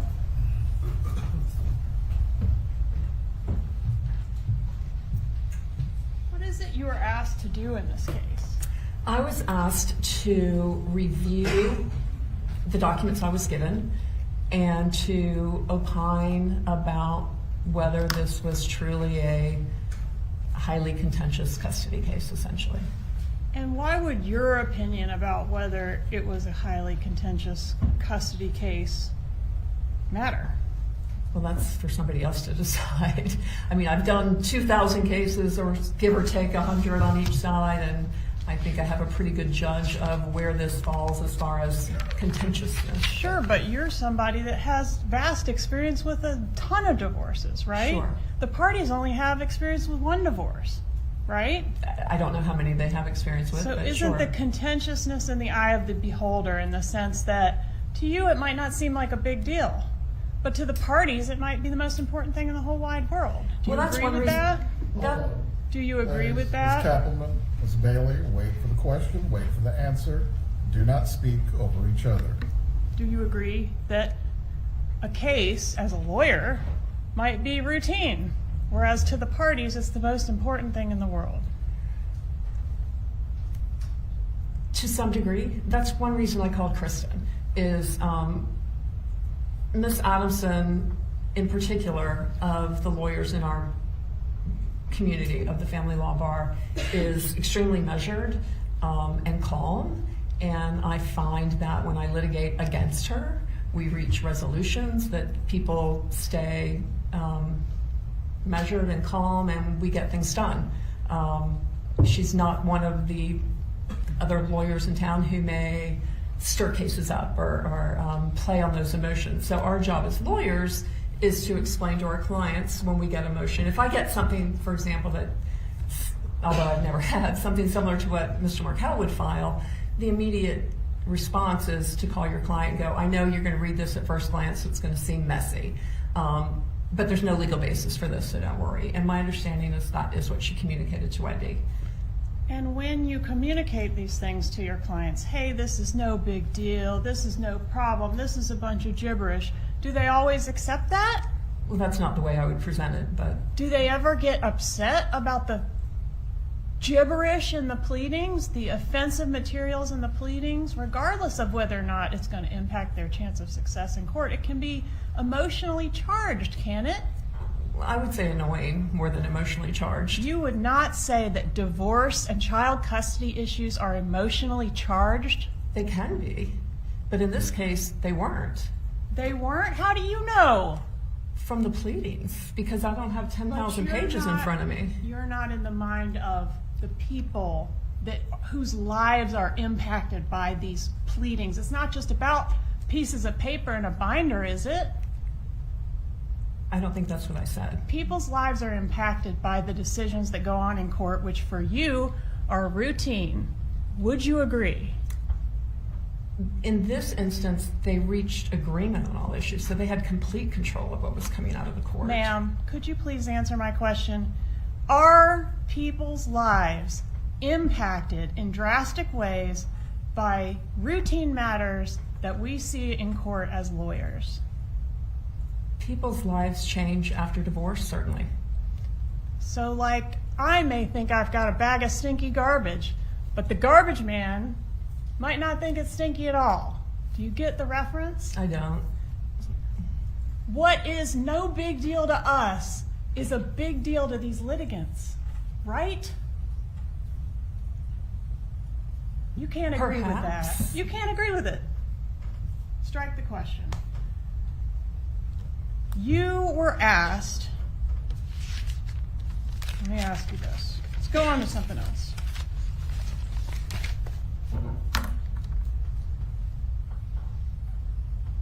Have you ever had people get murdered or commit suicide based on the issues that are going on in your family law litigation? I've never had anyone murdered. I had in one instance a Middle Eastern person committed suicide just because there was a divorce, and that was shameful.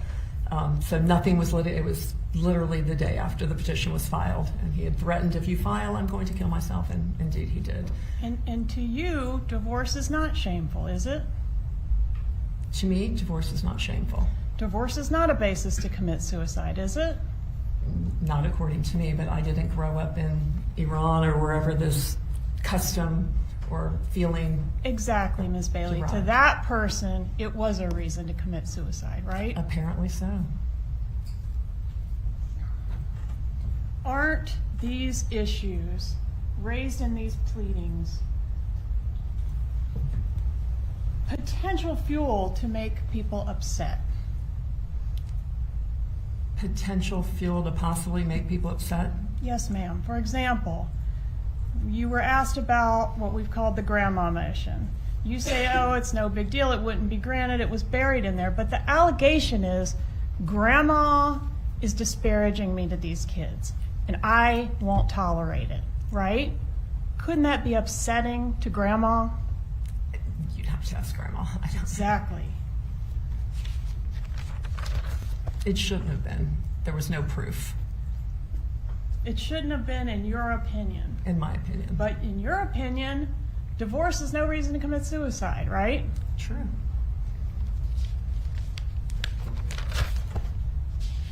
Gibbers, according to the evidence in this case, means Jew in boots.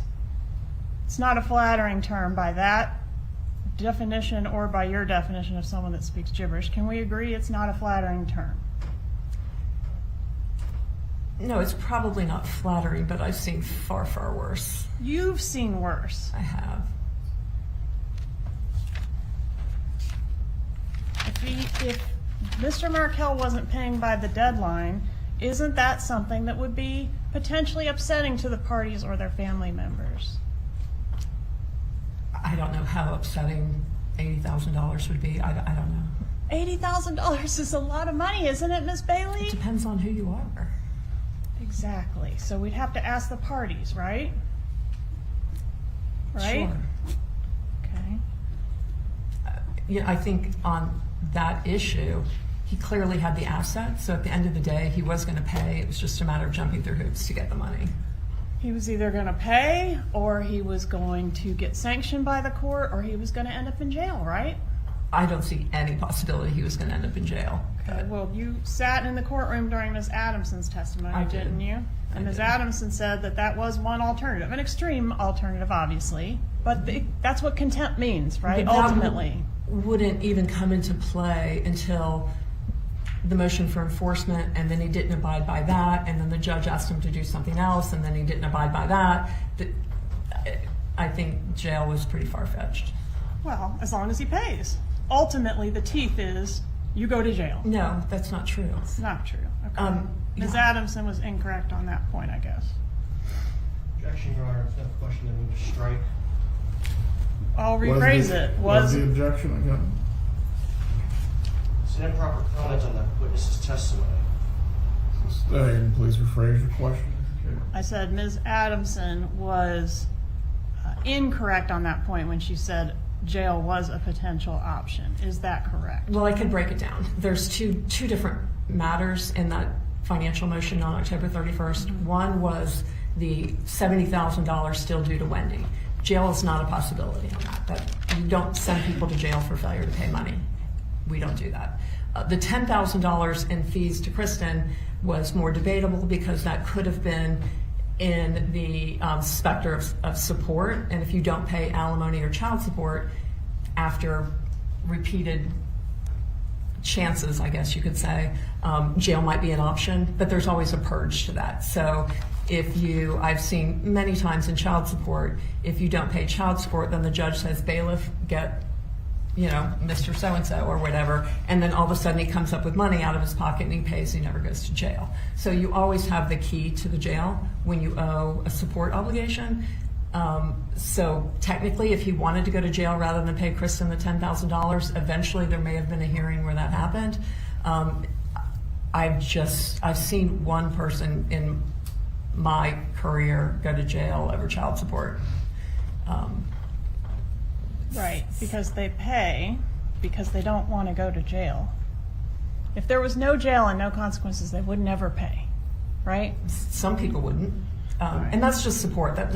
There's no jail consequence to the $70,000 due Wendy. It was only the $10,000 due Kristen that could have possibly remotely been a possibility. Did you see evidence in this case of Wendy taking her mother's suggestions, cutting and pasting them into an email as her own, and then forwarding those questions to Ms. Adamson?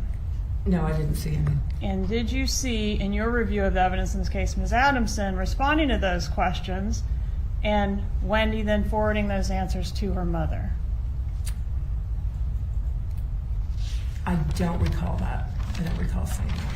Did you review the communications from Donna Adelson, both in the form of email and text messages, that suggest that she was in fact extremely disappointed and upset about the outcome of the relocation motion? I did. In probably the 5 days after the relocation, which was, say, 4 weeks before the ultimate settlement in July, there were a flurry of emails where she was obviously upset. Did you review Mrs. Adelson's communications after July 31st that suggest she's consistently still upset about this? I wasn't provided. So you were, I'm sorry, finish your answer.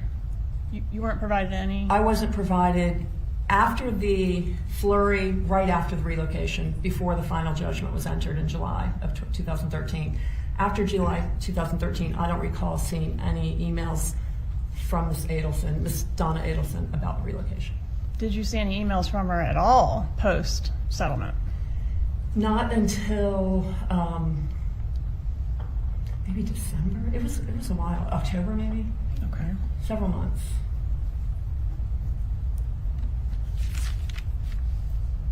If Dan Markell had agreed to the relocation post-denial, post-stipulation, post, it could still happen, right? I mean, if he agrees, it could happen. Sure, if he agreed, she could have relocated. All right, and if he was murdered, it could happen, right? Well, obviously.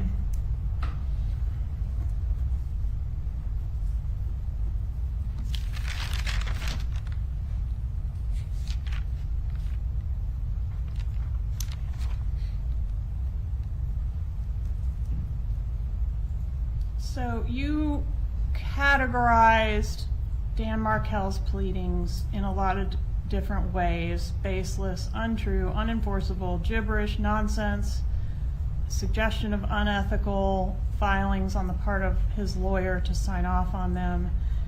Are you saying I think what you're saying is that those things wouldn't amount to much in court because it's not really effective filings. Is that what you're saying? What I'm saying is his motions post July 31st were not based in the law, and I don't think that allegations about accounts he knew of not being on an early filed financial affidavit would amount to fraud, and it certainly wouldn't excuse him not paying what he was supposed to pay under the terms of the court order. And the motions related, the motion in March 26th related to parenting, he was trying to enforce things that weren't in the marital settlement agreement. There was no court order to make her do the things he wanted her to do. So there's no basis for the court to have granted his motion. Right, so they weren't going to be successful. It's your opinion they weren't going to be successful. Yes, that's my opinion. But would you agree that the things he was putting in there are inflammatory? I would agree that they were inflammatory. And they potentially could make the parties or their relatives upset to read those pleadings and those inflammatory accusations. Sure, nobody wants to read those allegations, true or not, about themselves in a public record. You were shown a bunch of binders on a case. That case has nothing to do with this case, right? No, it was a relocation case. All right. And that case, was anybody murdered in that case? No. Okay, so if somebody had been murdered in that case, there might have been a lot less paper, right? Case Well, would have been shorter if somebody gotten murdered, wouldn't it, Miss Bailey? if there wasn't a party, the case would have ended. And if our case, we hadn't had a murder, we might have a lot more paper in our case, wouldn't we? No, because the divorce was over in July. Divorce was over in July, but they kept filing papers, didn't they? Well, and the case was set for hearing May 15th, 2014. So the motion that Ms. Adamson filed in October, and the motion that Mr. Markell filed in February, and then the motion he filed in March, were all set for hearing May 15th. And then Mr. Markell amped it up again, and on May 5th he filed the motion that accused Kristen of fraud. So she had to withdraw, so they had to move that motion. So had that not been filed, they would have had a resolution on May 15th. We don't know that. How do you know it was going to go on May 15th? Could have gotten continued for any zillion different reasons, couldn't it? It was set for May 15th, and it was noticed for May 15th. Set for May 15th, but at the time of Dan Markell's murder, litigation was still ongoing in this case. Yes? Yes. And even after that was resolved, there would be nothing stopping them from having a bunch of other time-sharing issues or whatever come up, and they might have ended up with reams of paper, right? Objection, Your Honor, calls for speculation. Overruled. The witness has provided an opinion. The state will cross-examine. I guess my response to that would be, I think it would have been to Wendy's benefit to proceed with those hearings, because nothing makes someone stop filing nonsense pleadings and motions better than having them ordered to pay the other side's attorney's fees. So had they gone to the hearing on May 15th, and had Wendy have been successful, he would have very likely had to pay Wendy's attorney's fees. And I really encourage my clients in these situations to take it to hearing, so once the other side gets kind of slapped down, if you will, by the court and made to pay your fees, then they tend to back off. But that hadn't happened yet. It had not happened yet. And we'll never know when that was going to happen, because we never got to that point, right? Clearly. Because he was murdered. Clearly. May I have a moment to confer, Judge? Go ahead.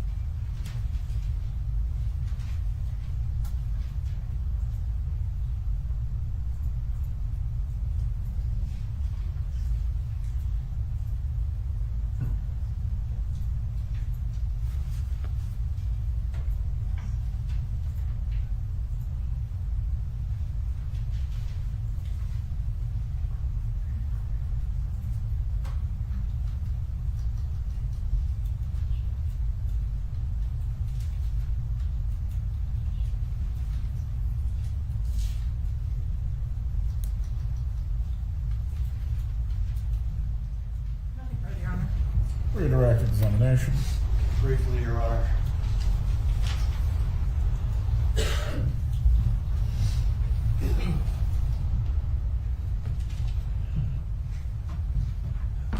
Ms. Bailey, you sat through Kristen Adamson's testimony earlier today, correct? I did. Did that in any way influence your testimony here this morning? No, there was no new information. Nothing further. Will this witness be recalled at any point?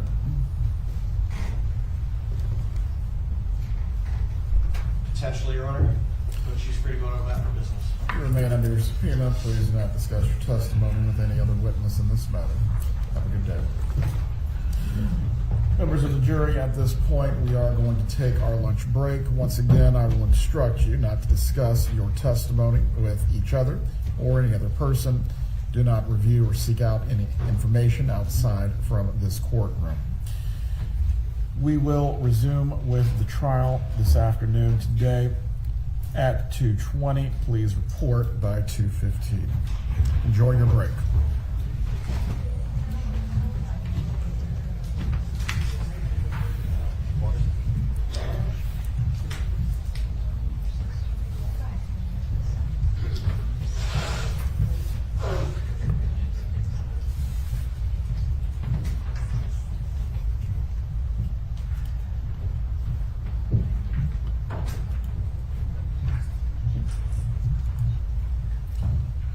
Everyone can be seated.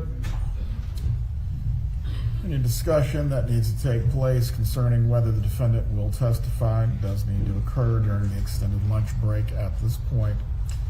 Are there any other matters that we need to address?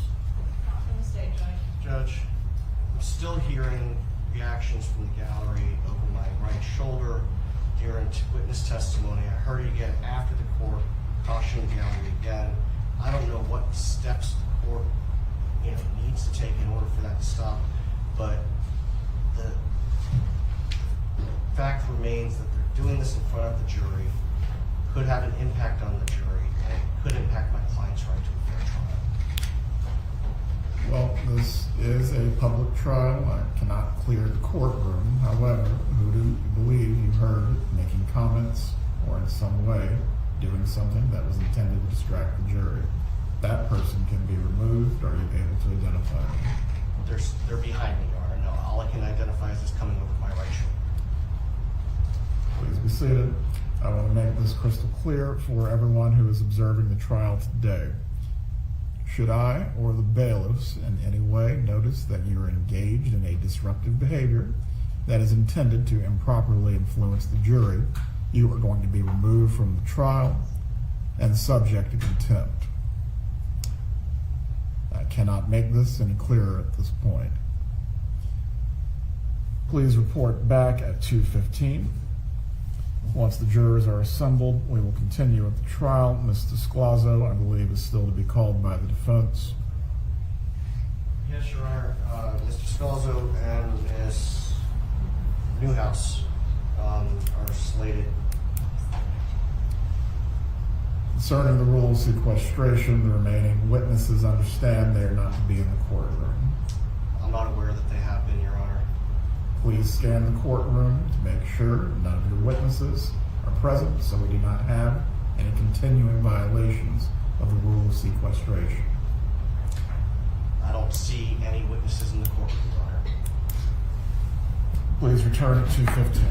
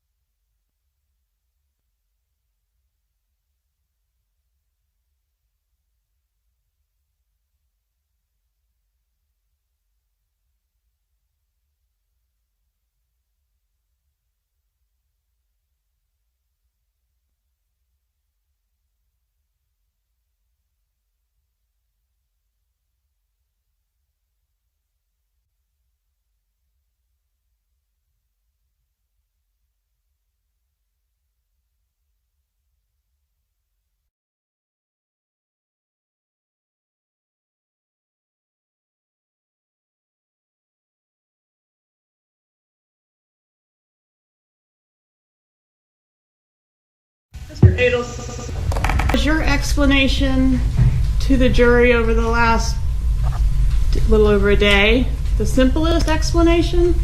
It was the truth. You have a thorough explanation. Would you agree with that? I want to go through some of that. You claim that you were extorted on July 18th, 2014 by Catherine McBanoa and also in the background some Latin kings, probably Garcia and Rivera, right? Is that accurate? No, I wasn't extorted by Catherine McBanoa. You weren't? That's not what I believed in 2014. Okay, I'm sorry. I understood you to say you believe that today. Today I do, yes. All right, so who extorted you? I believe that it was Catherine McBanoa's friend that she ran her mouth to. Okay. And that's at 2014. Right, but as you sit here today, you think it's McBanoa, Garcia, and Rivera. Is that accurate? No, that's not accurate. Okay. Who extorted you? As I sit here today, I believe that it was Catherine McBanoa, and I believe Sigfredo Garcia, but I don't know for sure.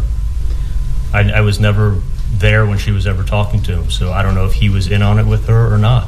All right. At the time, though, you did not think she was guilty. We got that right. The time of the extortion. In 2014? Yes, sir. Correct. Okay. And then so exactly when you found out would be, I think you said, her trial. That I suspected that she was not telling me the truth and she was a part of it was in 2019. At her trial? Yes. All right. And so she was arrested in 2016, right? Yes. All right. So for 3 years, she was in the Leon County Jail awaiting trial, yes? She was there. And you believed she was innocent. Yes. And you had this whole explanation to assist with exonerating her, right? I have the truth of what happened, yes. But you didn't offer the truth of what happened, did you? Nobody came to me. I thought the truth would come out. Does someone have to come to you? I was told not to talk to Katie and not to talk to anybody about this case by counsel. Okay. So you strike that. On day one, which is July 18th, 2014, she is the only one that physically contacted you to conduct this extortion. Am I correct in that? Yes, you are. So you never actually had any contact with any Latin king? No. No phone calls? No phone calls. No texts? No. No letters? Well, in 2016, you're talking about in 14, right? I'm talking about the first layer of the extortion. Did you have any contact with the thugs that were getting your money for 2 years? No. Did anybody put a gun to your head? I was told that I would be killed in 48 hours if I didn't pay up. I heard you say that, but my question is, did anyone put a gun to your head? You're asking me, did anyone pull a gun on me? That's what I asked you. Question? No, nobody pulled a firearm on me. All right, so when Catherine McBanoa came to you on July 18th and said, open the safe and give me all your money, she was not armed. She was not carrying a gun that day, And no. were you armed at that time? Did you have a weapon in your home? I had weapons in my safe, yes. And the money, the $138,000, was that stapled into $1,000 increments? Each packet was $1,000, and had a staple in it.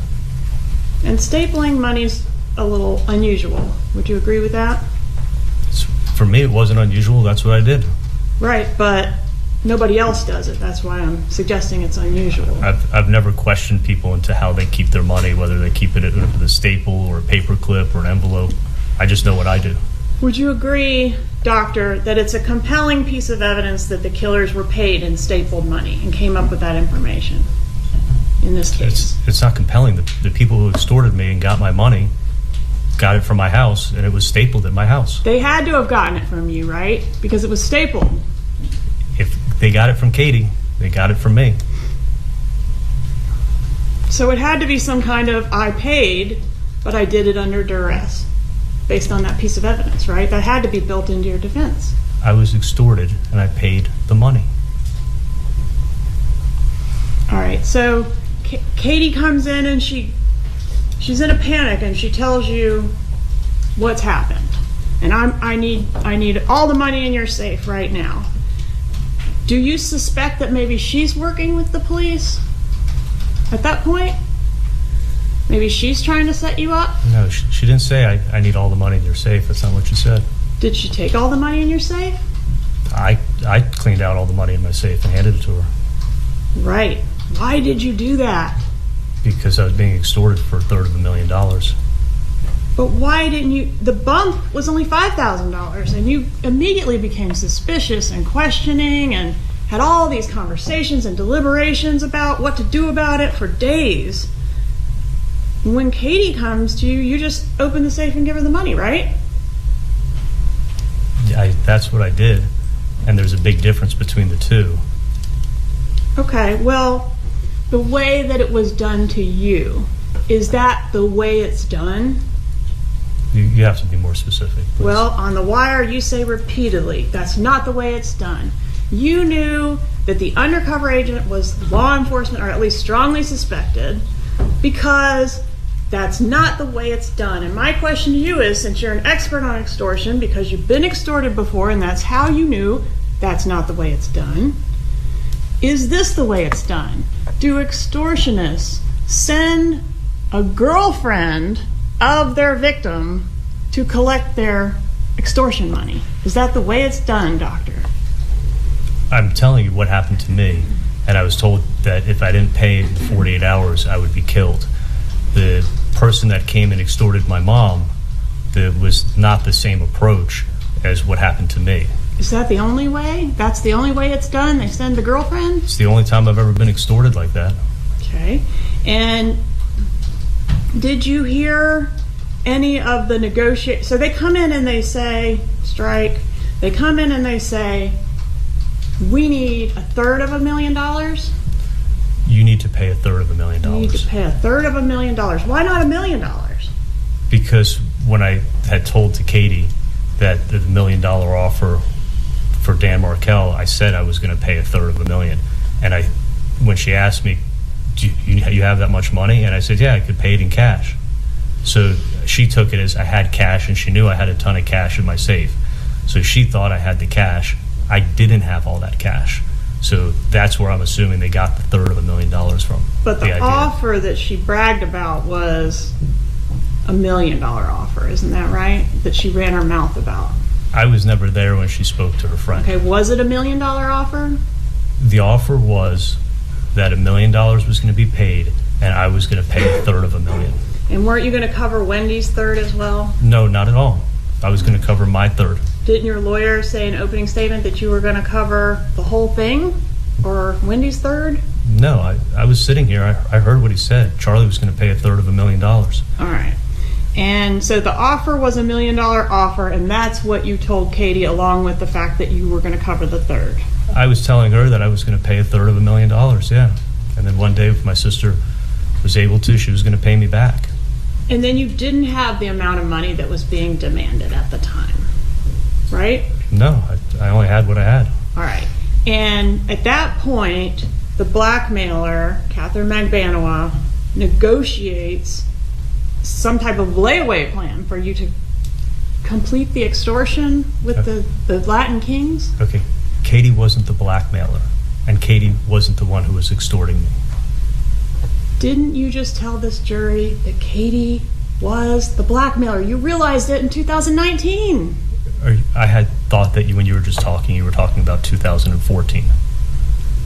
You were talking about that night, okay. So that night happened in 2014. Okay. We all know now, because you have revealed the puzzle piece, she's a blackmailer.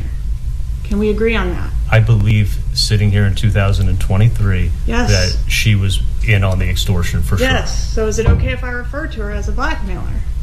I think there's a difference between blackmail and extortion, but yeah, okay. Sitting here today, we can. Sure. We'll refer to her as an extortionist. So this woman, the extortionist, is going to do you solid by negotiating with the Latin Kings for you to get on a payment plan for the extortion. Isn't that what happened? what you're doing is you're taking what we know in 2003 and trying to say, this is what I knew in 2014. Did she put you on a payment plan? Yes, she said, because I didn't have the money, she said, asked me if I could pay $3,000 a month in 2014, and I said, yes, I can. Did you hear any of the conversation where she was making these negotiations on your behalf?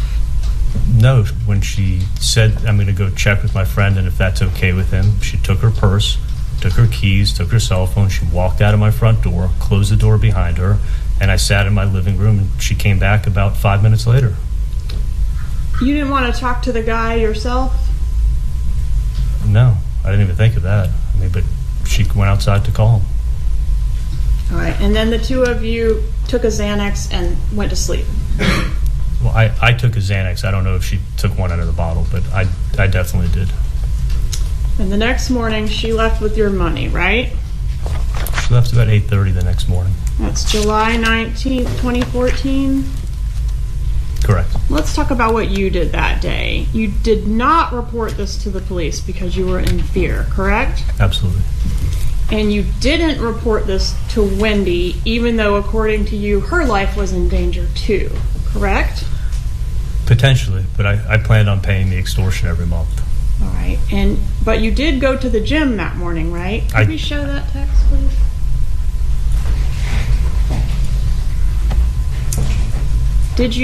Were you able to go to the gym the next morning? I absolutely didn't leave the house. I worked it out at Nova Southeastern Gym, and you can check the gym records. I was never there.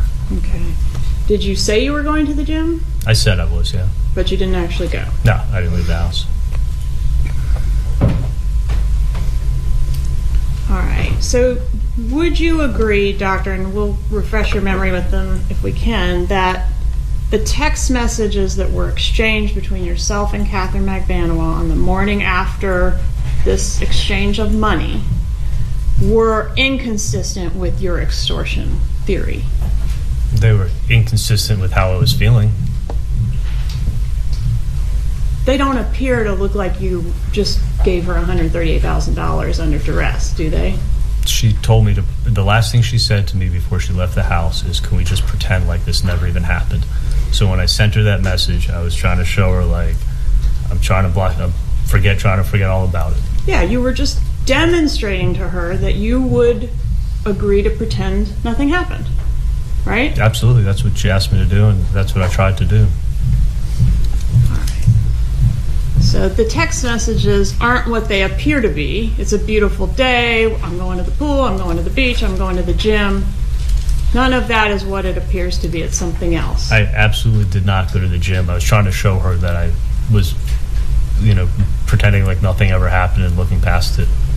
And there's nothing on the wire. All those hours of you talking, there is nothing on the wire about the extortion, this layer 1 of extortion, because she told you not to talk about it, right?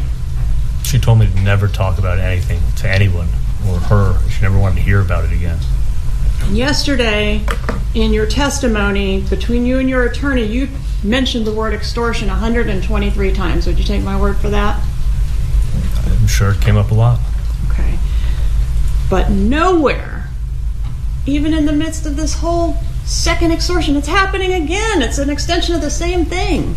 Do you mention anything about this layer 1 of the extortion?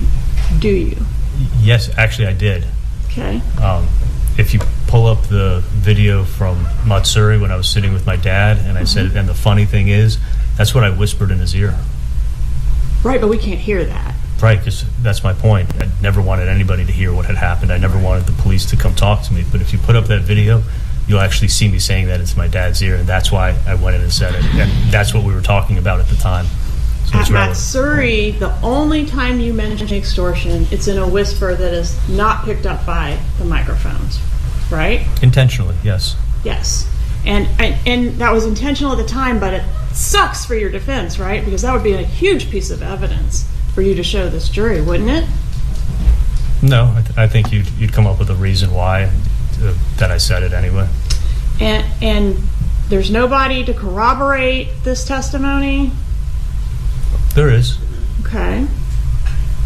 And the Matsuri, you talked about it again out in the parking lot, right? Wasn't that your testimony? Yes, we spoke in the parking lot. Okay, so you did talk about the extortion.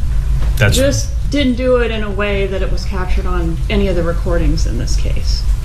well, we spoke when we had privacy. Well, you had privacy on the phone, right? When?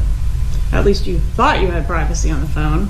Every time when you were talking on the phone for hundreds of hours on this wire. There's always a chance that I was being listened to. Okay. I mean, well, there was a chance you were being listened to when you whispered in Dad's ear, right? But you said it. I mean, you were talking about it. I whispered real quietly into his ear, so I thought I had privacy. At that point, I thought I had privacy. And Catherine McVanoa and you discussed this first layer of extortion in the car outside of Dolce Vita too, right? That's when I found out everything that was going on, and she opened up when I confronted But if her. this jury could hear that conversation recorded, we would all be hearing basically what you're telling us, that there was an extortion effort that predated the undercover operation. Wouldn't we? Because I was trying to see if Sigfredo was behind the extortion of my mom, because I knew he was behind. I always had a feeling he was behind what happened to me, and she was having this explosive fight with him, and it was going on the same exact time that my mom started getting extorted, so I thought that he was going after my mom. Don't you wish that that conversation in the car had been recorded?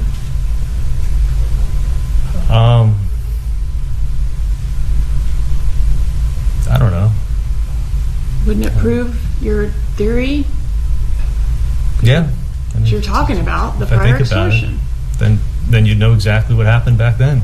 But unfortunately, it wasn't recorded, and then everything that was recorded inside the restaurant, you don't mention it, right?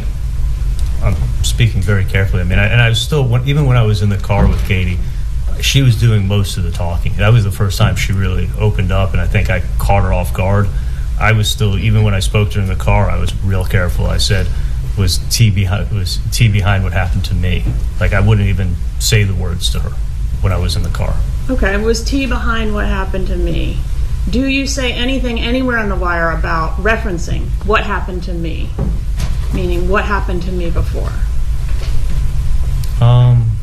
No, because that was the only time I ever confronted her. But I did actually when I would be on the wire with my mom, and I would say, it's not the same person. Like, that was in reference to what happened to me, and she knew that. What call do you say it's not the same person? Okay, you want to know what call? It was Tuesday, the 26th. And I said it's at the end of the call. It was a 2-minute and something call. April 26th? April 26, 2016. It was a 2-minute and something call. It was towards the very end. And I go, I know it's not done like this. It's 48 hours, just enough time. It's not the same person. So you can look it up. Okay, I'm with you. It's not the same person you were referencing as the person that blackmailed me years ago. And has been blackmailing me for years. Yeah. That's what you meant. It's not the same person that's extorting me, correct. All right. So I want to go back to Wendy. Wendy is in the process of relocating from Tallahassee to South Florida, basically the day that this is going on, the day after the money drop, right? They're packing up the car. They're coming back. Yeah. Right. So she's going to be moving significantly closer to the killers that had threatened her life. This what I don't. She wasn't planning it wasn't a permanent move or anything that was planned. I think she took a suitcase with her. But she's your family member, yes. She's much closer to the one they've already killed than you, right? Say it again. She's much closer. She's got much deeper connections to the person they've already killed. That's Dan Markell, than you do. Right. I mean, there's a reason to fear for her safety, because these killers have come, they've just killed Dan, and now they're saying they're going to kill another one. It could be Wendy, right? She has no idea what's going on. Exactly. But you let her move from Tallahassee to Miami, where you knew the killers were located. That's my point. Do you agree with that? the killers were able to find Dan Markell in Tallahassee. They have a car. They were, but would you rather live in Tallahassee or in Miami if the killers are in Miami? I think if these people want to find you, they'll find you. Okay. I mean, I don't think. I mean, looking at Luis Rivera, I don't think a distance would stop him. Okay. Where did Wendy and the boys live when she first moved to South Florida? When she first moved to South Florida, she moved in with my parents into a small apartment. They actually had to get another apartment because that one was too small. With your parents? She moved in with them, yeah. And I want to talk about the cameras. You bought cameras for the Adlesen Institute and your home at Whale Harbor, right? Yes. The camera system? Yeah. All right. And what about Wendy's? I guess she didn't have a place. So, like, wherever she was staying with your parents, were cameras installed there as well at that same time frame that you installed these cameras? No, I never told her what happened, but they lived in a very secure building. Isn't it true, Doctor, that you'd been planning to install those cameras for some time before the murder? I actually already had cameras at my house that I had installed in 2008. The technology from 2008 to 2014 had changed a lot when it came to cameras. I think you mentioned that. I'm sorry to interrupt you, but I think you mentioned all that on direct. I'm referring to this particular update that was done post-homicide. You were in communication with this camera guy, and I think your lawyer mentioned this. You had 84 text messages with him dating back to January 20th of 2014 in regards to the update that occurred post-murder. Do you agree with that? I know there was always talk that we were going to get cameras in the office, and we just never got around to it. When this happened, that week, within probably 3 days, I called the camera guy up and I said, I want to get cameras in my house and my new cameras for my house, and I want to get cameras in my office. How soon can you come out and do it? And then he came out, I'd say 4 or 5 days after that, bought the equipment and installed it that week. Did you hire a private investigator to help you with this whole problem you were having? With the extortion? Yes. No, I didn't tell anybody. Did you get a bodyguard? No, I carried a gun on me, and I always sleep with a gun next to me in bed, and I carried a gun on my person and had a gun in my car at all times. Do you recall a statement you made on the Dolce Vita recording that said you were going to start carrying a gun? Yeah, because for a long time, after this happened, I was carrying a gun, and it's uncomfortable, and I don't always like carrying a gun. So I hadn't carried a gun in a while, and I was going to start carrying one again. But you did say in 2016, I'm going to start carrying one. Yeah, I carried probably for about 4 to 6 months after this happened, and I wear scrubs, so the gun that I had can kind of stick out, and it's uncomfortable. I prefer not to carry a gun. So you quit carrying it, but during the time you were still paying the extortion money? Yes. All right, and the extortion money that you were paying, $3,000 a month, that wasn't going towards the principal of whatever was left on the $333,000, right? Didn't you testify to that? Correct. All right, so you never came up with the remaining bulk of the money that you owed? Never. And nobody ever came after you for that? No, they said you could pay it all off and it'll be done, or just pay $3,000 a month. So I thought about paying the full amount. All right, then a couple weeks later, after the initial extortion, you and Catherine Magbanua broke up, according to your direct. Do I have that right? That's not correct. Oh, when did you break up? Within a week. I met her, we went out to dinner, we went out to eat, and I just said, this has got to end. All right, so you broke up with her. Yes. Weren't you scared that if you broke up with her that she would sick the Latin Kings on you? No, because I had every intention of paying every month. When I broke up with her and I said, listen, I don't want to surround myself with this, I'm scared, she said that she was going to come every month and pick up the money and protect me. And she understood. I mean, our relationship was on the rocks. But you've testified that all the gifts and stuff that you gave her were to keep her happy, right? Yeah, when I realized that she's the one who's protecting me and she wasn't a part of this extortion, I had no problem keeping her happy, and I looked for things to do, nice things to do for her because she was broke. But not worried about pissing her off by breaking up with her. Well, our relationship was definitely on the rocks. After July 1st, when Sigfredo cut me off and threatened me and called my dad, and then she knew I didn't even invite her to my dad's birthday party, which was a family gathering with family friends on July 5th. She knew we were going to be done. After you broke up with Catherine Magbanua a week after the murder, did you continue to talk to her? We still communicated, for sure.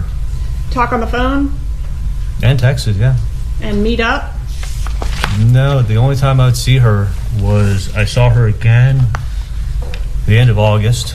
She came and picked up the money, and that's when she asked me if I could put her on the books because none of this money was going to her, and she needed to get health insurance for her kids. So I said, yeah, I'll do it and help you out. And did you continue to hook up with her after the breakup? And by that I mean, have sex with her. There was one occasion. There was one time that we hooked up. Okay, when was that? I want to say it was probably about 5 months after we broke it up. Okay, well, there was one other occasion before that in October of 2014. Do you recall that? October 9th of 2014? That's probably the occasion I'm talking about, because July, let me count the months, July, August, September, October, so 4 months. Okay, and then there's another one on October 15th. You remember that one? No, I think we did hook up about one time. Okay, well, one time on October 9th and one time on October 15th. I thought it was one time. If it was 2 times, it's been... Could it have been 2 times? But no more. Okay. And on August 25th, 14, that would have been after the breakup, right? Yeah. You text her, and then she replies, I don't need help, I'm good. Don't need favors, nor will I trust anyone again. Erase my number, please. Go on with your life like you did already and have been doing. Sorry we spoke today. I don't want to stress your life more. Don't do anything for me. Do you remember receiving that text from Catherine Magbanua? Yeah, sounds familiar. And that's a pretty weird text to get from the extortionist. You're meeting her to give her money. Why is she saying erase my number? She's not the extortionist. Okay. On 9/11, in 2014, I didn't think she was the extortionist. Right, but it's been revealed that she was. In 2019, so you're taking what was known in 2019, and you're trying to say I knew what I knew in 1914. I'm not trying to say you knew. I'm trying to say she knew. She knew she was the extortionist. Why is she telling you to erase her number and leave her alone? Because I broke up with her. Exactly. On 9/11 of 14, she sends you #bestie for life. Do you remember that? It sounds familiar. So did you all have some kind of reconciliation after the breakup? No, I was probably doing a favor and making her happy with something. On 10/6 of 2014, I love you. It makes me feel good that you care about me. I'm lucky to have you as part of my life. Do you remember sending that to her? Yeah. On 10/9 of 14, I mentioned the sex talk. I won't go into the details of it. Again, 10/15, more sex talk. 10/23 of 14, thank you again for everything you're doing for my mommy. She sends you that. What were you doing for her mother? I don't know. I think I did a consult for her, but I didn't do anything for her mom. 2/24 of 15, you agree that she always knows how to make you smile, and you say I love you to her. Remember that? Yeah, I cared a lot about Katie, and I didn't think that she was a part of this, so I was always trying to keep her happy and make her happy, and I felt like she got dragged into something that she shouldn't have been dragged into. Okay, maybe, but she dragged you into it as well. I didn't see it like that at all, and our relationship actually got stronger.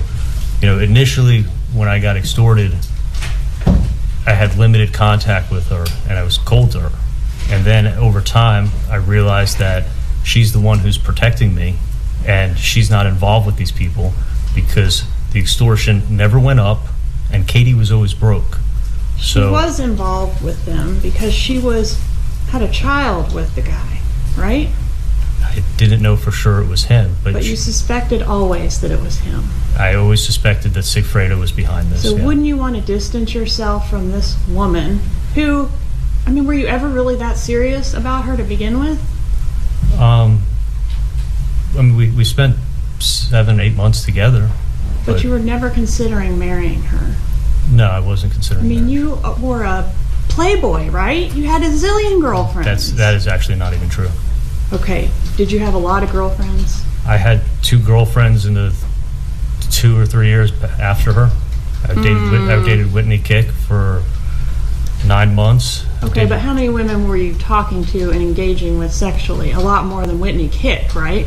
There could have been 1 or 2. Or more? No. Okay.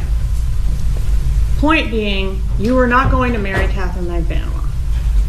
I wasn't having marriage plans, no. Okay. And you have now broken up with her after this incident. Yes. She's the person that's taking the money from you physically.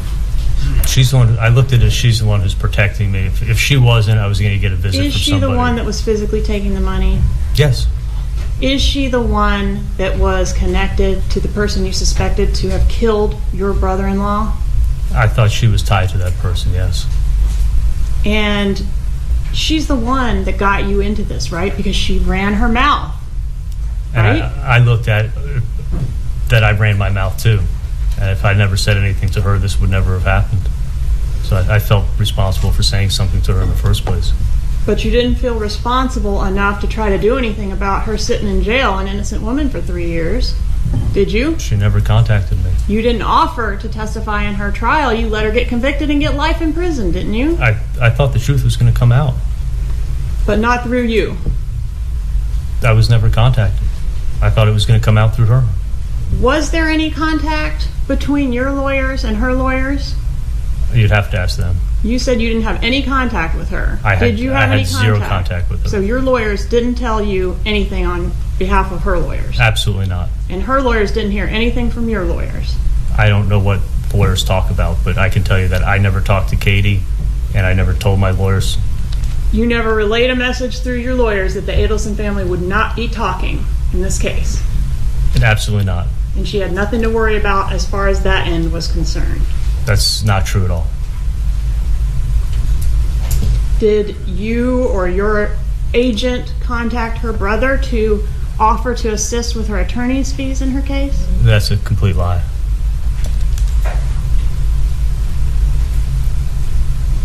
On 1027 of 15, you say you can't wait to get lunch with her. She's the best, and you are lucky to have her as a friend for life. Did you say that? Yes.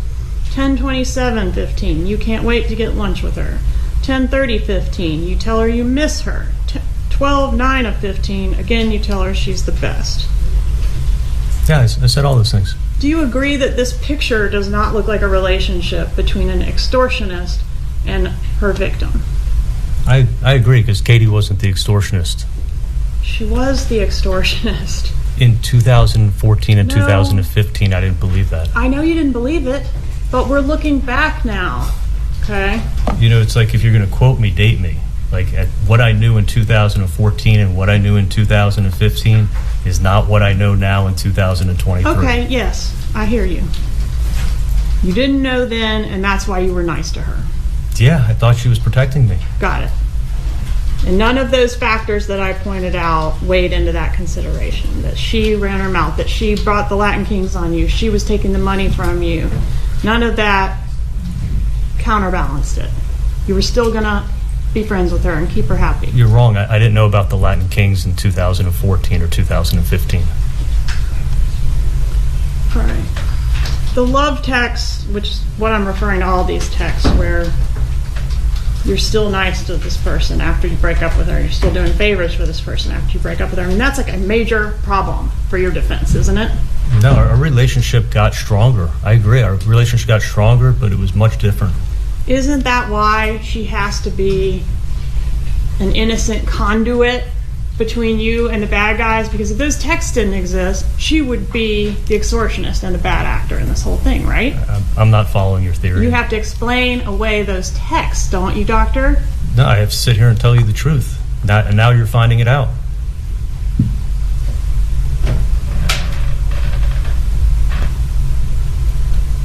Most people don't send kissy faces to people that are extorting money out of them. I mean, she was taking your money. Again, Ms. Kappelman, she was not extorting me at the time. That's not how it's done, is it? I'm telling you how it was done. So then over these next 2 years, you would meet her monthly and hand over a bundle of checks and $3,000 in cash, right? No, you're wrong. Okay, tell me. I would hand over wrong. $2,000 in cash and a bundle of checks. $2,000 in cash and a bundle of checks. And so over the course of 2 years, I'm terrible at math, but that's roughly how much money? Because I think I did $3,000. It's $48,000 in cash, in addition to the $138 you provided the night of. Do you agree with that? If your math is correct, I'm just telling you what I paid her each month. And the checks, which is another $17,000, right? You're doing the math. Okay. It was a lot of money. Was it a lot of money to you? It was a lot of money to me, yeah. I work hard.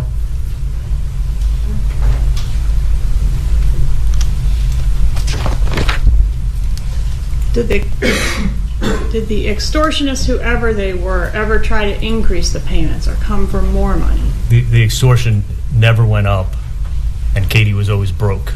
And that's what led me to think that she was not a part of this, because she could have easily jacked up the payments.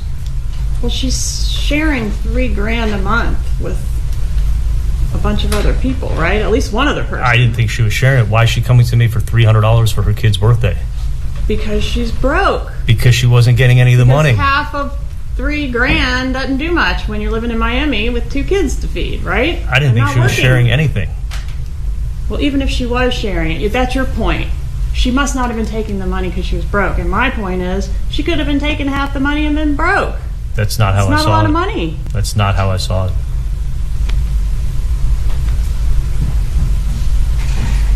Tell me about Dan Markell a little bit. What you sort of said, what I heard, correct me if I'm wrong, was he was, a nice enough guy, typical Wendy boyfriend, but not really your kind of guy. Yeah, I think it's an accurate description. All right. Do you agree that he was this brilliant legal mind? I think he was a little on the nerdy, nice guy. Just kind of like the average guy that my sister dated. Not the kind of guy you want to have a beer with, though. We never had a beer together. I mean, not that I wouldn't have had a beer if he wanted to have one. We just didn't have that much in common, but he was always nice to me. Do you appreciate the fact that his death was a terrible loss to his sons? It was horrible. Do you think they were better off without him? Absolutely not. Did you host a celebration dinner after his murder? That's a complete lie. On The Wire, would you agree that the Markell boys were in the background pretty much of every call you had with your mom? I mean, we hear them a lot, right? My sister was working, so my parents would help my sister out, yeah. Yeah, and it was summertime, so they were out of school, I would assume. I don't know if it was every call, but they definitely helped my sister out for sure. All right, and those calls captured Donna pushing them on the swings, that call that tortured all of us a couple times. Remember that one? Yeah, there was a call where she was pushing them on the swings. Taking them to tennis lessons. That was the same day. I mean, that was the same call that got broken up, and she called me back. But yes. Doing their bedtime routine. Helping my sister out for sure. Reading stories, brushing teeth, getting haircuts, going to piano, story time and bedtime, all of that kind of stuff. Yeah. All stuff that parents and grandparents do. You're right. All right. She even said to you on one of the calls regarding the bedtime routine that, quote, we have a whole routine going. Do you remember that? I have a whole routine with my son. I mean, I think it's normal with kids. You have a routine to put them to bed. Right. You gotta brush your teeth. Can't forget to brush your teeth. Yeah. A little dental humor couldn't hurt, right? What's that? All the things that your mom wouldn't have been able to do as readily if the kids were living in Tallahassee. Agree with that?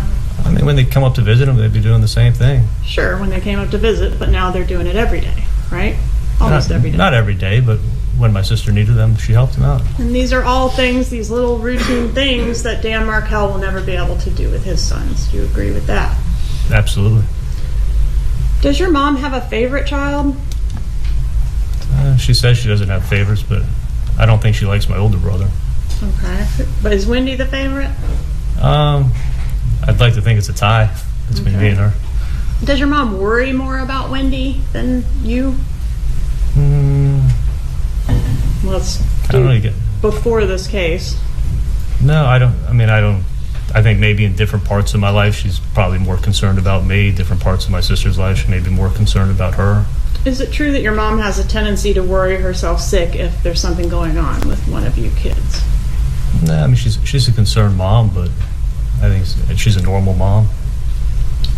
Was she pretty worried about Wendy's marital problems? No. She wasn't. I think she'd get upset when my sister would tell her things that Danny was doing and going to work, bad-mouthing her, but I think any parent would get upset. But also she would meticulously go through all the filings and send long emails detailing her thoughts about every filing in this divorce. No, I don't think that's the case at all. Okay. Did she hate Dan Markell? I think she liked him in the beginning, for sure. And I think when he was being a jerk to my sister, I don't think anyone particularly liked him when he was being a jerk. What about around the time that he was killed? Did your mother hate Dan Markell? No, I think it had kind of like tapered off. I think she only disliked him when he was being mean to my sister. Other than that, nobody had a problem. He with was him. being mean to your sister during these divorce proceedings and subsequent litigation, right? I think it was on and off. I think it was sporadic. And when your mom's worried about Wendy, does she come to you for solutions or to talk things out? No, I don't think worried is the right word to describe it. Does she ever make Wendy's problems your problems? No. Like convincing you to get Wendy to pull the plug on the house on Halloween 2013? Didn't she convince you to sort of take up that cause? No, that was actually me. I thought I shared my thoughts on home ownership for my sister. That was all me. Didn't you say that if she had bought that house, that would have been the second worst decision of Wendy's life? I thought it was going to be a stupid decision to buy that house. And what was the first worst decision of Wendy's life? I thought looking at hindsight 2020, I think when she'd agreed when she married Dan. And did you convince her to take a particular job as well? Remember that call? Yeah, she got an offer from a law firm, and she was debating whether or not she should take it. She didn't know if it was exactly what she wanted to do, and I was like, "Hey, you don't know what you don't like doing until you've done it. Seems like a great opportunity. Like, why not do it? Learn the job skill. It's a skill you don't." And she's like, "Well, I don't have that skill." And I'm like, "Well, it's a good opportunity to learn it, and you may like it. And if you don't like it, then try something else." But I was trying to encourage her to take what sounded like a great opportunity. And Mom shared your thoughts, and I'm referring to Donna Adelson, shared your thoughts about this opportunity being a good one for Wendy, right? I probably heard about the job from my mom, but I definitely heard about it from my sister because I'm talking to my sister about it. Yeah, I mean, the job was not what she had any experience in, right? It was a whole nother field of law. Then that was my point. It was like, well, why not take it if they're offering it to you and you can learn something new? It sounds like a great opportunity. Do you and Donna know what's best for Wendy better than she knows herself? No, but not at all. Were you a spy when it came to Wendy? Did you get information from Wendy and relay it to Donna? At times, because I was dating Bree, and Bree worked for Dave, so I would hear stuff about Dave from Bree, so I kind of had an inside. I got inside information. In what capacity did Bree work for Dave? Dave was his. After she graduated from college, she was working as a nanny for Dave. All right. And how old was Bree during the time you were dating her? Was she significantly younger than you? She was 24, and I was 39. Is Bree the mother of your child? She is the mother of my child, yeah. All right, so back to Wendy and Donna. So Wendy, was she tight-lipped with Donna about her private life? I don't think she shared everything. But she would tell things to you that she wouldn't tell to Donna. I can't say that for sure. Can you play clip 1, please? Publishing call EEE. EEE. 3 E's.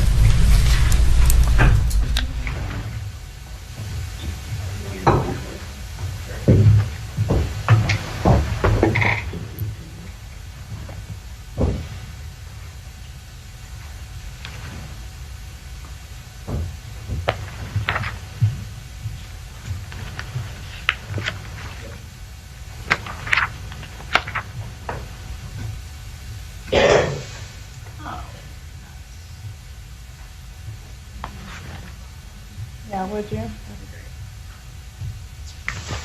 Please go to 209.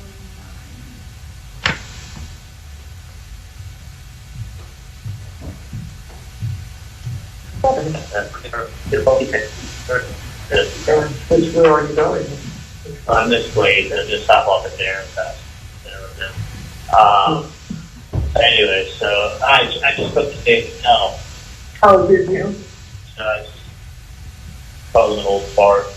Everybody, she's a few months older than me. But so I asked him when her birthday. It turns out Wendy's making him a little party in Fleetwood. Oh, really? Yeah, Wendy goes like very tight-lipped. You're not kidding. So what you need to do is, she's obviously tight-lipped for a reason. It's because she doesn't want you to know anything. Anything.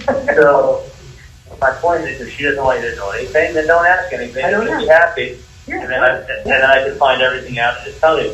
I know. It's great. So I was like, so what are you doing for your birthday? It's like, well, Wendy's making me like a little birthday dinner, a little get-together party. I'm like, that's awesome. He's like, yeah, she's doing it. He's like, I don't know anything. All I know is Wendy's putting it together for me, and she's doing it in Woodwood. Aww. So I'm like, oh, that sounds awesome. All I knew is that she was going straight from work to the hotel where everybody is meeting for the this Miami Fellows thing that she got. And that she was going to be here tonight because it starts early, first thing tomorrow morning. Right. I guess in between, she managed to do something else. Which makes me happy. I'm really glad. Oh, yeah. I couldn't imagine. Oh. Yeah, so. Yeah, you sounded good. Yeah. Yeah.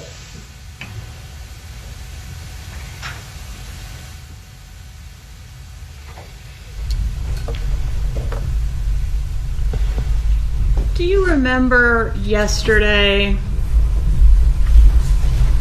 saying you were telling a story about Katie coming in from having had some kind of altercation with Garcia, and she had reported that the necklace had been pulled off her neck? Do you remember that? Yes, I do. All right. And when you were relaying that story to the jury, you used a specific term describing what Garcia had done to her. Do you remember what that term was? It was only yesterday, but you'll have to refresh my memory how I described it. You said he roughed her up. That's accurate. And that put my antenna up, because that roughed them up is the exact same phrase that Catherine Magbanua said in her proffer that you used on Halloween 2013 when you first approached her about, does she know anyone who can rough someone up? No, I think getting roughed up is an adjective, but what you're doing is the same thing you did with your TV theory. Is like you heard TV mentioned multiple times, so you put the whole case together with the TV. Okay, and you're we'll get putting to the the whole TV. case together with the word roughed up. Like, Yeah, I mean, I'm think not if putting the whole case together. One moment. Don't speak over each other. But that's Please wait for him to answer, then you can ask your next question. Go ahead. But that's an unusual, I mean, it's a specific term. I'm not making a whole case out of it, but did you say roughed up in both places? Katie was roughed up by Sigfredo when he tore the necklace off of her neck, yes. And isn't that the same term you used when you first broached Catherine Magbanua about did she know someone who could rough up someone else? Never in my life have I ever asked her that question. Never in my life. That conversation never took place.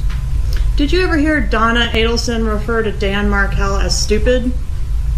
No. Were you laughing when Wendy was on the stand and I read all the names that Donna referred to Dan Markell as? No, I laughed when you said the word fucker in court. Okay. What did she mean when she said Dan Markell was trying to take her sunshines away? Do you know? My mom never said that. Oh, so you never heard her say that was made up, and he put it in a court filing, and then now it becomes something that my mom said because someone made it up and put it in a court filing. My mom never said that. Did your mom refer to the children as her sunshines? No, the kids were 3 and 4. A 3 and 4-year-old can't repeat a conversation and remember words 6 hours later and repeat it accurately. I have a 5-year-old son. Never seen a 3 and 4-year-old do that. So it was made up, and now you're repeating it. Okay. Have you been a good brother to Wendy? I've always tried to be a good brother. It sounds like maybe you're not agreeing that this was a really nasty divorce, or are you agreeing it was a nasty divorce? I mean, I don't think any divorces can be pleasant, but I think they definitely had their fights. I mean, they were fighting over bicycles and all kinds of crap. But in addition to that, Dan Markell accused your sister of fraud, right? He made an accusation, yeah. Threatened her with federal kidnapping charges? Oh, that's a new one. You just told me. That one's in the emails that are in evidence. Did you review those? I didn't review the federal kidnapping charges in this case. Was seeking contempt proceedings. You heard about that here in court, yes? I heard about that, yeah. Even went after her lawyer personally, right? He made serious threats against her lawyer. And her bar card could have been in jeopardy if any of those, or some of them. I heard the other day she was saying that, I guess her lawyer, he was threatening her lawyer's bar card. Her lawyer's bar card as well as Wendy's. He was making lots of threats and writing lots of stuff, I guess. And he messed with your mom too, didn't he, in that grandma motion? You know which one I'm talking about? I don't think he was messing with my mom. I mean, nobody took that seriously, and I don't think anyone even knew about it. Is it your later. mom? I'm sorry, finish. I said I don't think anyone even knew about it till years later. Isn't your mom notorious for always getting worked up about everything? She gets upset. I mean, she's a concerned mom. I mean, but is she notorious for getting really worked up about everything? To a certain extent. I mean, aren't those your own words from Call S that's in evidence in this case? Yeah, those are my words, but you can't, not to an extreme, but she does worry, especially when like Latin King gang members are extorting her for money. Did your mom take the grandma motion seriously? I don't think she even knew about it. She didn't talk to you about it? No, I didn't find out about it till years later. Wasn't this divorce a big deal in your family? It didn't affect my life, I can tell you that. So I don't think that's true. I think it was a big deal in my sister's life. Why did Wendy testify that she was getting along well with Dan Markell just prior to his death? Can we agree that's not true? I think there were ups and downs in how they got along. I mean, you got to ask her. She was on the stand. I mean, I wasn't living her life. Is it part of your defense to minimize how nasty and contentious this divorce was? My defense is to tell the truth.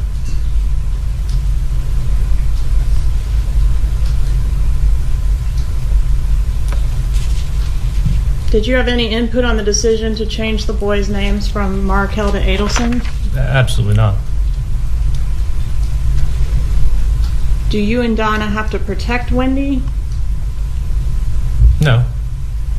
Does Wendy appreciate everything you and Donna do for her?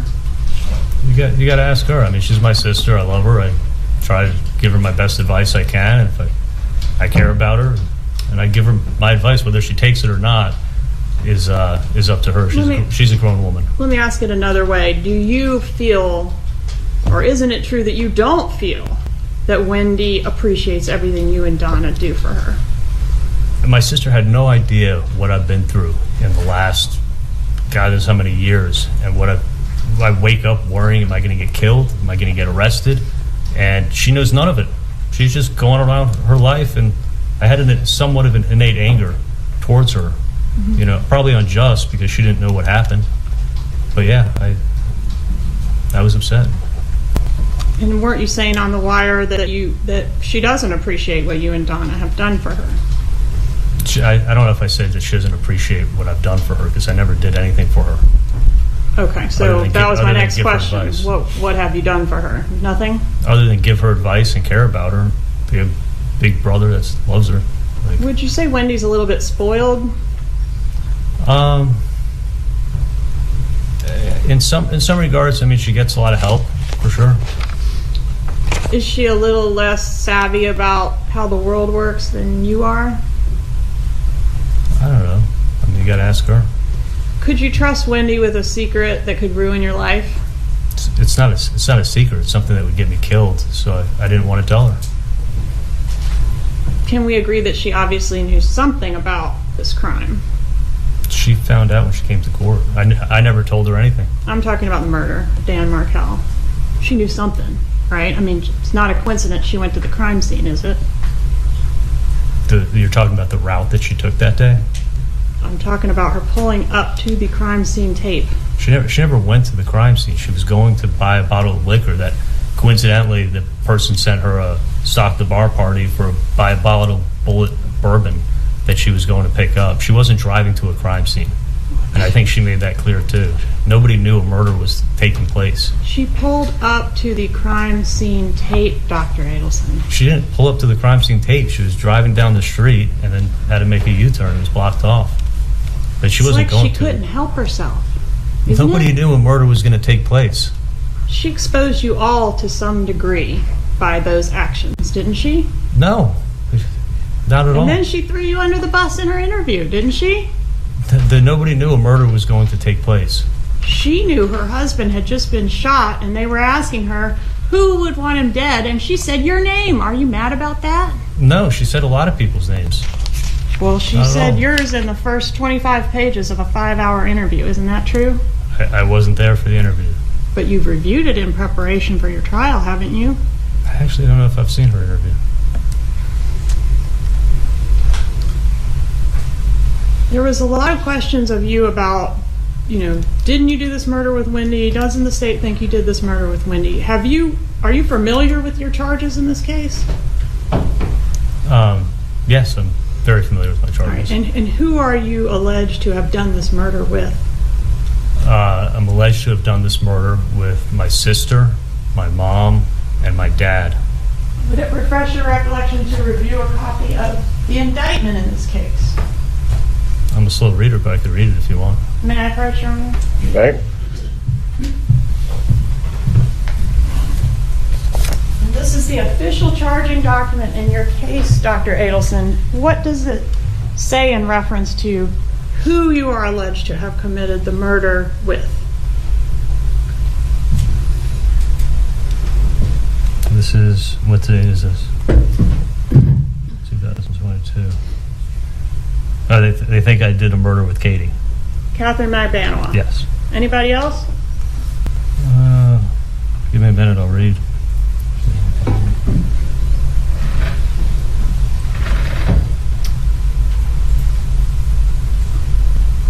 They got Luis Rivera in here. They got Sigfredo Garcia. As being alleged to have committed the murder with you? Did I read it too quick? Take your time.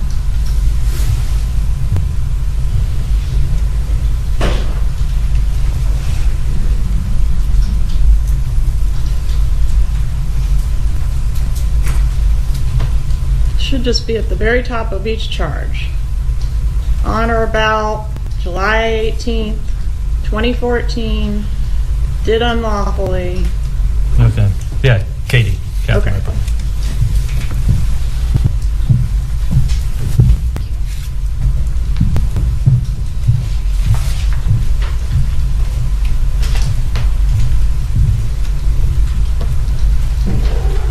Are you mad that Wendy hasn't been charged and you have? No, I'm mad that I got charged for a crime that I didn't commit. Do you have any innate anger with Wendy over that fact? No, not at all. Are you pissed that she told all that stuff to Jeff Lacoste? I don't think she said that to Jeff. I wasn't there. How did Lacoste know about the celebration dinner? That we went out to dinner. She got sick, so she may have told someone that she threw up. And then what? He just added the part about you referring to it as a celebration? I never referred to it as a celebration dinner. I picked my sister up. I said, where do you want to go to eat? She said she wanted pizza or sushi. I said, I know a great sushi place. We went there. We didn't have reservations. We ended up sitting at the bar for an hour waiting for our table. And she had 2 drinks and got sick. She vomited on the dinner table. Or at the dinner table. Yeah, she got her to the bathroom. But yeah, she doesn't drink alcohol. So those 2 drinks, and I think on an empty stomach, I think she got really sick. But there was no celebration dinner. It was the first time that she actually really left the house since she got back from Tallahassee. She was devastated. Did you say something to her about the murder of Dan Markell right before she vomited? Absolutely not. Do you remember what you said right before she vomited? She was I think she said, I don't feel well. And I say, oh no. And then she threw up. Before that? No, I think I said, oh no. And then she threw up. Before she announced that she was going to be ill. Right. Do you remember what the conversation was? Just how's the food? How's your I mean, we were probably about halfway through dinner. If you look at the timetable, we weren't there long. Why did you brag to Jeffrey Lacoste about your connection to the Cuban criminal element? Never said that to Jeff Lacoste. So he's making that up? If he said it, I never said it. Well, you were in here when he said it, weren't you? I heard him say it, yeah. But I never said that to him.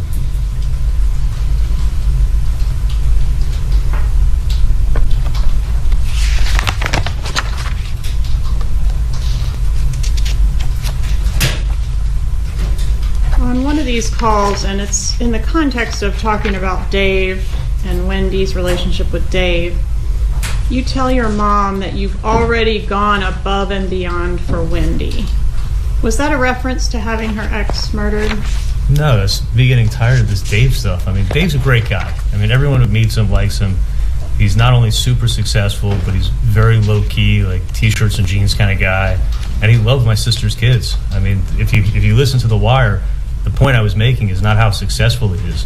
The point I was making is that my nephews farted on him, and he thought it was funny and didn't bother him. He also has 3 young kids, the same ages as my sister's 2 young kids. They actually met in line when my sister was registering the kids for school to have a great guy in her life. And I was getting sick and tired of Dave. The Wires started in April. My sister's birthday's in April.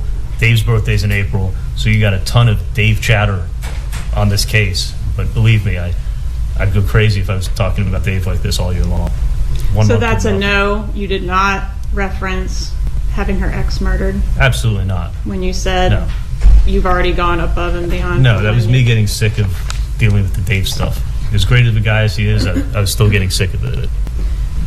When the $1 million offer was conceived, do you recall whose idea that was? My parents. Why was the relocation worth $1 million? Well, it was actually I was going to pay a third, so I only looked at it as that way. Why was it worth it? Mm-hmm. That's the question. Because it was going to help my sister out, and it was going to be it was going to give her a good opportunity for a good job down here, and she was going to be around family, and family's important, so that's why. Isn't it true that financially you came out ahead on this deal as opposed to if you had coughed up the third of $1 million offer? How in the world did I come up ahead? This is the craziest Financially, thing. You paid $138,000, then you paid $2,000 a month plus the $1,000 payroll amount. You're still about over $100,000 ahead financially than if you had coughed up the $333K. No, I would have been better off paying. First of all, I never paid for murders. This is a crazy question, but paying $3,000 a month for life is not anything anybody wants to do. I didn't say anything about paying for a murder. I said you paid $138,000, which you did. I got extorted for $330,000. And then you paid, but you didn't pay the $330,000. Right, because I didn't have it. I had that cleared out my safe, and that was what was in my safe that night. All right. Can we agree that Wendy was stressed out about the issues surrounding her divorce. I think the divorce caused stress in her life, yes. And you were hearing about it from your mother, weren't you? Yeah, I would hear. Wendy's totally stressed out. Yesterday was a rough one, that sort of thing. Yes, I said it before, is that my sister would tell my mom a story. I'd be sitting in the car driving. My mom would be talking to me and telling me the latest story of the day. And that's how I found out a lot. And then on 2/19/14, Donna texts you again to tread lightly with Wendy and refers to Dan Markell as an asshole and a fucker, right? Sorry. You made me laugh. Sorry. That's what I'm here for. Is that what happened? That text? Did my mom use a foul word to describe him? Yes, sir. Asshole and fucker, to be specific. Sorry. She used the curse word correct. Is that pretty strong language for your mom, or is that how she speaks? I mean, it is pretty strong language, but I think I've been called a lot worse, but my mom used the curse word. She used the curse word. You just use curse words too. So was Wendy less stressed? Was Wendy less stressed out once all this litigation was over? No, she was a million times more stressed out. Was she better off financially? There may have been some, but not much. I don't think so. Was she able to stop paying her $800 an hour divorce lawyers? Yes. Did she get $2.7 million in benefits for her children plus $4,800 a month for the boys' benefit? No, as far as I know, that money was in trust and it's controlled by Dan Markell's sister. So none of that money, you keep saying it like the money went to her. The money's in trust for the kids, and that money never went to her. Some of it went to her and some of it was in trust for the kids, right? I don't know the breakdown, but I know the 90-something% of what you're talking about is in trust, and it's in trust for the children. It's not for her benefit. Right. It's for the benefit of the boys, but it has to come through her. It's their children, right? Well, when she gets disbursements, right? It has to go through the executor of the trust. And my sister's not the executor of the trust. No, sir. I'm not saying she is. When the executor of the trust disperses money for the benefit of the boys, it gets dispersed to Wendy, right? See, you know more than I know.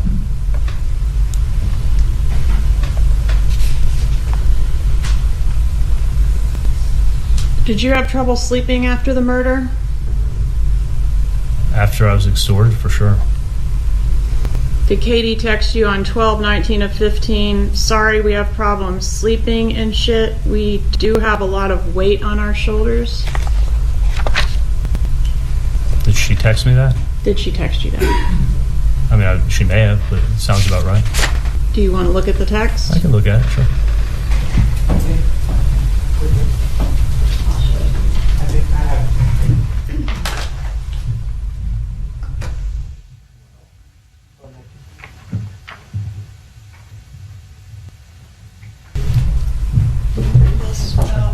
Which one? Glasses. You can look around for context if you want, but I'm looking at page 2 of this exhibit, and it's got a little box around it. Thanks.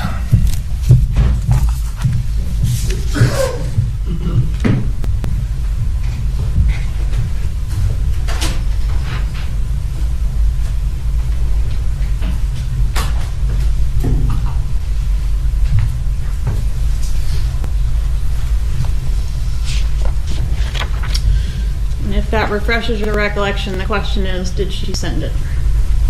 Yeah.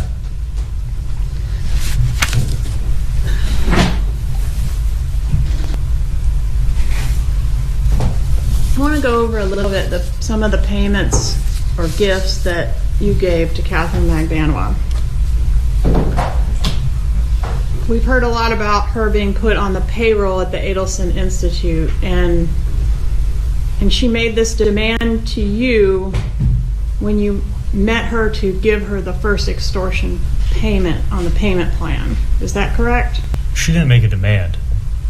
When I gave her the $3,000 for her friend, she asked me if I could do her a favor and put her on payroll for $1,000 a month so that she could get insurance for her kids. She was going to cash the check. Money was still going. Believe her that she would give the money from the paychecks to the friend?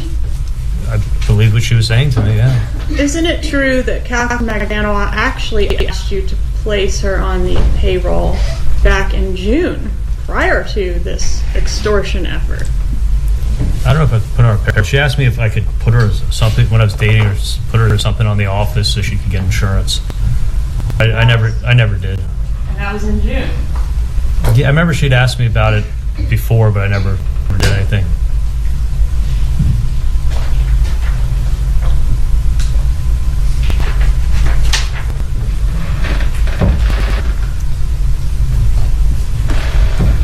In June 24th of 2014, she says, "Baby, I'm going to need help on the employment info. I have to send to DCF for my kids' insurance. Also, if I have to end up moving later on, I need to show I'm working for you, or else I won't be able to get an apartment." To which you respond, "No problem." Remember that? Yeah, but I wasn't thinking she was asking about payroll. I think she was asking just to say that she worked there. We'd sign a letter saying that she was employed.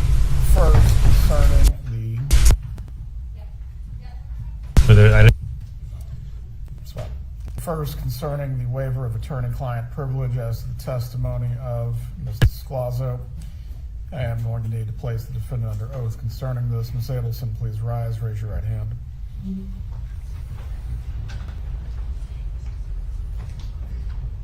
Raise your right hand, please. Do you swear or affirm the testimony you're about to give will be the truth? Yes. You can lower your hand. You understand with your former, or I guess I don't know the relationship exactly, but someone who has previously represented you, concerning their testimony today, are you waiving attorney-client privilege concerning what they will testify about? Yes, I am. Concerning that, Mr. Zellman, do you wish the court to make any further call, please? Yes, Your Honor. The waiver is specific as to the counsel that our client received from Mr. Scalzo. Well, if you need to discuss with her what she's waiving, that's fine. I don't believe you can waive on her behalf.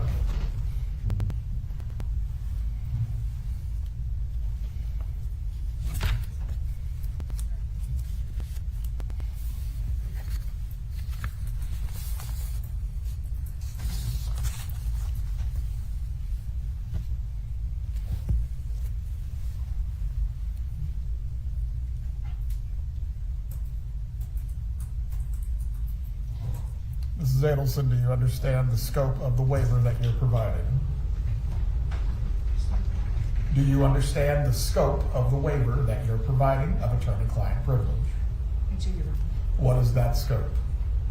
The information that we discuss after my son's trial regarding my travel and my state of mind. Is the defense planning to examine this witness on any other topics than what has been identified as the scope of the waiver?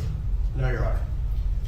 Very well. If any matters are inquired into that exceed the scope, at that point, we are going to have to send a jury out of the room. As I previously stated before, the state is permitted to cross-examine as to all topics that are inquired to on defense direct, and also as well matters of impeachment and bias. Does the state need to be heard in any way? As to the other matter concerning whether Mrs. Adelson will testify as a part of the defense case in chief, Mr. Zellman, were you able to speak with her as to a final decision? I'll allow, the short answer is we were allowed 20 minutes during lunch break to speak with Ms. Adelson. In addition to the time that you had yesterday and other times? Yes, Your Honor. If I may judge, the issue is that we... Well, one moment. Who's handling this matter? We're not tag teaming any arguments of any sort. Your Honor, what Ms. Fulford and I had discussed was the factual issues that are concerning our client's decision, she was more involved in than I was. So the only thing that I intended to address was the time that we had during the lunch break. Aside from that, I'm asking that Ms. Fulford be allowed to address the court. Ms. Fulford, go ahead. The issue that we're facing, Judge, is this was 6 days of testimony from witnesses for the state and a great deal of evidence that they have entered. We have discussed with our client, of course, her right to remain silent or whether she wants to testify or not. We have not had an opportunity to go through all of the evidence that's been entered in this case and have a full and frank discussion with her about that evidence. If there are any issues that she thinks need to be addressed for her testimony, whether she thinks she needs to testify or not, and what her decision is on that. When we had the break yesterday at 2:45 in the afternoon, you did not speak with your client concerning whether she wished to testify or Absolutely. review the evidence? Yes, Judge, and that's what I said. We have discussed with her whether she wants to testify or not. The defendant in every single case, Ms. Fulford, is faced with this moment as the defense case in chief ends. What are you asking for? I'm asking for additional time to be able to go through all of the testimony and evidence with our client so that she can make a fully informed decision as to whether she wants to continue to remain silent or testify in this case. Ms. Fulford, concerning that has been provided by the court. If she wishes to testify, we do need to go through the colloquy. If she does not, it's a simple matter. But there has been time pre-trial to prepare for this moment. There's been time during trial, and specifically, we recessed court early for you to address any issues of witnesses or whether your client would testify. Yesterday, when you allowed us to recess early, Judge, Mr. Zellman and I spent time going through the evidence that was admitted, making sure that we understood everything that was there, because there was some confusion during the trial about things being added and things being removed, so we wanted to make sure we understood completely what there was there. We left here, went straight to the jail, and had the issue with the potential new witness and spoke with our client. But that's not an ample time to discuss with her what has actually come in the state's case. Your client is in a no different position than any other defendant who has to decide whether they wish to testify or not. I will give you 5 additional minutes to discuss this matter. From there, the defendant is going to have to make a decision on whether she is going to testify or exercise her right to remain silent. Please check with the jurors, let them know that we will get started momentarily. Oh, wow. What a moment. 5 big minutes. Oh, I've never seen anything like it. Oh, my word. All right, if you're just tuning in, here we go. Donna Adelson has 5 minutes, ladies and gentlemen. Donna Adelson, I repeat, has 5 minutes. Oh, my dear goodness, ladies and gentlemen. I've never seen anything like it. Let's put the clock up. 5 minutes. Donna tried to delay the decision, and Judge Everett said, no, Donna Adelson. No, no, no, no, no. Absolutely not. Now, ladies and gentlemen, let me do a countdown clock. All right? Let me do a countdown clock. Because we are entering big moments right now. Big moments, about 4 minutes until Donna Adelson has to make her decision, folks. 4 minutes. I don't even know what to say. What do you say in these moments? What do you say? Yes, I would like a countdown, please. Countdown. How about a countdown? All right. 4 minute countdown, folks. Hold on 1 second. 4 minute countdown. Oh, what happened to my 4 minute countdown? I love the fact that it's 2:27 p.m., but that's not what I was going for there. Hold on. Yes, no, I would like a timer. All right. 4 minutes. Update text. Begin. All right, there it is. Ladies and gentlemen, the Donna Adelson decision clock is on the board. It is on the board. I have put a clock on the board. That is a clock. Donna Adelson's fate right now, ladies and gentlemen. Will she testify? Will she not? I have put up a clock on the board. That is quite a clock. The Donna Adelson testimony countdown clock. As if the moments weren't intense enough, I have added a clock, a countdown clock. We're going to watch the seconds tick away. Oh, here we go.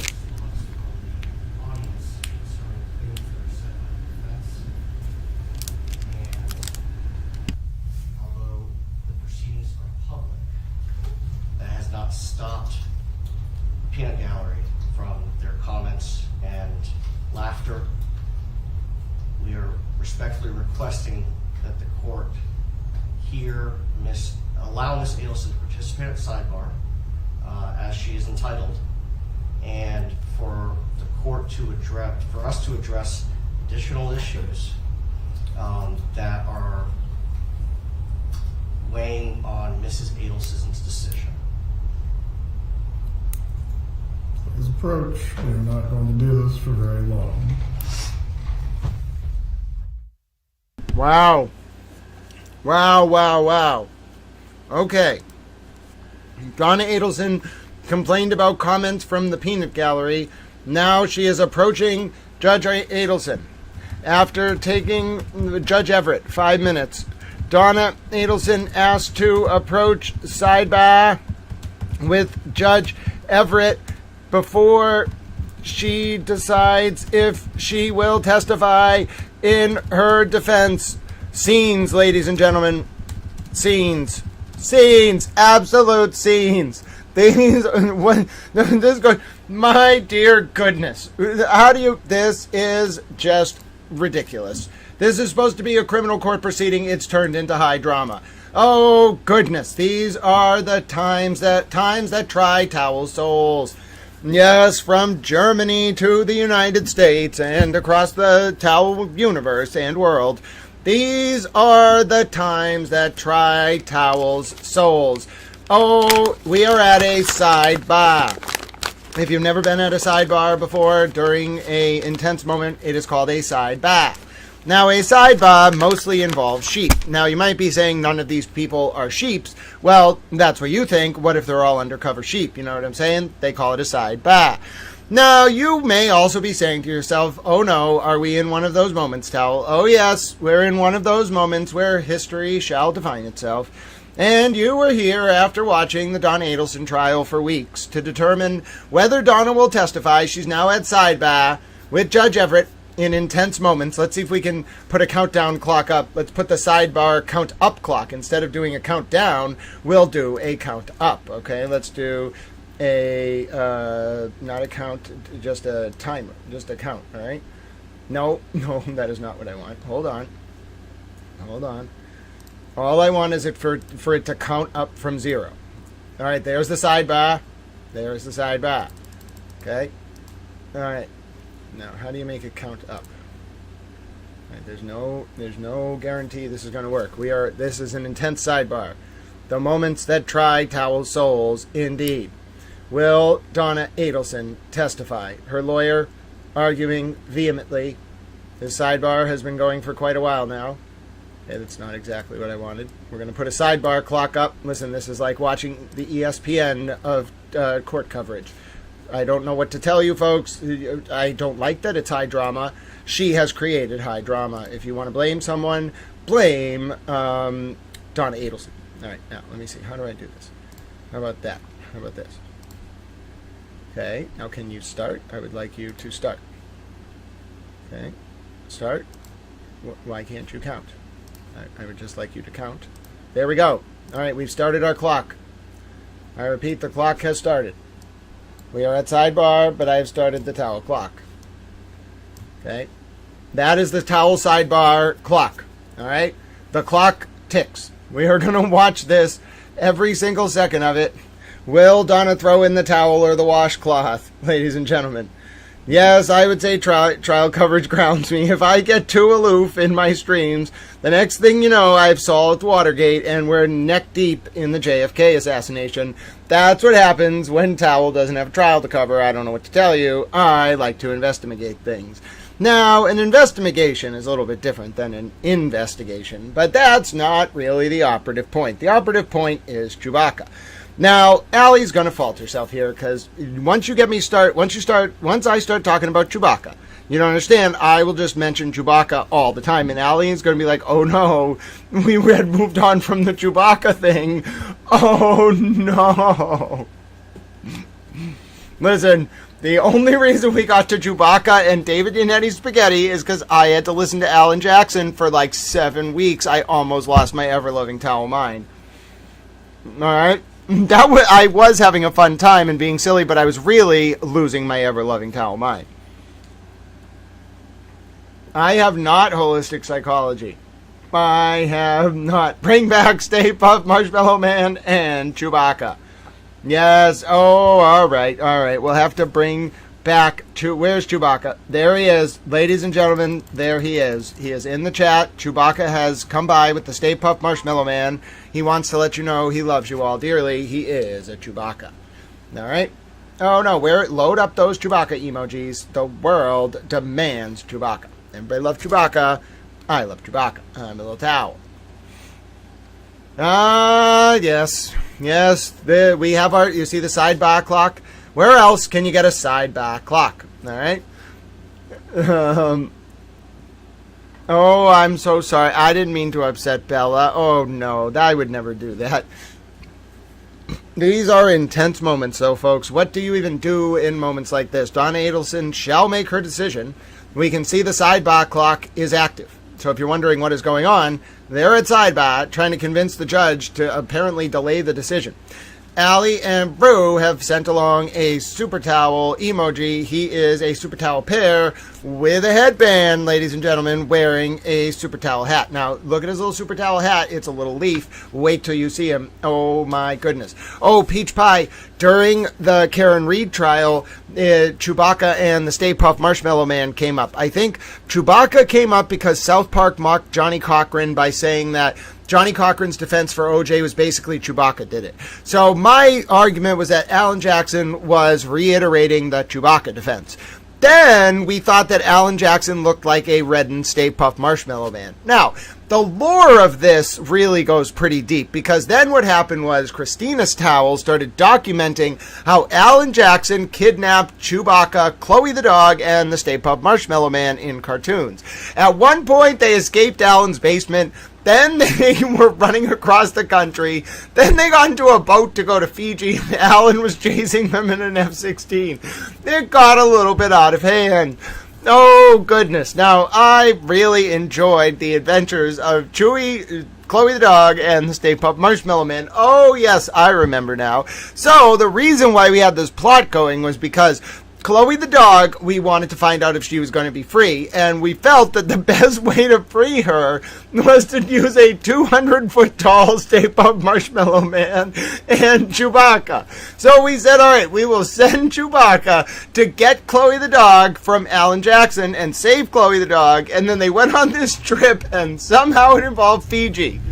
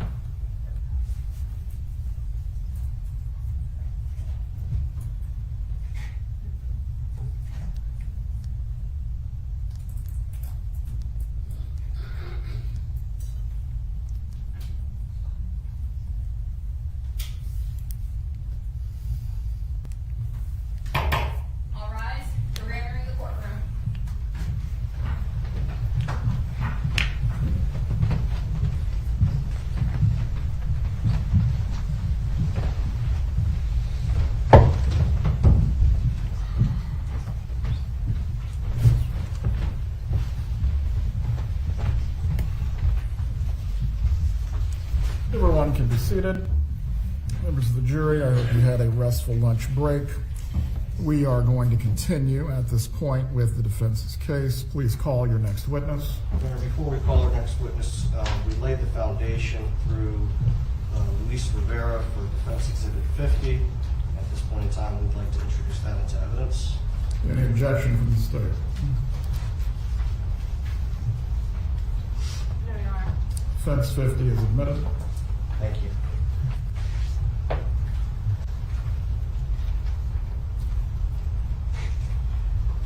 this point in time, the defense will call Marisol Descalzo.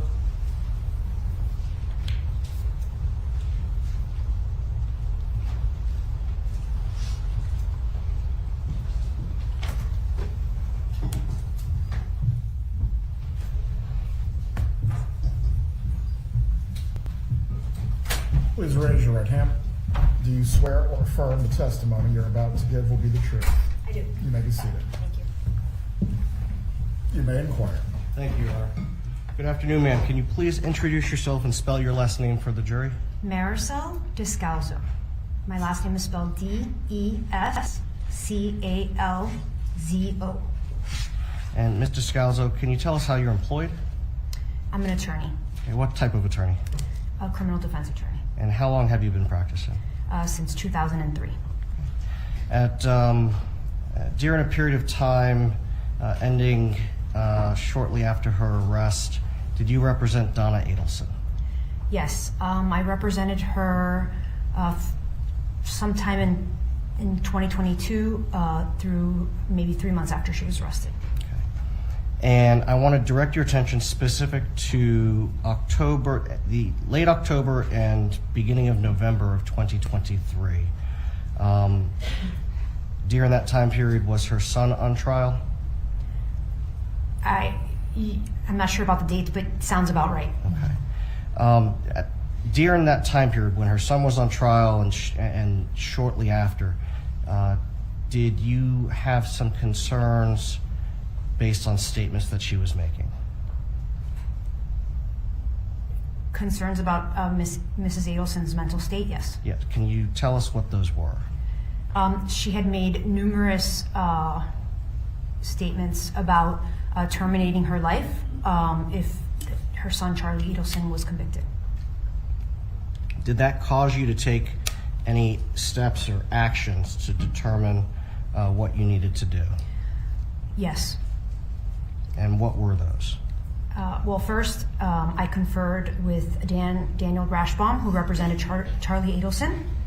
So we discussed it, and we decided that we needed to call Ethics Council and call the Florida Bar to determine if we needed to take any additional steps, such as Baker acting her, or Baker acting is putting her in a mental institution, or anything else. Okay. After doing that, did you have further discussions with Mrs. Adelson about her mental state and what she was going to do to try to clear things up? Mr. Rashbaum and I spoke to her further, and, you know, she told us that what she really wanted to do was she wanted, you know, to get away on a vacation with her husband. Her husband agreed that this would be good for her mental state, and so we discussed a potential vacation. Okay. At that point in time, was there anything preventing Mrs. Adelson from traveling? As far as Mr. Rashbaum and I knew, there was not. Okay. And specifically, there were no warrants for her arrest? My understanding from speaking to Mr. Rashbaum, that Mr. Rashbaum had communicated with law enforcement and that there was no outstanding warrant. I had been in touch with the prosecutor of this case, and I apologize because I only remember your first name, but with Georgia. And we had discussed previously, not around this time, we had previously discussed that I represented Mrs. Adelson, so I assumed that if anything would happen, that if there was a warrant or if Ms. Adelson was going to be arrested, that I would be contacted. Did you advise Mrs. Adelson that if a warrant was issued, that you would provide her with that information so that she could self-surrender? So the discussions I had with Mrs. Adelson weren't exactly like that. Mrs. Adelson discussed what would happen if there was an arrest warrant, and the potential things that might happen. The prosecutor had never guaranteed for me that Mrs. Adelson could self-surrender. Okay. Did you tell Mrs. Adelson that self-surrender was something that could happen? Yes, I did. Okay. And on November 6th, her son was convicted. Did you speak with her after that, specific as to her ability to travel? I don't remember the dates, but there was discussions about her traveling after the conviction, because around that time was when she was making the serious threat, was when Mrs. Adelson was making these serious threats about her life. Just a moment, Your Honor.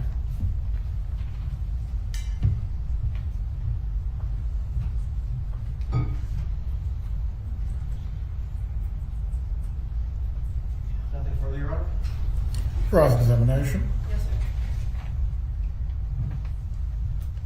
Good afternoon. Good afternoon. Now, if someone has a warrant, is it up to the defendant or the suspect, the person who has the warrant, to dictate their terms of surrender? I don't think so. It's up to the law enforcement. It's usually up to law enforcement to decide how or where to apprehend that person, right? Yes. But, so it's not a requirement of law enforcement to notify someone when they have a warrant, but that is sometimes a courtesy that's extended. Is that right? That's correct. And that is a courtesy that's sometimes extended in situations where, let's say, someone is not a flight risk, right? It's in all sorts of situations you can have self-surrender extended to. I wouldn't limit it to only people that are not a flight risk. Okay, would that be one situation? I would assume so, yes. Okay, and you were told that by Georgia, by Ms. Kappelman, that you wanted to know whether she had a warrant, she could turn herself in. That was some amount of years ago? It was before, definitely before Charlie Adelson was convicted. It was on a phone call that I had. I offered it, and as I stated, Georgia Kappelman did not guarantee that. Okay. But that was before Charlie's trial or verdict? Correct. Okay.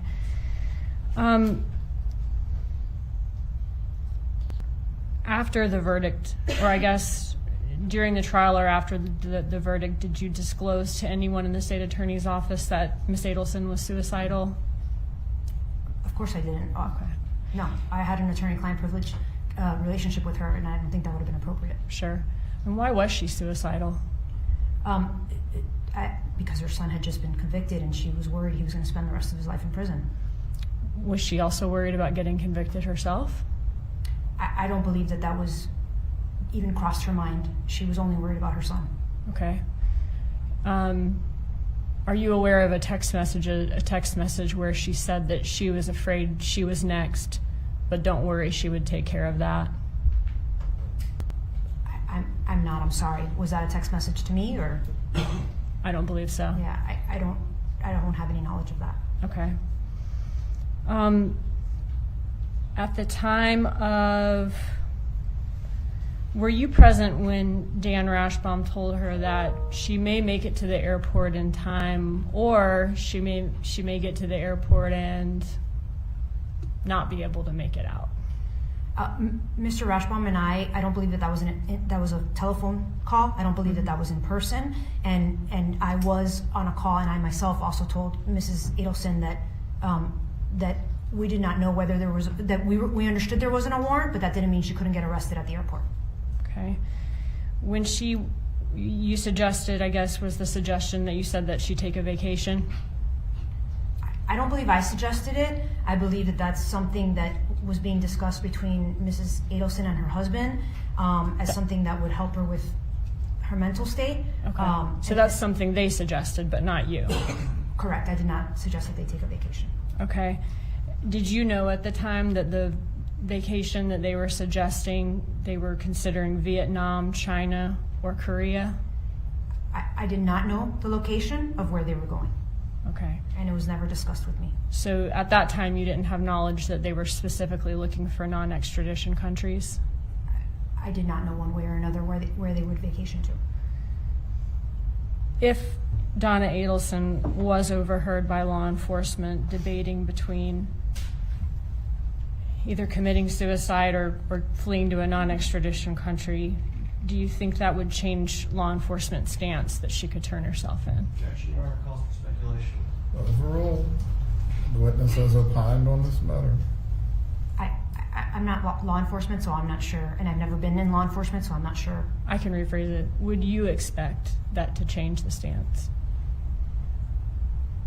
If I was law enforcement and I heard a target of investigation discussing a flight, As her attorney, okay, would you expect if she's overheard debating either committing suicide or fleeing to a non-extradition country that she wouldn't be expected to be able to just turn herself in on a warrant again after that? I don't know. I think it would take, to be honest with you, I'm a criminal defense attorney, so it would be case by case. Probably that would make the bond hearing a little bit more difficult if those conversations were overheard. But every prosecution is different, and maybe the prosecutor would agree. I don't know. Okay, 1 second.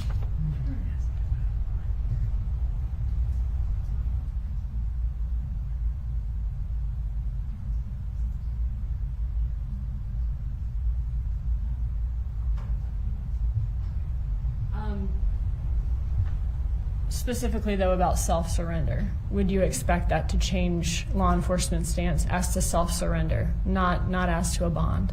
Again, I think that that's specific to each case, and exactly what was overheard.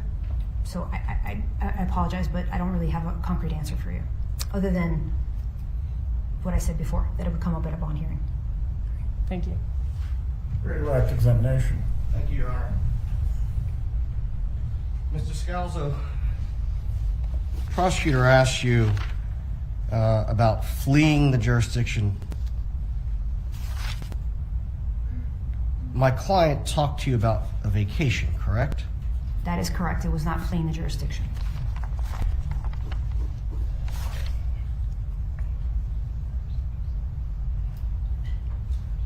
And the state also asked you about fleeing or going to a non-extradition country. Have you, in your career, dealt with extradition from foreign countries? Yes, I have.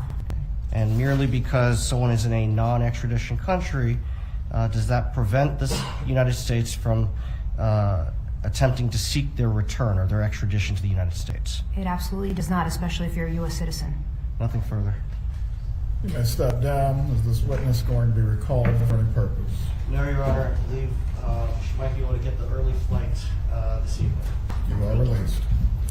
Please call your next witness. Just a moment, Your Honor. Defense would call Sarah Newhouse.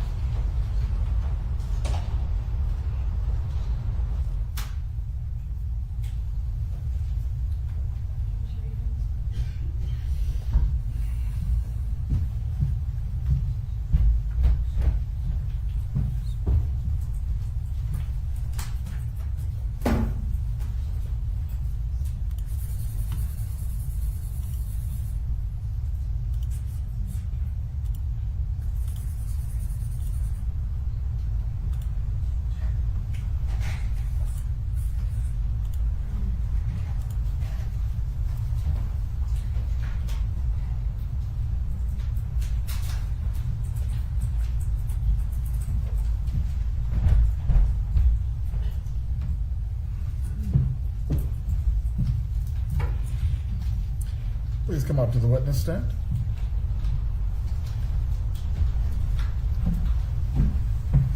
Raise your right hand now. Do you swear or affirm the testimony you're about to give will be the truth? Yes, sir. You can take your seat. Please speak loudly and clearly. You may examine. Thank you, Your Honor. Good afternoon. Good afternoon. Can you please introduce yourself to the jury? Yes, my name is Sarah Newhouse, and I am currently the Behavioral Wellness Coordinator for the Police Department. Back in 2014, I was the victim advocate. You're a victim advocate for the Tallahassee Police Department? Yes, sir. Okay. And in your role as a victim advocate, what does that entail when you work for the police department? Typically, it's following up with victims that are victims of crime, usually persons crimes, homicides, suicides, sexual batteries, domestic violence, things of that nature. And it's providing support, kind of being a middle person between them and the police investigation team. And in that role as a victim advocate, were you working on July 18th of 2014? Yes, I was. Okay. Did you have occasion to get assigned to be the victim advocate for Wendy Adelson? Yes, I did. And were you present for the vast majority of her interview with law enforcement? I was. Were you also present when Wendy Adelson called her mother, Donna Adelson, towards the end of that interview? I was. And did you have an opportunity to listen to the portion of the interview where Wendy Adelson called her mother? I did. And I'm going to show you what is marked for identification purposes as Defense 71. Did you have an opportunity to listen to this exhibit? I did. Okay, and is the portion of the recording true and accurate reflection of what you remember from July 18th of 2014 when Wendy Adelson called her mother? It is. Okay. When Wendy Adelson called her mother, do you recall Donna Adelson's reaction to being told that Dan Markell had been shot? Yes. Did this upset her? She sounded shocked, I guess would be the word that you'd say. And it appeared that this was the first time she was hearing about it? Yes. And did she make any statements that you could hear from where you were sitting? I don't recall if I could hear other than reviewing the video, but it sounded like a normal amount of upset given a crisis situation. At this point in time, I'd move into evidence Defense 71. Any objection? Judge, I haven't reviewed this exact item, but based on what the defense has represented to me is on there, I don't have an objection. I do want to review it on the break and reserve the right to object. So subject to that, objection. A lot of qualifications. Well, there's just... Members of the jury, we're going to take a brief break. The bailiff will take it to the jury room.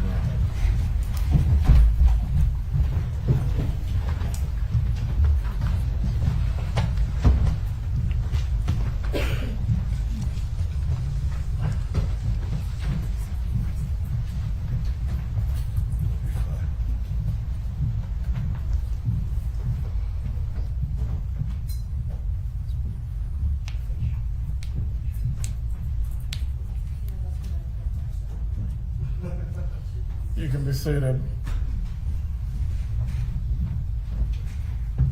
If anyone needs to stretch their legs or use the restroom, please do it now.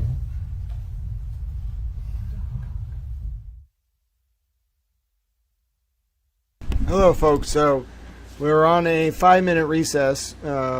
Judge Everett is not up from the bench, though, so I don't know what's going on. He's just hanging out. They cut the audio.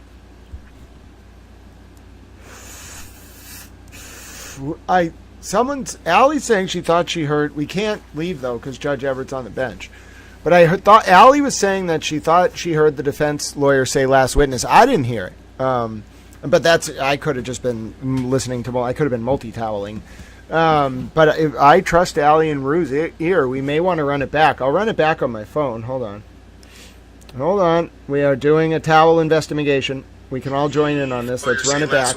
Hold on, you're going to hear me in the background. Mrs. Adelson, Hold her on. husband agreed that this would be good for her mental state. Hold on. That's the warrant to Georgia by Ms. Capel. Hold on. But that was before. I don't believe.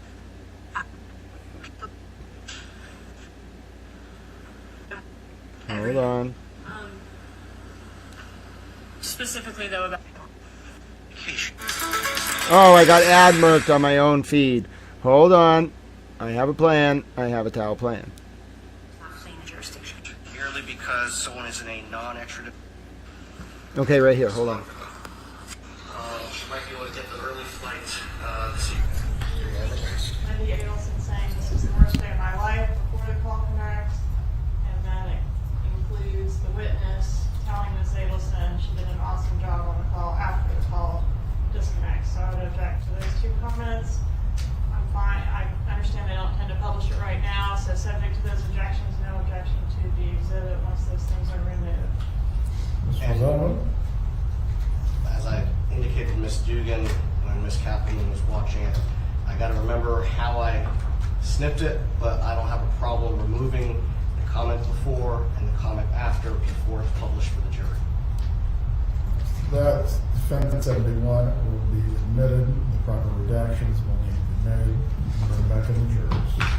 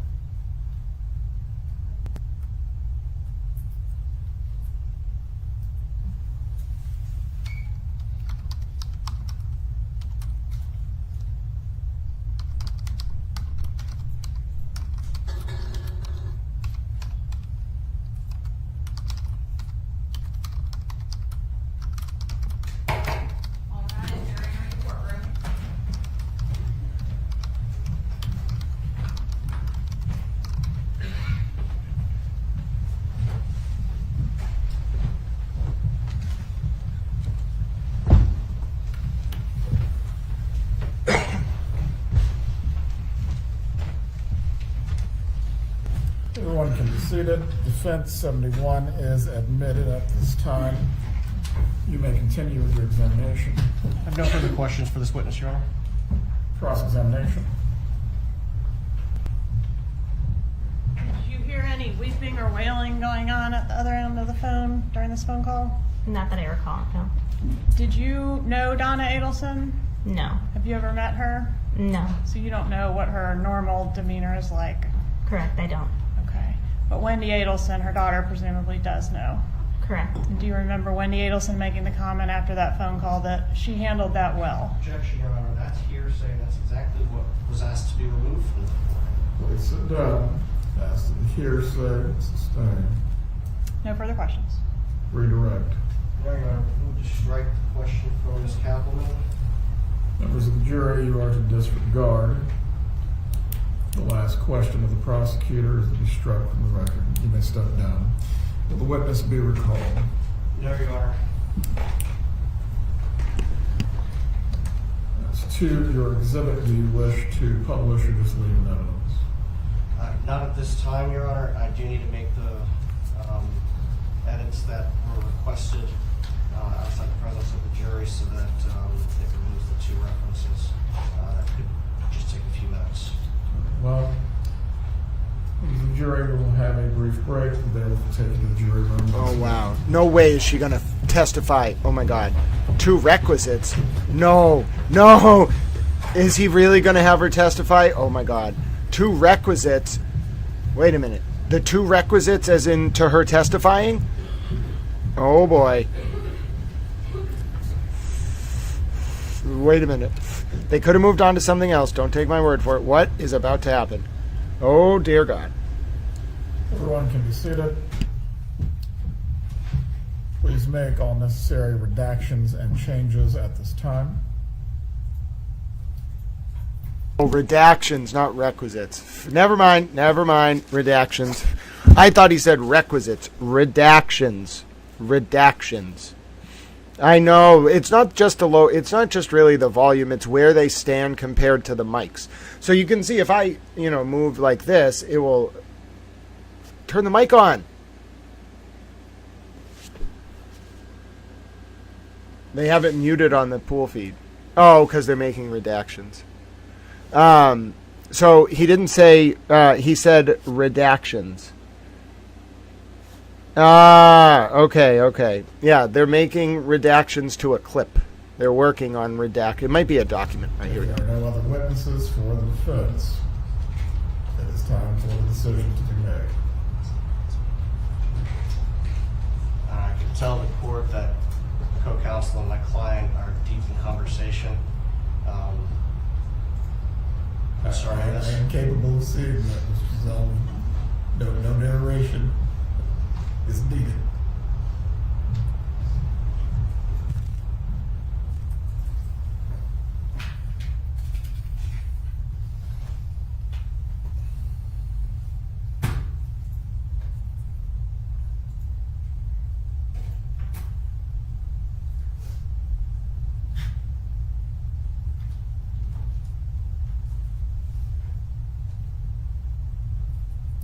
Mrs. Kappelman wants the defense rest. Is the state intending to place or put on any rebuttal case?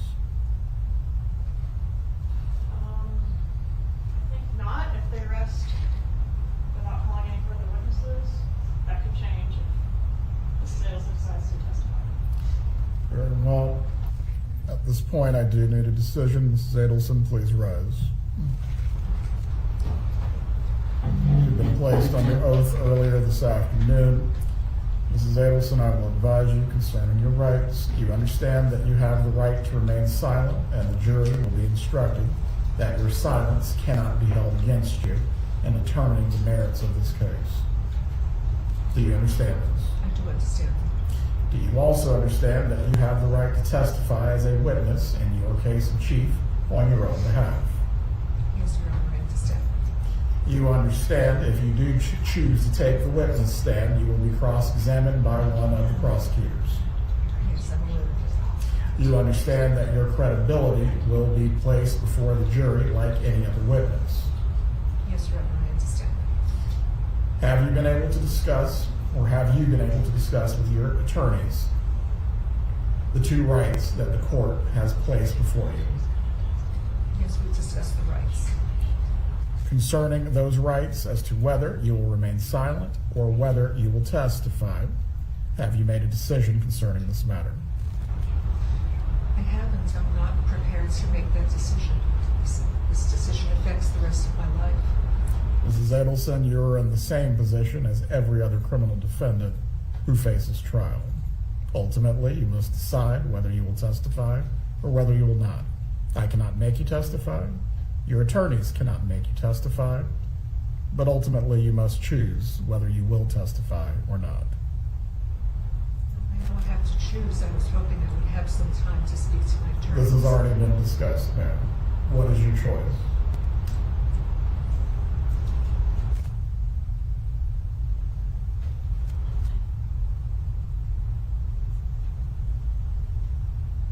Judge, since I was handling prior witnesses while Ms. Fulford was speaking with Ms. Adelson, can I have a few minutes, please? What exactly are we going to accomplish that we have not been able to since the trial started, pre-trial, the long recess yesterday, or even the lunch break today?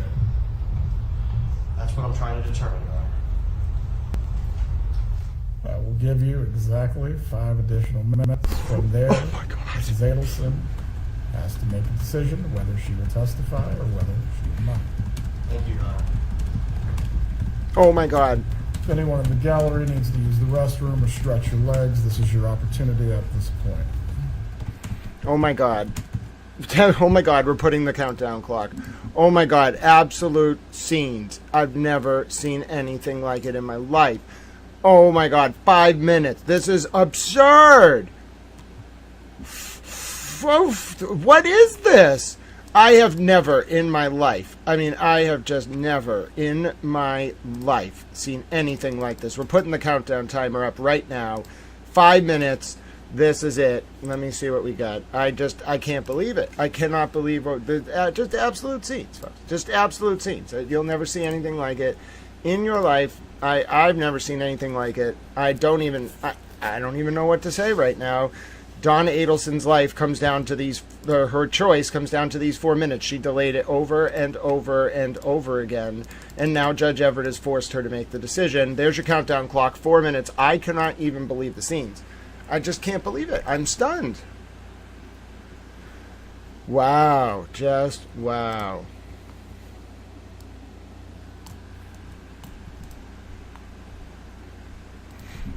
Has just refused to decide if she will take the stand in her own defense. Judge Everett gave her a final 5 minutes to make the decision. This is incredible. I mean, it's absolutely incredible. I've never seen anything like it in my life. Like, it's moments of high drama that I don't even think is very common in the court system. I've never seen it. I have never seen anything like it. You see the countdown clock. We have a Donna Adelson countdown clock. I don't even know what to tell you, ladies and gentlemen. This is an outrageous, outrageous moment. I mean, it's just an outrageous moment to be here. Just incredible scenes. I mean, I got that clip too. I have it ready to upload as well. I have these things just ready in real time. No one will ever say that I am not an efficacious towel, ladies and gentlemen. Yes, an efficacious towel indeed. You see the countdown clock, all right? The countdown clock is up on your screen. When that countdown clock reaches 0, Donna's 5 minutes are up. We have literally a Donna Adelson countdown clock, okay? When that clock hits 0, Donna's time is up. Donna must make her decision. There will be no further waiting. We have now waited like 4 times. Judge Everett is going to lose his mind. He's given her like 7 chances. She just openly stood up in court and was like, no, thank you, Judge. I don't feel like answering your question. What? What do you mean you don't feel like answering Judge Everett's question? I'm shocked he even gave her 5 more minutes, ladies and gentlemen. Frankly, I'm utterly baffled. It is history, and I am honored to hold this space for all of you little towels. I am indeed a towel.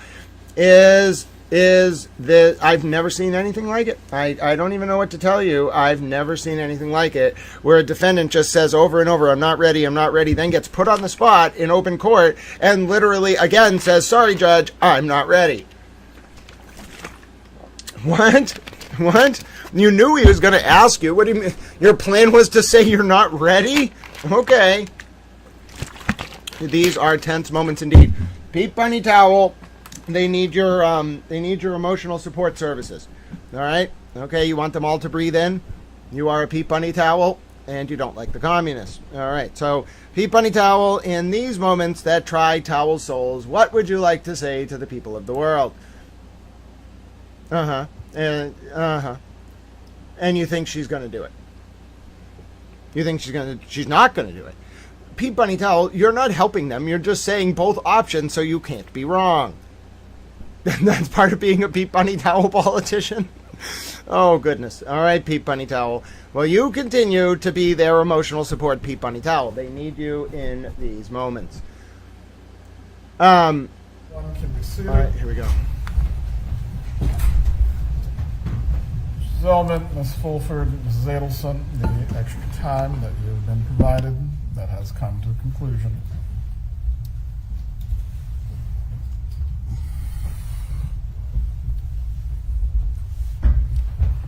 We are not finished with the colloquy quite yet.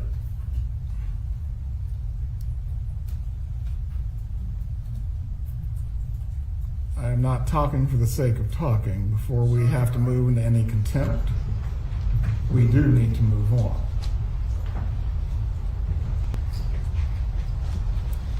Mrs. Adlesen, the question remains, as it relates to your right to remain silent and your right to testify. What is your decision concerning these two rights?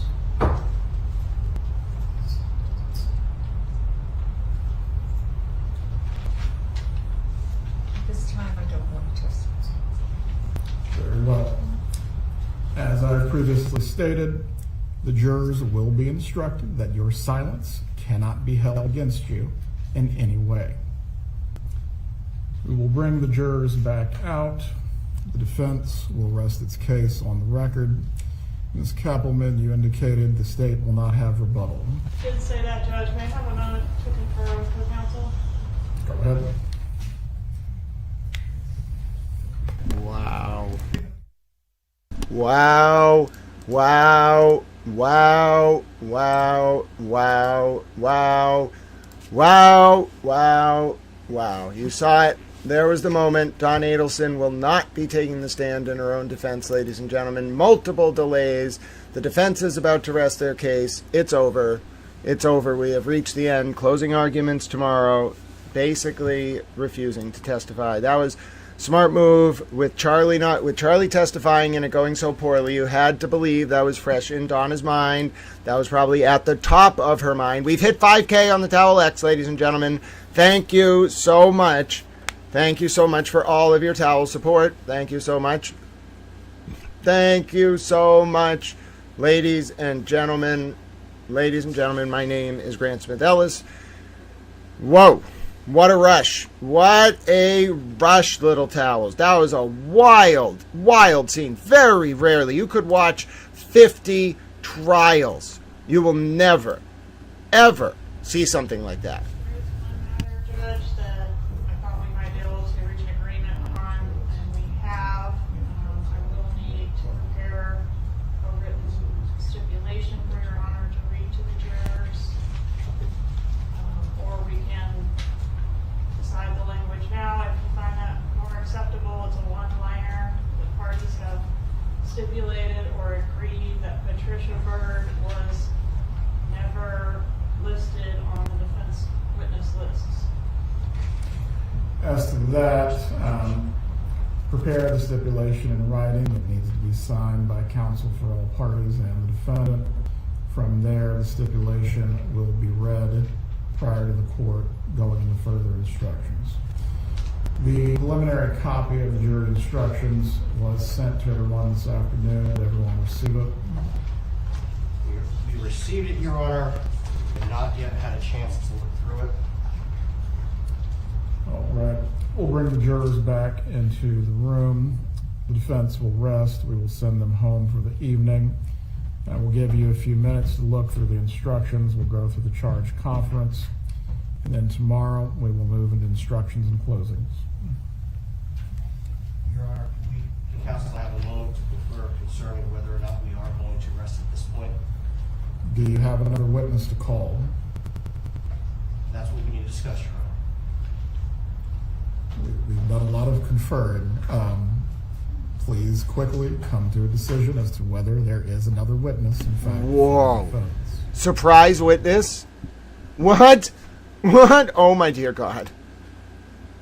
Oh, my dear goodness, little towels. Can this take any more wild turns? I don't even know what to say. We were here for this together. I guess that's what there is to say about this. This is ridiculous. A surprise witness? I know it has to be on their list. Well, maybe it won't be on their list. They were trying to call someone they didn't even have on their list earlier. Let me just say this is ridiculous. I have covered a lot of stuff. I've never seen anything like this in my life. I mean, what is going on? I cannot believe they're doing this. Judge Everett is just baffled. Okay, first of all, I just want to say, Judge Everett literally told us they were going to their they were going to rest, and then they're like, no, Judge Everett is just baffled. And like, what the hell is wrong with you? I can see the look in Judge Everett's eyes. He is just baffled. What do you mean you're going to call another witness? You just told me that was the end. Oh my dear God. Ladies and gentlemen, I don't even know what to tell you about this defense. It is the most strange thing. Like, why build up 3 hours of tension about whether she's going to testify or not? Like, what are you, trying to pull a Karen Reed? I mean, oh my God, what was that? That was ridiculous. Just absolutely ridiculous. And I say it can't be a surprise witness. There's no trial by surprise anymore. But like what they're basically saying is they're going to call a witness that like nobody was expecting and that the judge wasn't told about. Like everybody does trial prep together. Like, you know what I'm saying? So like that was just ridiculous. I mean, I'm just baffled.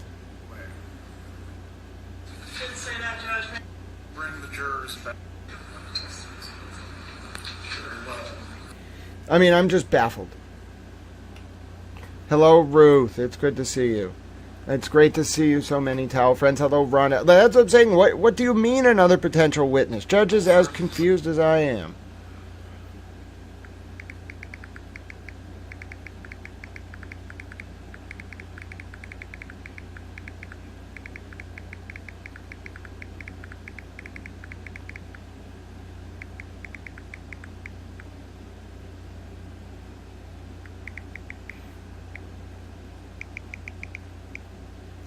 I mean, just wow. I don't even know what to say. What are they doing?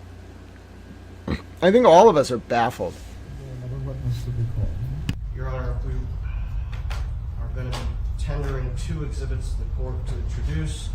I believe that both qualified or hearsay exceptions. The state's indicated that they're objecting. If I could just have a moment.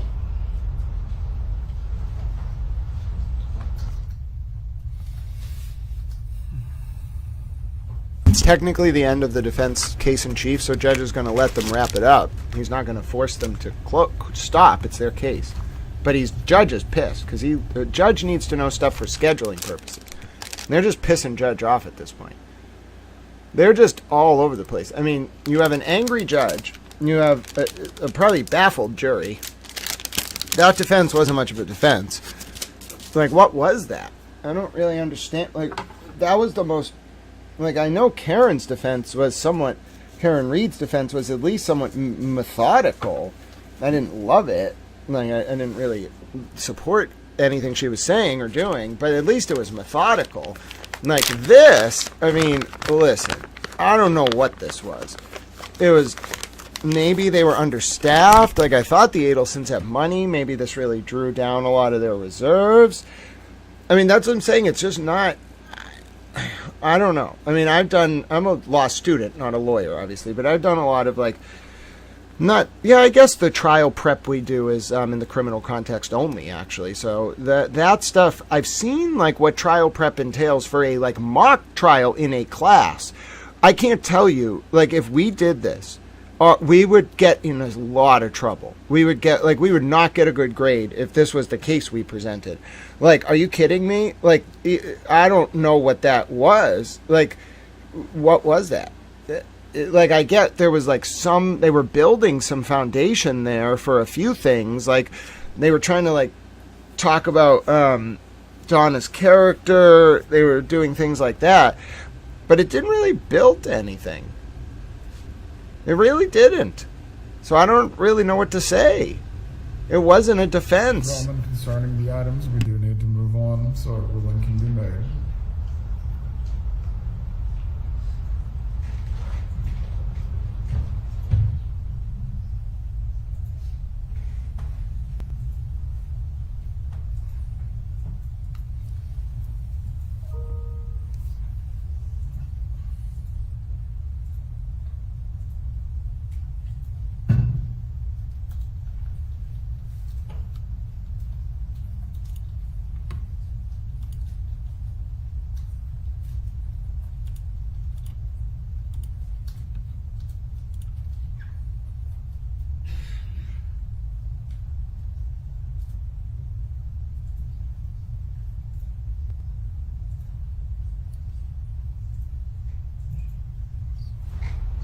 Your Honor, yesterday, the state, or I'm sorry, not yesterday, but earlier in the case, the state introduced excerpts of the 2014 calendar that belonged to my client, as well as the 2023 calendar for my client. Under the rule of completeness, we are asking that the court admit the complete 2014 calendar, as well as the 2023 calendar. That is, I believe it's States 51. No.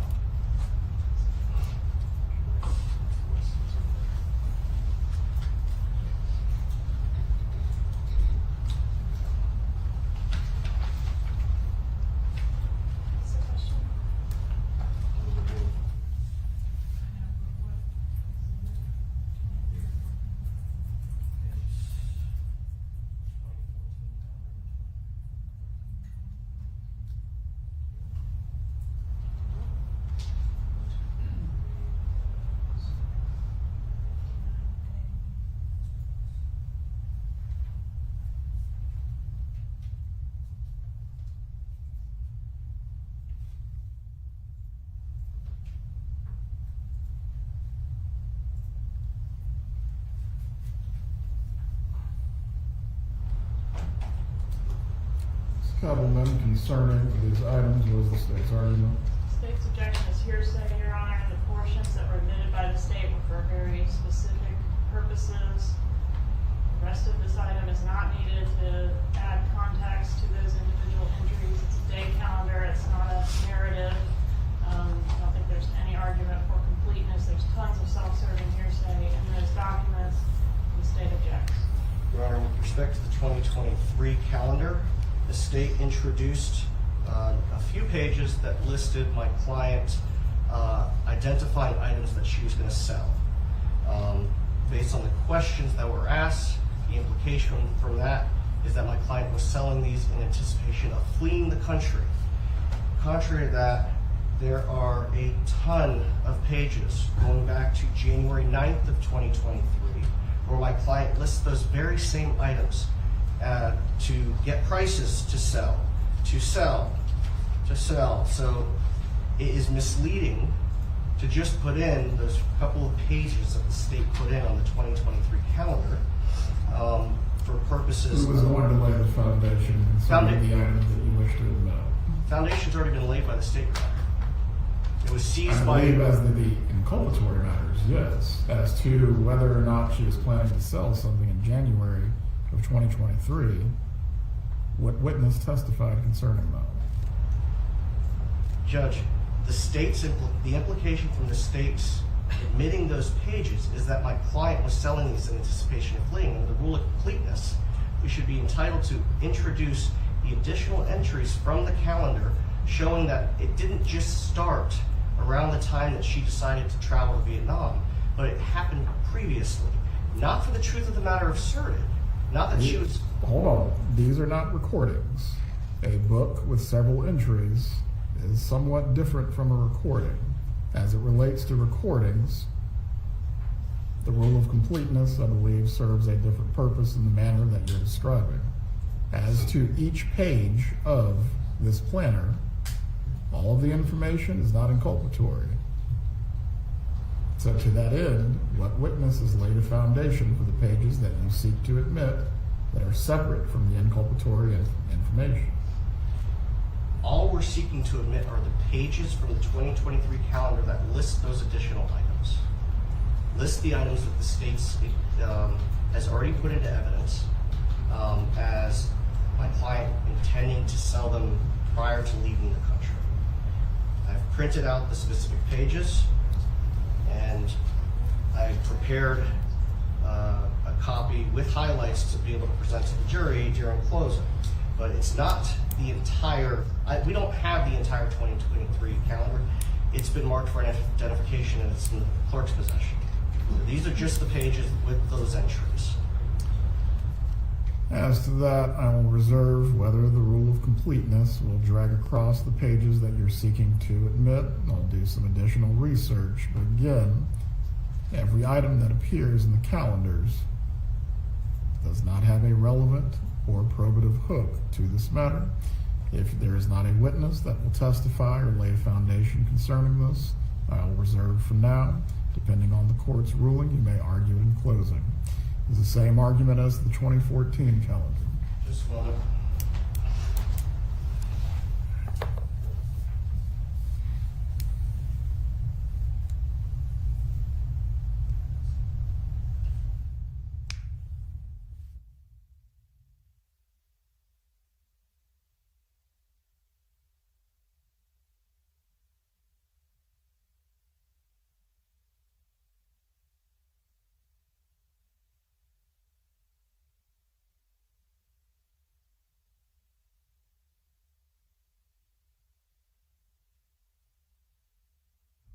Excuse me, Your Honor.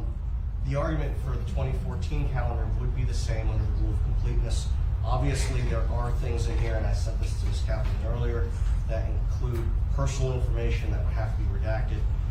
Prior counsel provided a scanned copy of this to the state. If they could send that to me, I could identify the items that I think should be redacted. The specific purpose of offering the 2014 materials has to do with planning the 70th birthday party of our client's husband and the specific entries that she made identifying the tasks that she was going to carry out for that. Again, is there any witness who will testify to these matters, or you're just offering them as rule of completeness? Rule of completeness, Your Honor. Ms. Kappelman, any additional argument that you might already made? The only entry from the 14 planner that was admitted, has been admitted so far in this trial is the page that shows The license plate the number. license plate number, sir. And so I don't see how birthday party planning adds to the completeness of possessing the license plate numbers. I would object. In addition, I think this exhibit is in a little bit different posture because the 2014 planner in its entirety has not been identified at all. Only that page was identified.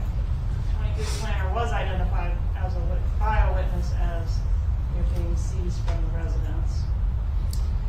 I will reserve ruling as the 2014 planner as well. Beyond that, if the court does permit these items to be admitted, the defense will be able to admit them prior to any instructions and closings, and you'll be able to argue them if they are admitted. Yes, Your Honor, and for record, what I've done is I've marked the 2013 excerpts as defense, the 2023, sorry, as defense 51, and the 2014 as 76. Please leave them with the clerk. Judge, if Your Honor does rule that those items are admissible, the state would request complete redactions of all the items that are not related to the specific purposes the defense articulated. Certainly no objection to that, Your Honor. Please begin the jurors. And Judge, the state has made I want to check the redactions on this video.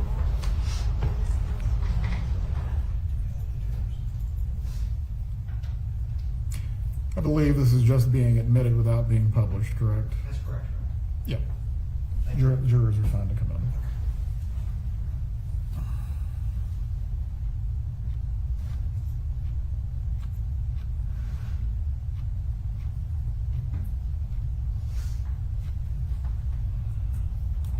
All right, you're entering the courtroom.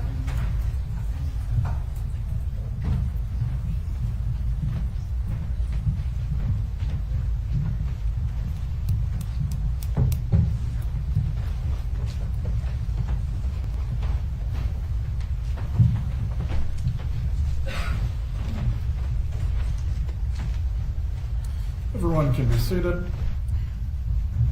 Defense may call its next witness. Your Honor, at this point in time, the defense rests. Members of the jury, with the defense having rested, is the state planning to recall or call any rebuttal witnesses? No, Your Honor. With both the state and defense having rested their cases at this time, we are going to go into recess for the evening. I have some matters that I need to discuss with the parties, and from there tomorrow you will receive your instruction on the law and the closing arguments will take place. Once again, do not discuss this case with each other or any other person. Do not seek out any additional or outside information from what has been presented to you in this courtroom. Please report tomorrow at 8:45 and we will get started at 9 o'clock, or at least attempt to. Have a good evening.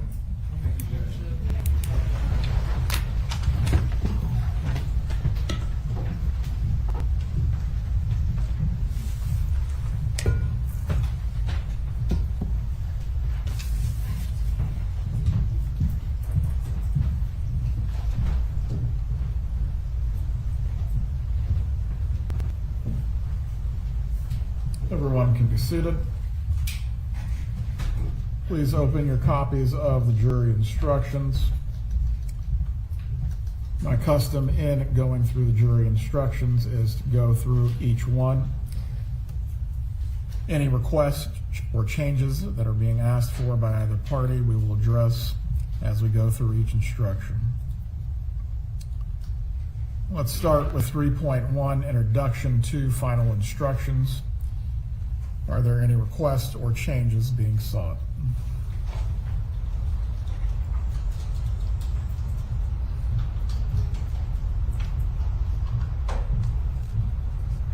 No, Your Honor. No, sir. 3.2, Statement of the Charge. Any requests or changes? Nothing to say. Your Honor, the only request that I would make is that the name of my client and the names of the charges do not be in all caps. So stylistic changes. Yes, Your Honor. State, do you wish to be heard? No, sir. I will make that change. Let me make a note. I love Judge Everett's chuckle.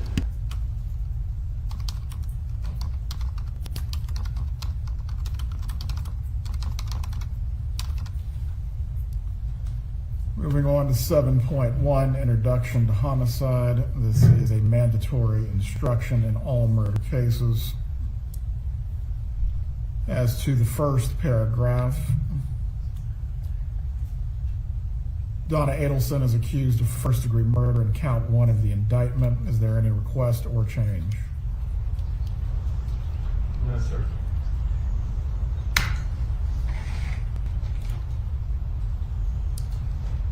As to the next paragraph concerning lesser includeds, is the defense asking for all Category 1 lesser includeds?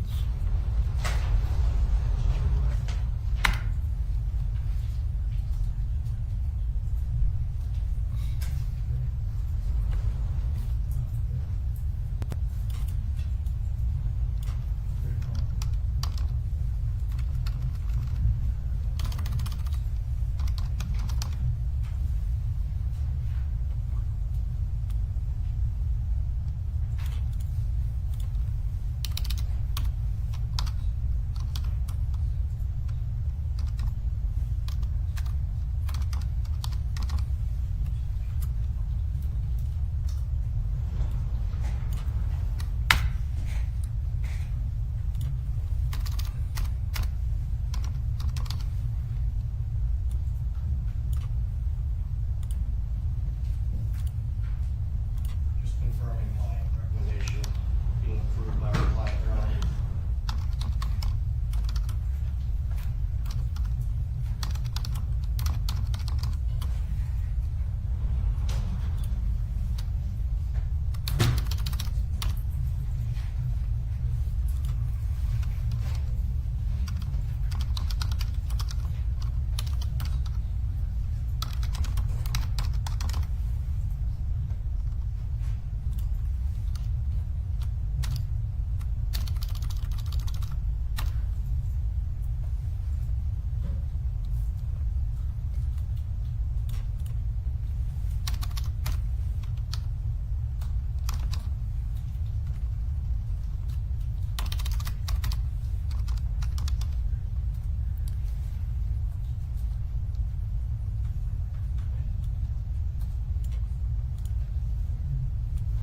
Your Honor, the defense would request the manslaughter lesser. As to the second degree lesser, are you requesting that as well? It's Category 1. With the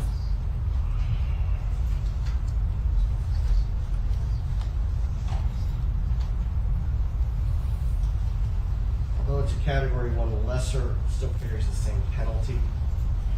So we are not requesting second degree. Is the state requesting second degree as a Category 1 lesser? Yes, sir. Yes, sir. We'd be requesting a lesser. Well, all Category 1 lessers will be given. Second paragraph will read in the introduction, first-degree murder includes the lesser crimes of second-degree murder and manslaughter, all of which are unlawful. However, a killing that was excusable or that was committed by the justifiable use of deadly force is lawful.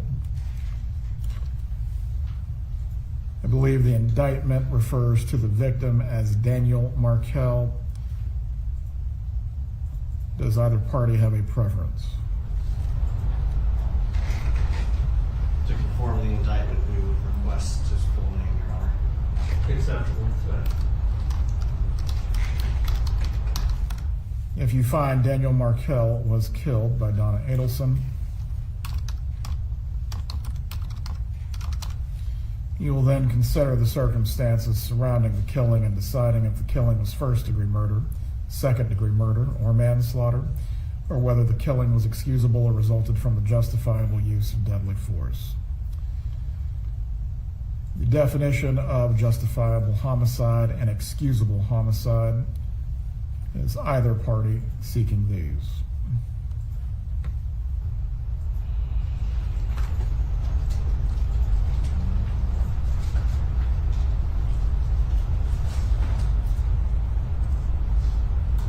Not entirely certain we have any evidence in the record that would support giving them, but as I'm a party requesting. Just a moment, Your Honor.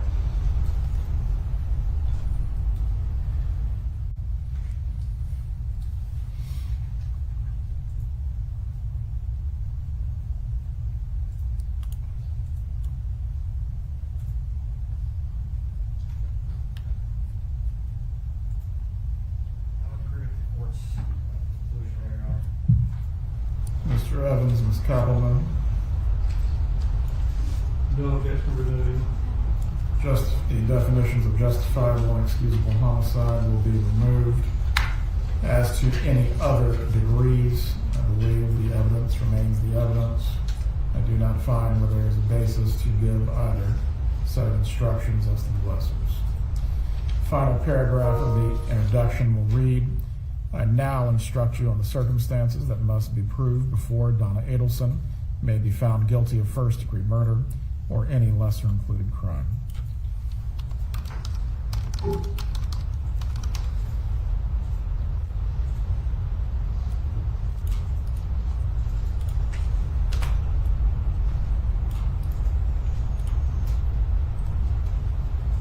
As to count one, the state is only proceeding on the premeditated theory. Is that correct? Yes, sir. Any reference to felony murder will be removed.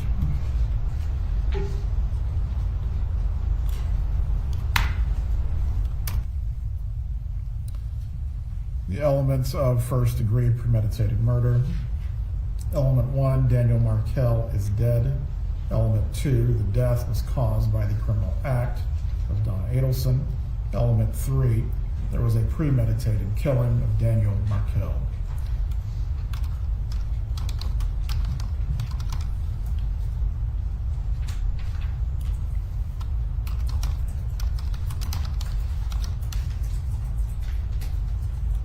Just the stylistic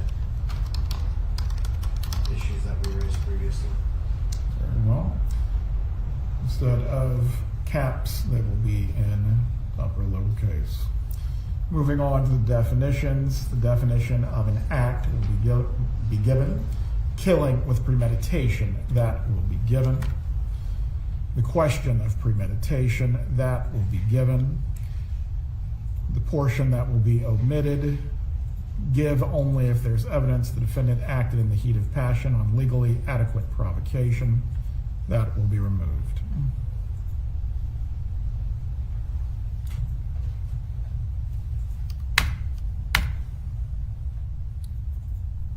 All right, instruction 3.4.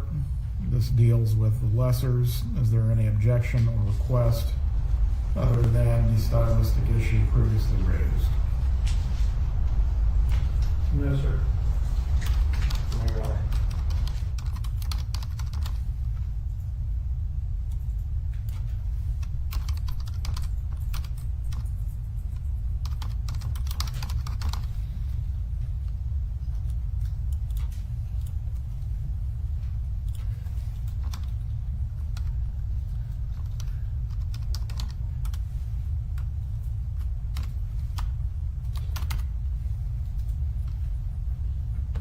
All right, 7.4, second-degree murder.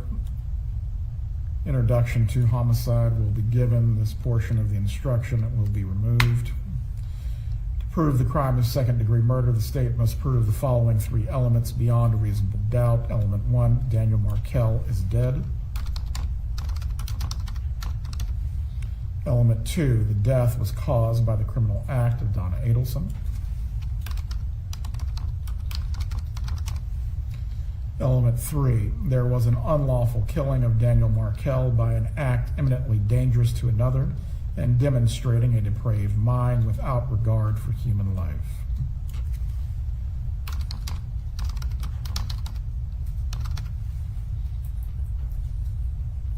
As to the definitions, I believe act is repeated. Is there any objection to this stating an act has been previously defined above?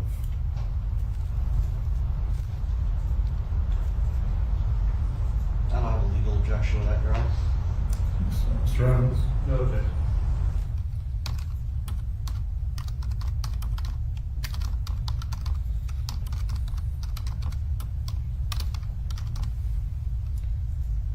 The second definition, an act is imminently dangerous to another and demonstrating a depraved mind, that must be given.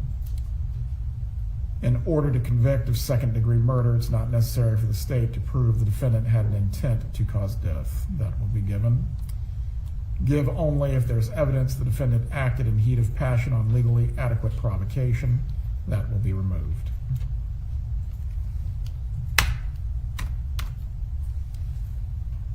The next lesser, 7.7, manslaughter. To prove the crime of manslaughter, the state must prove the following two elements beyond a reasonable doubt. Element 1, Daniel Markell is dead.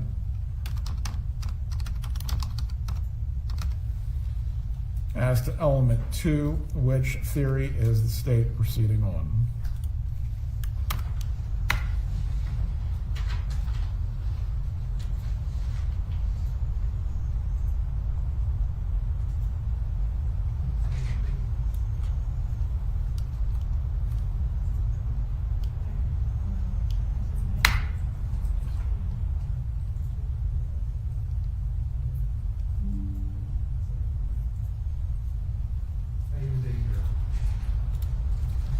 Well,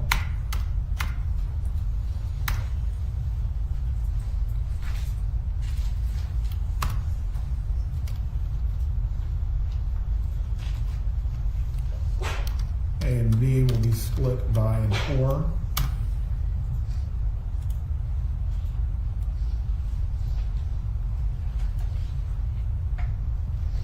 Donna Adelson intentionally committed an act or acts that caused the death of Daniel Markell, or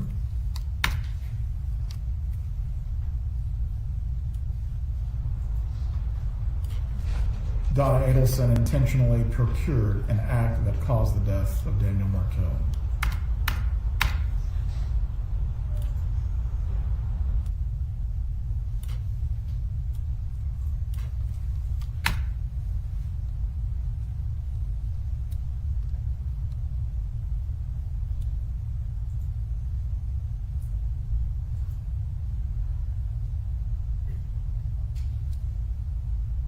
Right.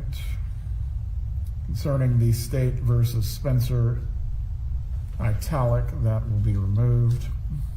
And my understanding, Your Honor, is given the fact that the defense has not requested that instruction, has agreed there's no legal basis to give the instruction, there is a concession that the homicide of Daniel Markell was not excusable or justified.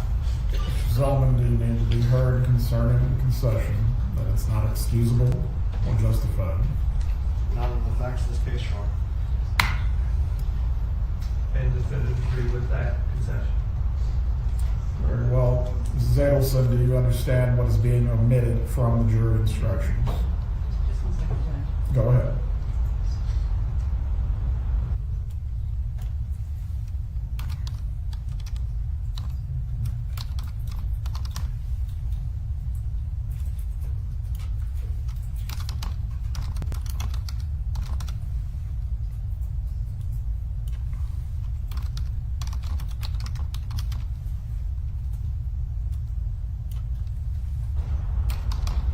Okay, Judge.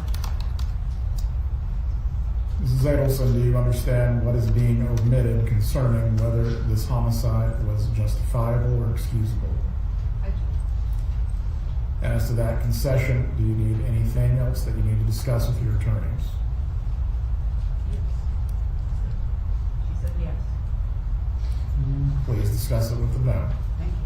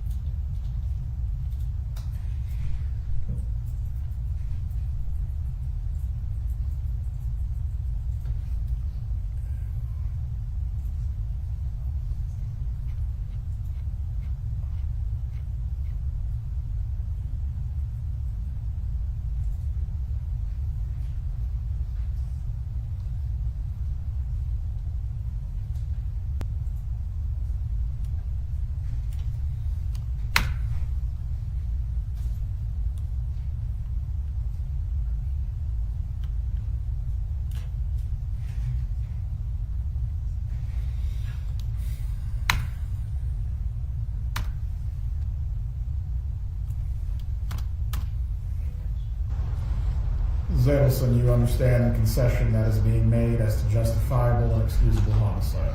I understand that. You are giving your consent to this. I am. Let's move on at this point.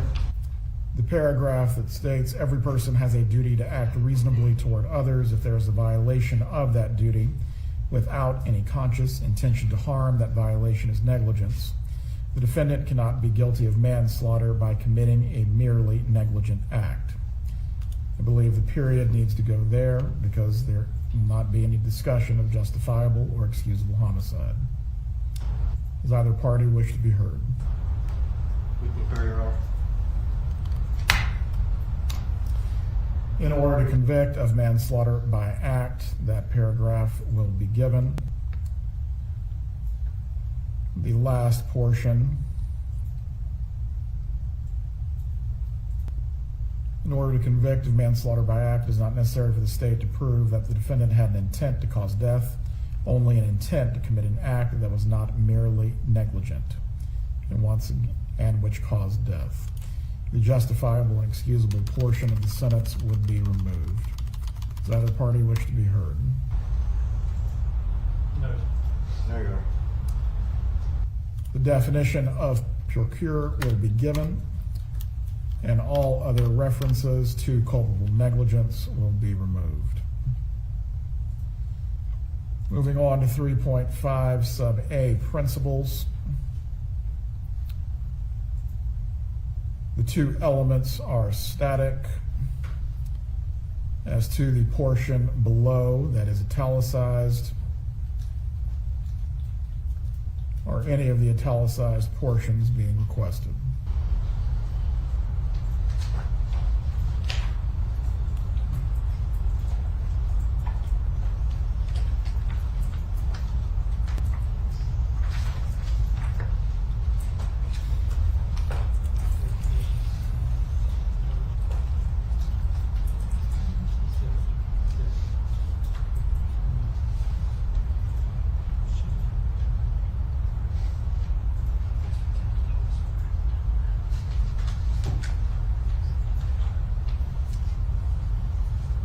As to the first paragraph where it says attempted homicide cases, We're not, that's for completed event. say that one more time, Mr. Evans. We're not asking for the attempt, we're just asking for the Correct. completed event. I believe that instruction must be given for first-degree premeditated murder, and all references to attempts of any other sort will be removed. The state must prove the defendant intended that the killing of Daniel Markell occur.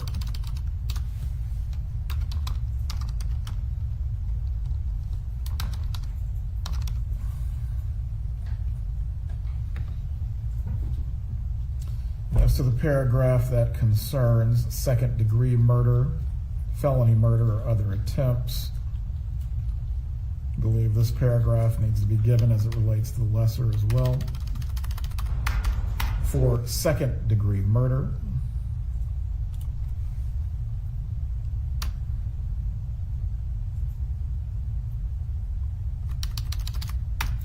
it is not necessary for the state to prove the defendant intended the death of Daniel Markell.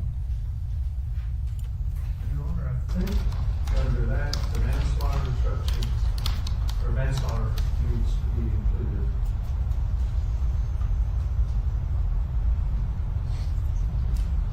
Concerning whether an intent was necessary for manslaughter as well, Mr. Evans. You have to intend the act, but you don't have to intend to kill.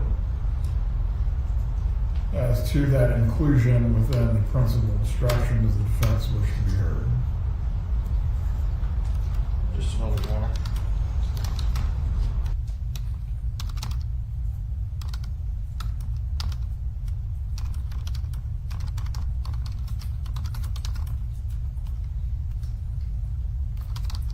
Not sure that manslaughter is included in that, Your Honor. It's not included in the standard instruction, no. Can I have some time to research that to make sure that I'm not inviting error. That's fine.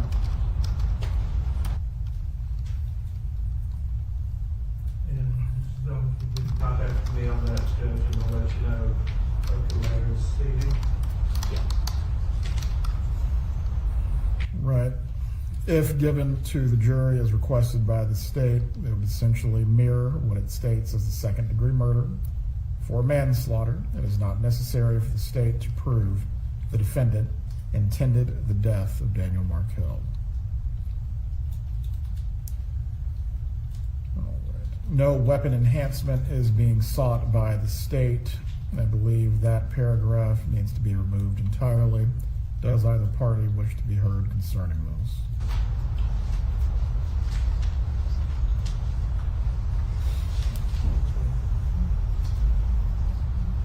Are you asked? For cases where the criminal statute includes a higher degree because of a firearm. Yes, sir. I skewed down the principles already connected with that. So I ask yes or no. There's no evidence that the defendant in this case actually possessed a firearm, so no, we're not requesting. It will be removed.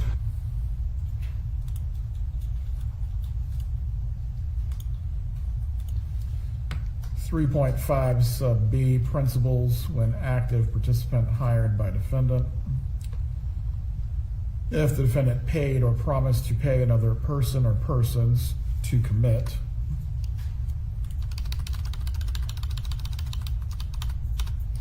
a crime, the defendant is a principal and must be treated as if she had done all things the person who was promised or received the money did if the state proved beyond a reasonable doubt. Then elements 1, 2, and 3 are to be given. As to the bracketed portion of element 3,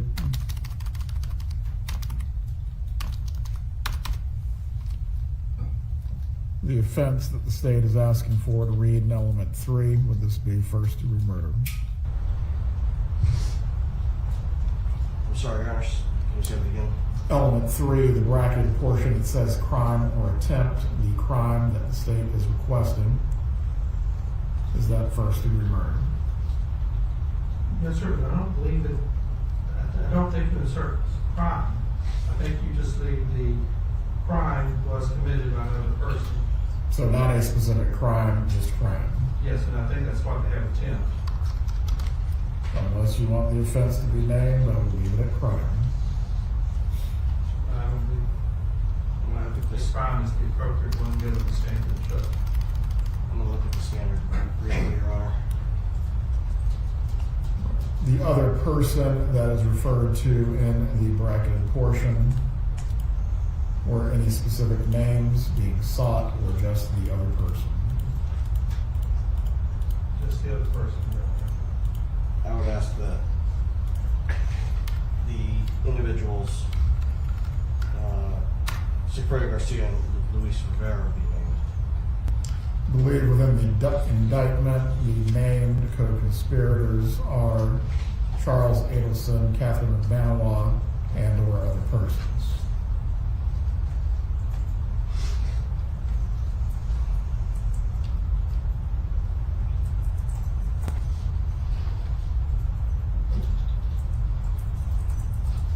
For count 1, Your Honor, there's no one identified.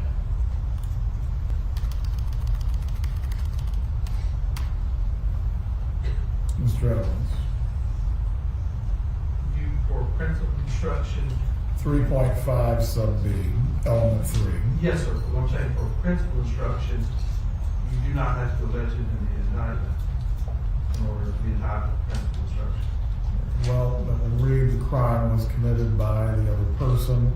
As to the persons who committed the crime, I believe the evidence in the record is clear. It can only be argued that Luis Rivera and Sequestration Garcia were the actual trigger men, although who may have put them up to the act as a conspiracy, that is for the jury to determine. Any other matters that need to be addressed with 3.5 sub B? Just doing away with the firearm part of it. That will be omitted. Your Honor, there's something I wanted to address briefly on 3.5A. Go ahead. In my reading, this is the new instruction. This is the straight from the Florida Supreme Court on the Florida Bar website instruction. Well, we are making the affirmative election to use the current instruction rather than the instruction that existed in 2014, which my client would be entitled to request. This is the current instruction. I'm sorry, yes. This is the current instruction. Yes, we are making the affirmative request for this rather than the old instruction. I want to make that clear for the record. Moving on to count 2, conspiracy to commit murder. To prove the crime of criminal conspiracy, the state must prove the following 2 elements beyond a reasonable doubt. Element 1, the intent of Donna Adelson was that the offense of first-degree murder would be committed.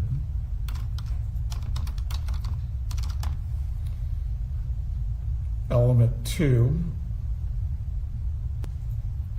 as to agreed, conspired, combined, or confederated, which are being requested by the state. All 4.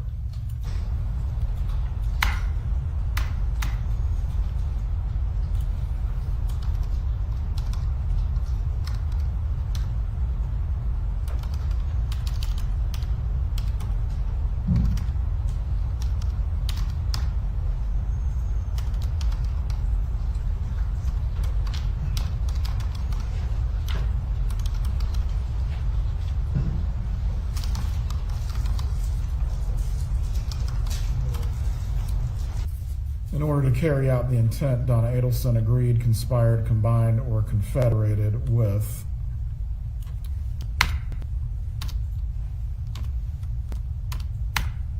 Charles Adelson, Catherine McBanawa, and or other persons to cause the first-degree murder to be committed either by them or one of them or by some other person.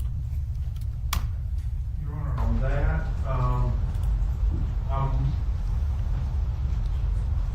I think I understand the way it is written, but in order to avoid confusion, because the and or would apply between the Charles Adelson and or Catherine McBanawa and or other persons. So I think it could be. You're just requesting an and or between names. Yes. Defense wish to be heard. Your Honor, I always have a heartburn when I see and or in a jury instruction. Going back to the indictment, these are the individuals that are within the charging document. I understand that it's in the indictment. I think it leads to potential confusion with the jury. We would ask that and or not be included. And if that's the case, then you could put simply or. So and or, my understanding of and or are, it can include, basically, if you put something or, I mean, this one, or this one, or this one, or this one. And so in this case, if it's Charles Adelson or Catherine McBanawa or other persons, that would be acceptable to the state. I don't have a legal objection. Conjunction? Yes. What's your function? Yeah. Very well, Charles Adlesen or Catherine McBanawa or other persons.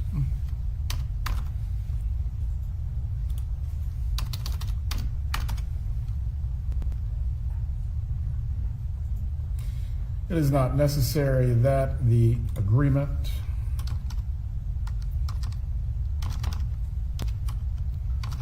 conspiracy,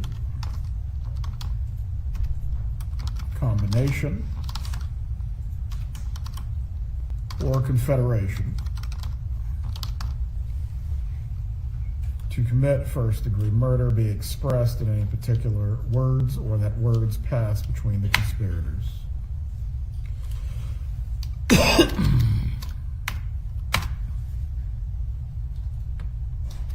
Then lastly, it is not necessary that the defendant do any act in furtherance of the offense conspired. As to the affirmative defense, I'm I'm not aware of any evidence in the record that would require this to be given. Does the defense have any argument?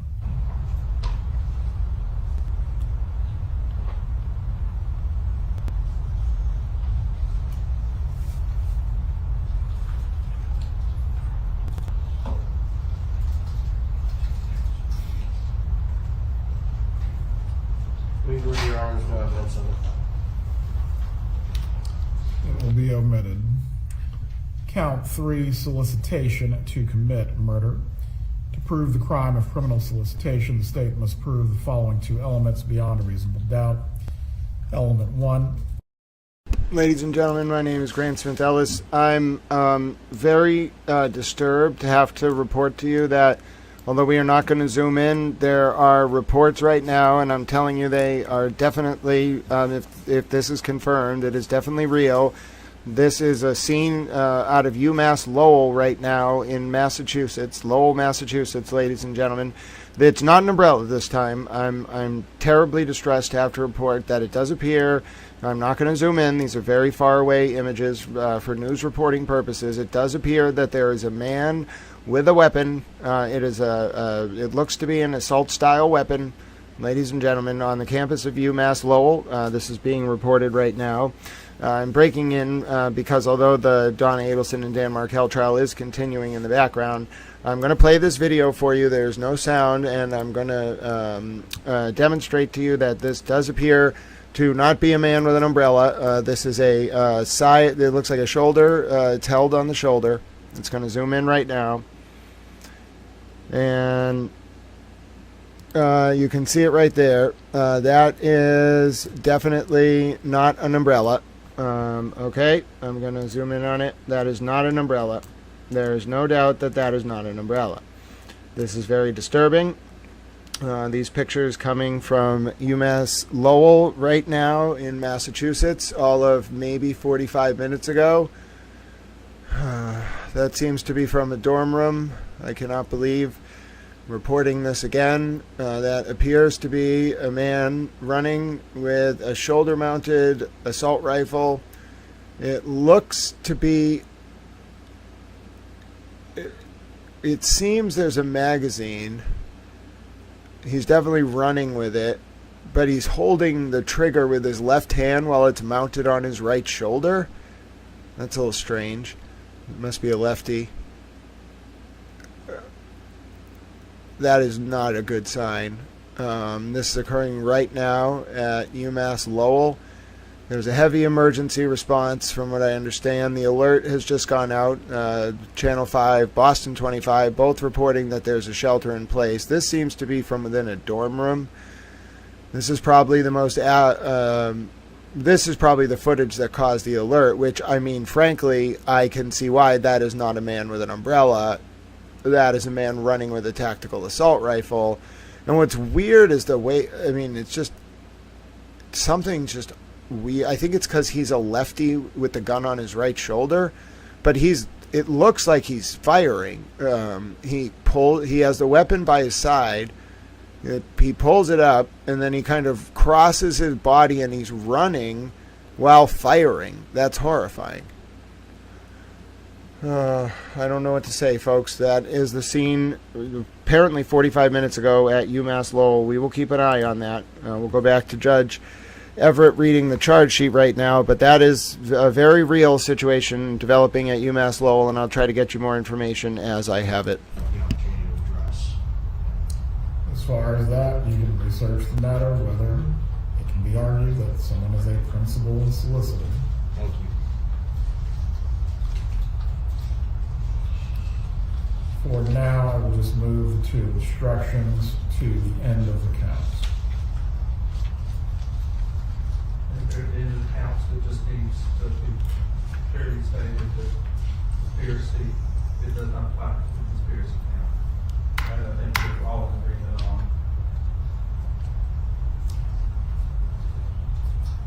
I can add it, but ultimately no instruction can be argued as to the defense that it does not apply to.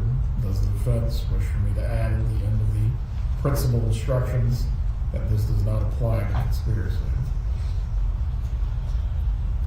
Yes, Your Honor. And that might be a moot point depending on the research that I do later.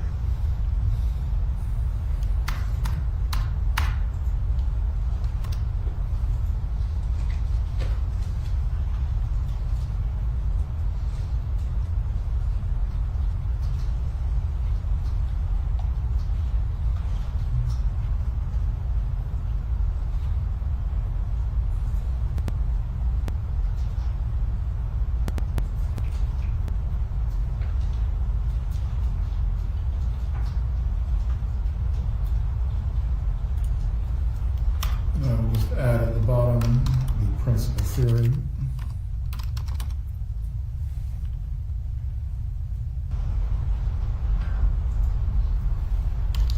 Or actually, this instruction does not apply to. And I do that for both principal instructions.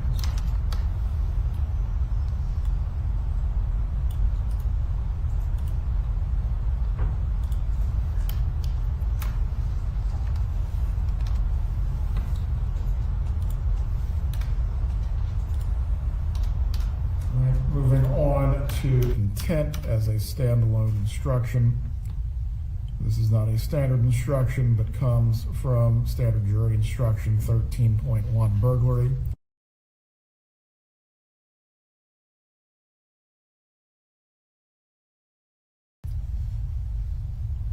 This was given in the prior trial for Charles Adelson, and I have given it previously in murder cases. Is either party requesting it, or do you wish for it to be removed? We're requesting it, Your Honor.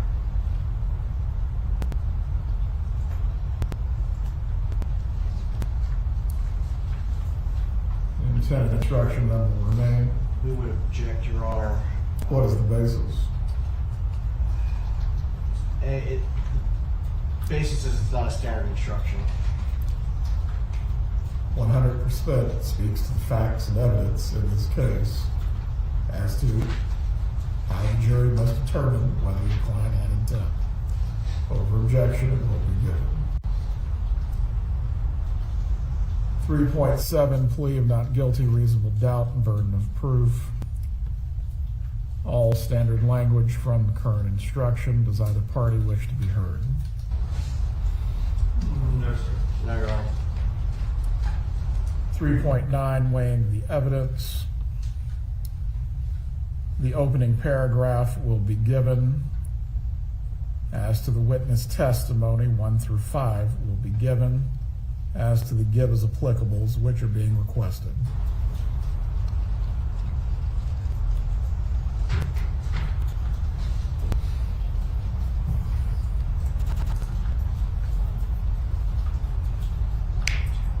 It's probably number 10, on one or not, but 6, 7, 8, and 9. Does the defense have any argument for the giving of number 10? No, Your Honor, we agree. Number 6, has the witness been offered or received any money, preferential treatment, or other benefit in order to get the witness to testify? Number 7, had any pressure or threat been used that his or her testimony deserves more or less consideration? Expert witnesses. Experts are like other witnesses with one exception. The law permits an expert witness to give his or her opinion.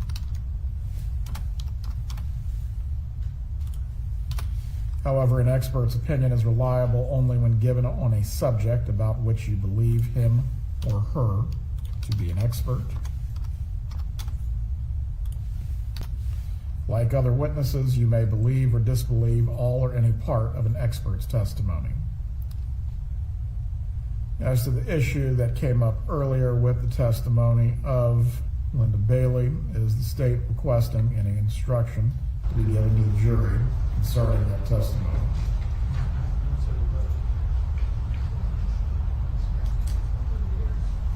Yes, Your Honor. What is the requested instruction? Have it typed out for you, would you like to? Yes. Copy to the defense. Sorry about the typo.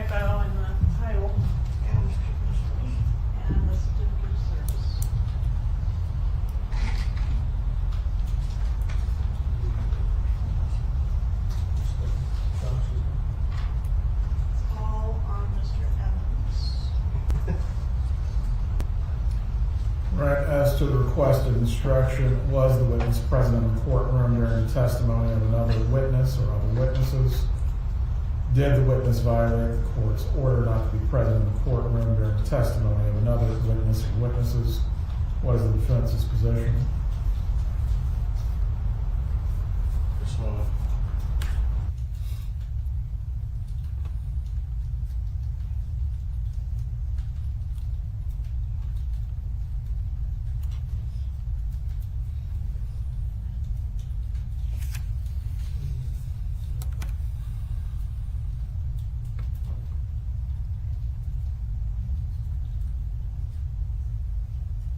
I have an objection to the first one, but the second one we do.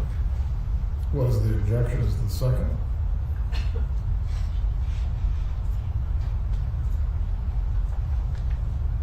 Your Honor, it's based, the witness's presence in the courtroom is based on our apparent misunderstanding of the discussion that we had at sidebar last week. As a result, we think that the first one is an accurate statement of the law, but under the facts, the second one would be inappropriate. Kaplan, what is your argument for the giving of the second?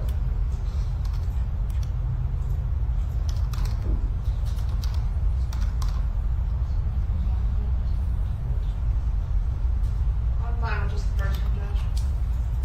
Well, after the expert witness instruction, the next instruction will be, was the witness present in the courtroom during the testimony of another witness or witnesses?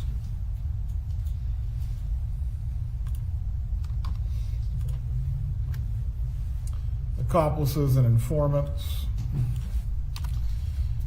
You must consider the testimony of some witnesses with more caution than others.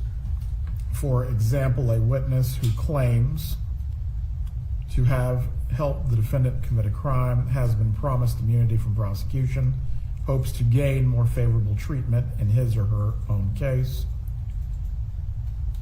I believe we have number 3 of the bracketed portions. Are any others being sought? Your Honor, it's just dawned on me where you're sticking the previous requested instruction about the witness was present in the courtroom during the testimony of another. Yes. That's probably better under weighing the evidence as opposed to, because You're asking for this then to be inserted into the 10, or what would be the 9 questions and make it 10? yes, because I don't know how much sense it would make if we read like other witnesses, you may believe, disbelieve all or any expert testimony. Then was the witness present in the courtroom during the testimony of another witness or witnesses? Certainly it's hanging out there as to what does that mean? I understand what you're getting at. Does the defense wish to be heard as the position? We don't have a legal objection, Your Honor. Then it will be question 10. Let me move that now.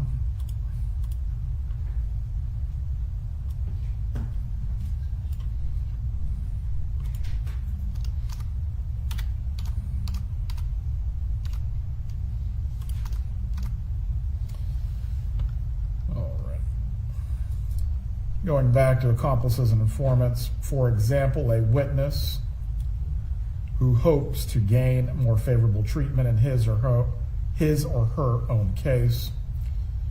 Are there any arguments for claims to have helped the defendant has been promised immunity? Not from the defense, Your Honor. Those will be admitted. You must consider the testimony of some witnesses with more caution than others. For example, a witness who hopes to gain more favorable treatment in his or her own case may have a reason to make a false statement in order to strike a good bargain with the state. This is particularly true when there is no other evidence tending to agree with what the witness says about the defendant. So while a witness of that kind may be entirely truthful when testifying, you should consider, and I believe this would just be her testimony. Yes, sir. Your Honor, can we go back to the first bracketed language, please? Which is being requested. Claims to have helped the defendant commit a crime. I think that would apply to Ms. McManaway. and to Mr. Rivera. State. Stop here. So for the record, as I understand it, the bracketed languages under accomplices and informants, Who claims to have helped the defendant commit a crime or hopes to gain more favorable treatment. all right, yes, sir.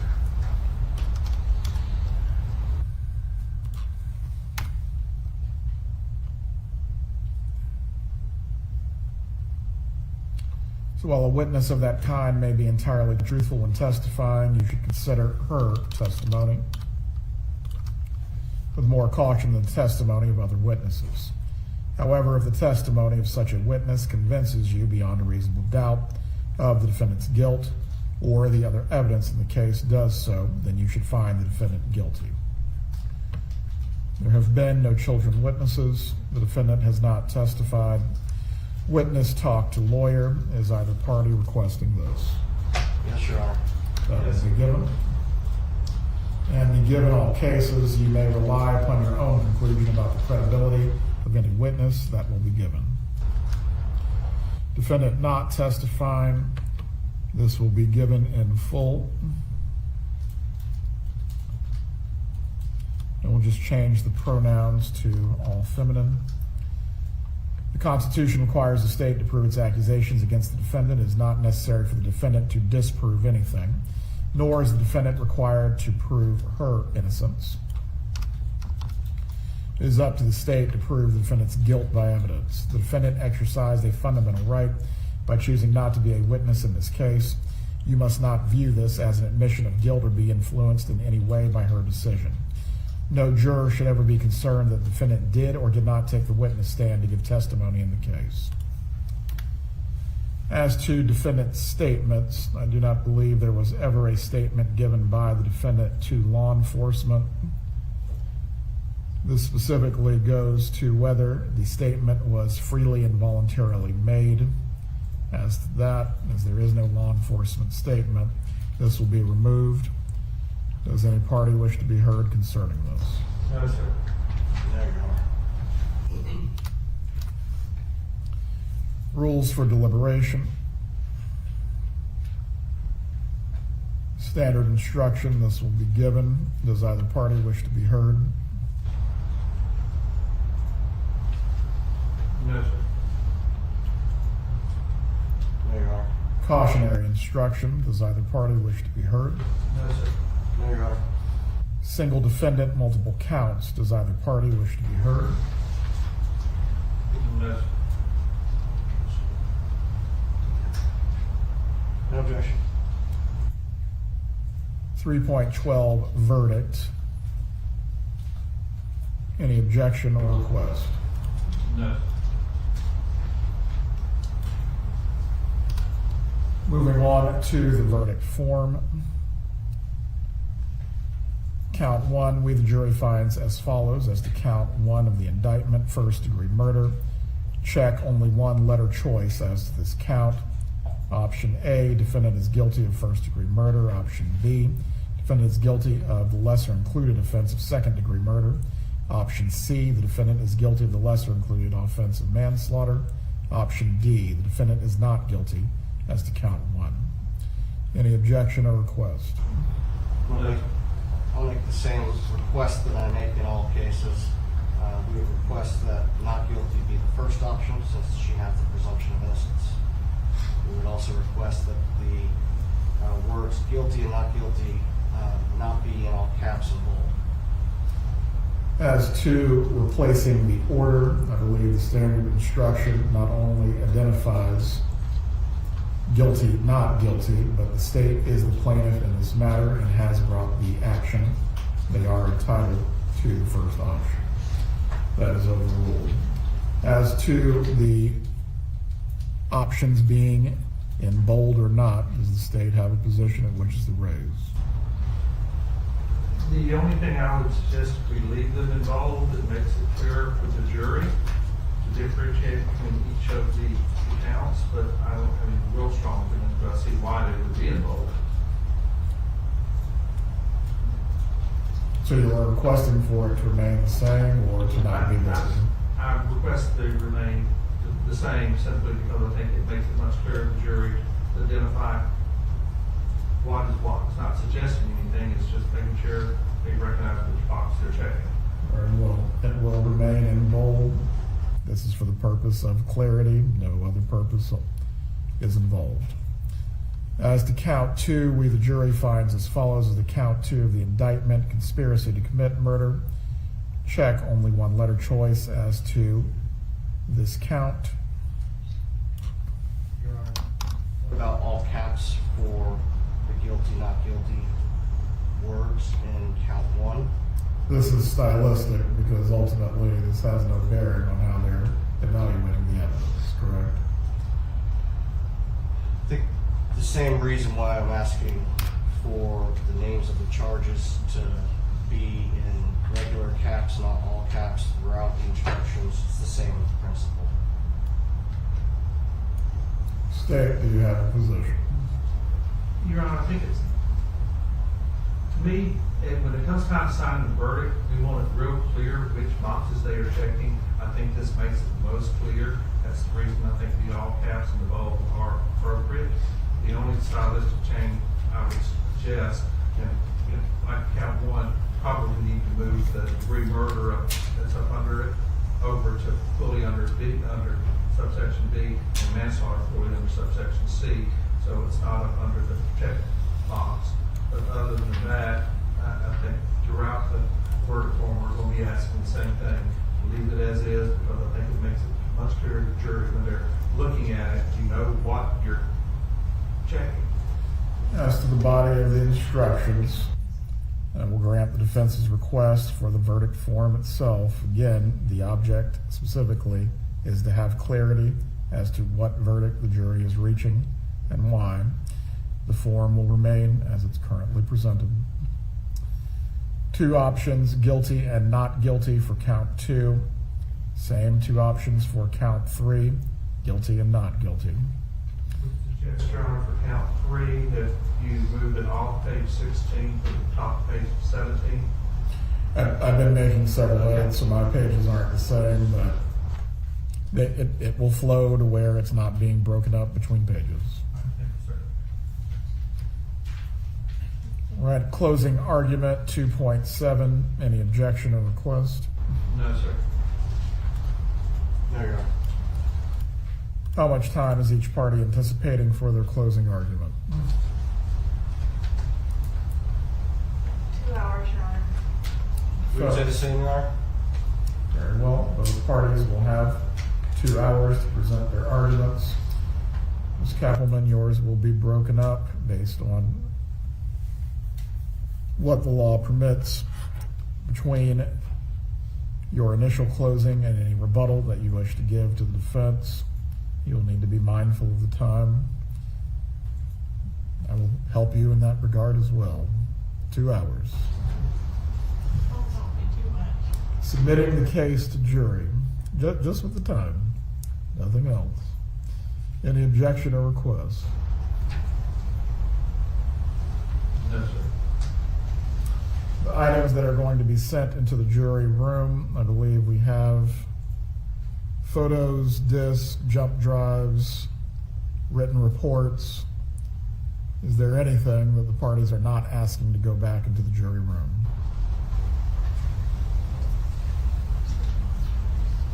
Just the demonstratives, Judge, on the exhibits. A demonstrative is not admitted, so yes, I would agree. It is not go back into the jury room. Ms. Dugan and I spoke earlier during the trial about going through especially 73 and 73 and make sure it complies with the court's ruling, so we'll do that before they're sent back. All right, and I will just leave it then. Photographic discs, jump drives,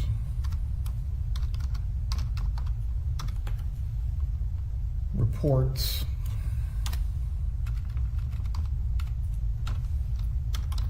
and document exhibits will be sent to the jury room with you when you begin to deliberate. If you wish to see any other exhibits, please request that in writing.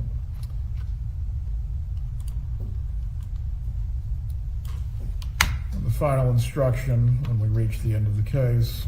Instruction upon discharge of the jury. Standard language once again. Any objection or request? No, sir.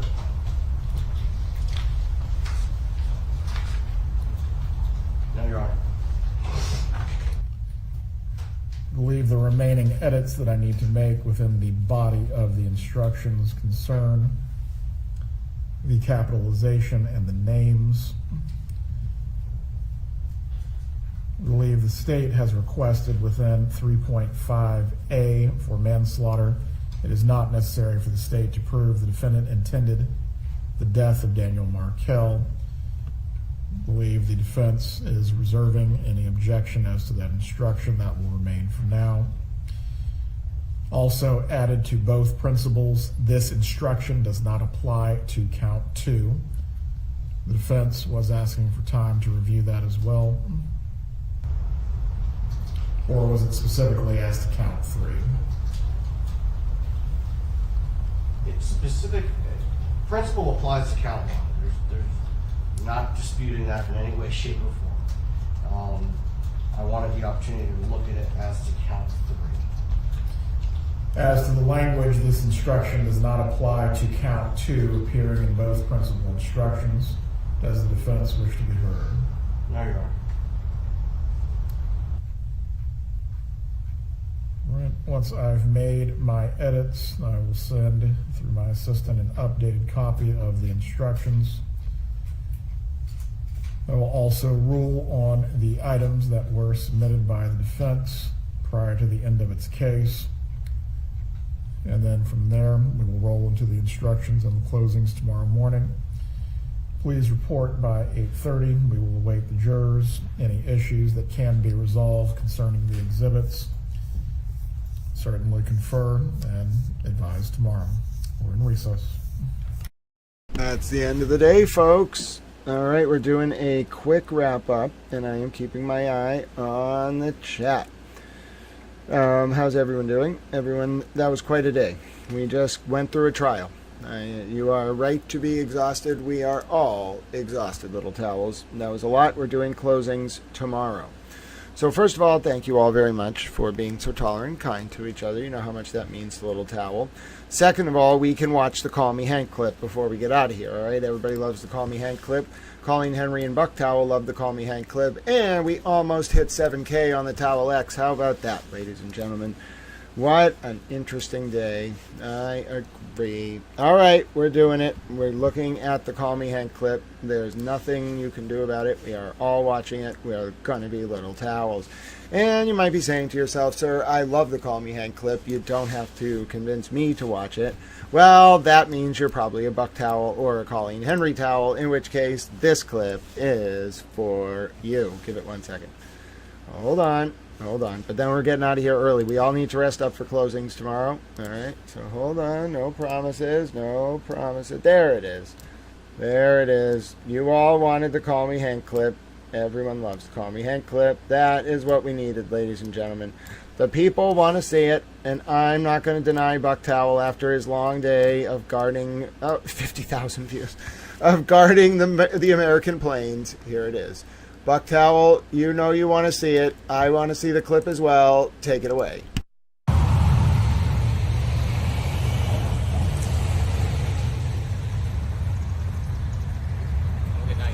You as well, Mr. Brennan. Okay, sir, I will, Hank.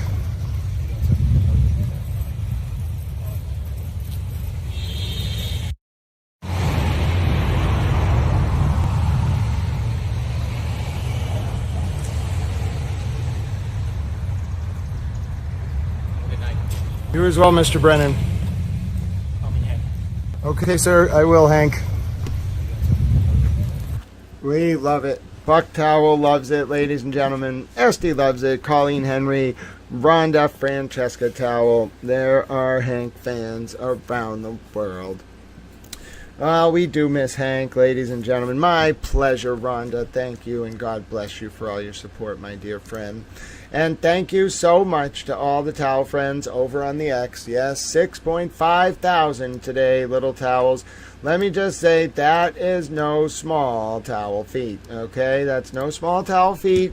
Look at that list, ladies and gentlemen. When you are competing against the likes of Al Jazeera and the wonderful JLR and who else? Defense Diaries and the Turkish national networks. Ladies and gentlemen, we have topped the scales. We are little towels. Congratulations. We have once again beaten out the country of Qatar. Hello, Judy. It's so good to see you. Yes, nothing better than the Call Me Hank clip to close it out, along with a shout out to our wonderful 6.5 thousand friends on the Towel X. Towel Stream is 3 times bigger than the country of Qatar, ladies and gentlemen. Someone send a shout out to the people of Qatar. Yes, we send a great, wonderful shout out to the people of Germany. Don't we, Pete Bunny Towel? Yes, we love the people of Germany. God bless them. I'm Pete Bunny Towel. Yes, you are Pete Bunny Towel. You are Pete Bunny Towel. All right, I hope everybody had a good day. Rest up. Closing arguments tomorrow in the Donna Adelson trial. They begin. We can't... There isn't really a wrap-up to do because the only thing that happened today was Donna Adelson didn't testify. So I guess that can be our wrap-up. If you missed it, after like 3 delays, this was the moment of the afternoon. All right, here it is. Here's the moment. Pete Bunny Towel was there. I heard Pete Bunny Towel was there for the moment. Now listen, you may be saying to yourself, what are you talking about? Pete Bunny Towel was there. He was there. All right, I don't want to hear it. Pete Bunny Towel was there. I can prove it. Look at, that's Pete Bunny Towel. Look at him. Look at him on the screen. That is Pete Bunny Towel. Now you may be saying to yourself, sir, that is indeed a Pete Bunny Towel. I know it's a Pete Bunny Towel. He was with me when we watched the moment. So let's do a recap, and it will involve Pete Bunny Towel. Everyone will be thrilled. All right, here we go. Recap time.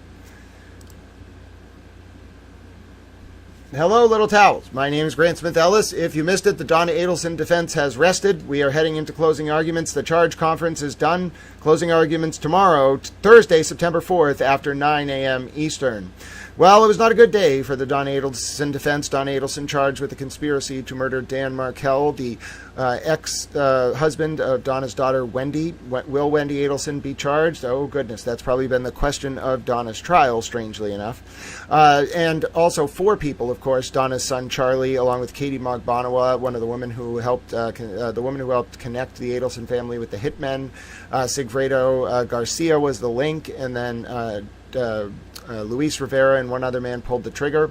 Whether Tuto, why he never got charged, that's an open question.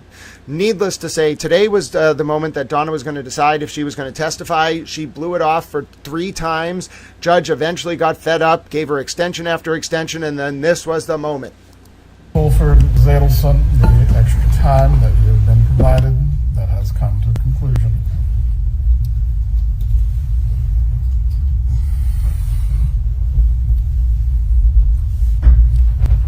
We are not finished with the colloquy quite yet.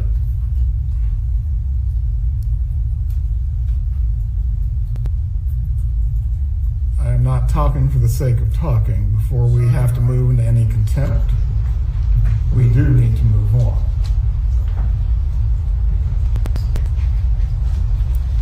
Mrs. Adelson, the question remains, as it relates to your right to remain silent and your right to testify.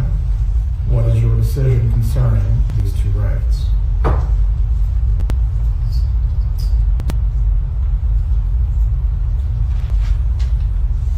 This time I don't want to testify. Very well. As I previously stated, the jurors will be instructed that your silence cannot be held against you in any way. So there you go, folks. That was the moment Donna Adelson decided not to testify. Her defense team had no more witnesses and rested. If you want to see the moment that the defense rested, I have that for you as well. We can take a look at it right here. Let's take a look. Everyone can be seated. Defense may call its next witness. All right, at this point in time, the defense rests. As you heard, the defense rests. Members of the jury, with the defense having rested, is the state planning to recall or call any rebuttal witnesses? No, Your Honor. With both the state and defense having rested their cases at this time, we are going to go into recess for the evening. I have some matters that I need to discuss with the parties, and from there tomorrow you will receive your instruction on the law and the closing arguments will take place. There you go, ladies and gentlemen. 9 a.m. tomorrow morning, Eastern Time, closing arguments in the Donna Adelson and Dan Markell trial. My name is Grant Smith Ellis. I will see you bright and early. YouTube.com/@GrantSmithEllis. X.com, Grant Smith Ellis, if you want to watch along. Thanks very much to every single one of you who did watch along today. Towel appreciates it, all 6.5 thousand of you. And Towel will see you again tomorrow. Absolutely. Thanks for watching this recap. I'm going to go back to talk to the Towel friends for a little bit now, and there you go. All right, Towel friends, what a day. What a day, little Towel friends. 6.4 thousand friends on the Towel X. It was a long trial. We can, well, some of us can breathe. I don't think Donna Adelson can fully breathe out. And now we head into closing arguments tomorrow. How long will the jury deliberate? I would guess a day or two. We will do a Towel poll about that tomorrow, ladies and gentlemen. All right, quick ending, I promise. Oh, thanks so much for all your support. If you want to subscribe, like the channel, this is a public information service designed to educate, inform, and entertain the public, such as to engender cogent public discourse and ward off the usurpation of our representative forms of government worldwide. Towel loves you all very much and appreciates your support and kindness. Don't forget, through today, any donations that you send over to Lindsay Gattani's legal fundraiser, ladies and gentlemen, will be matched 100% up to the first $500 by Little Towel, givesendgo.com/GEFJ4, ladies and gentlemen.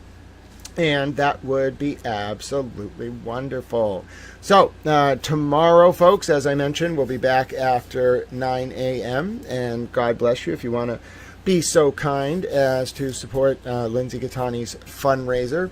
I think, actually, if you want to see why it's such, in my opinion, an important thing to support, let's take a listen, actually, to a video of Lindsay speaking at the State House after she helped to get revenge porn banned and coercive control in Massachusetts. And if you've never seen this video before, I think it's wonderful. All right, so.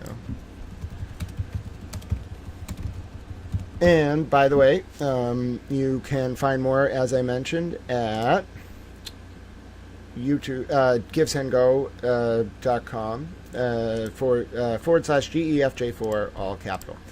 I know I have this thing. Hold on here. I'm going to find it. All right.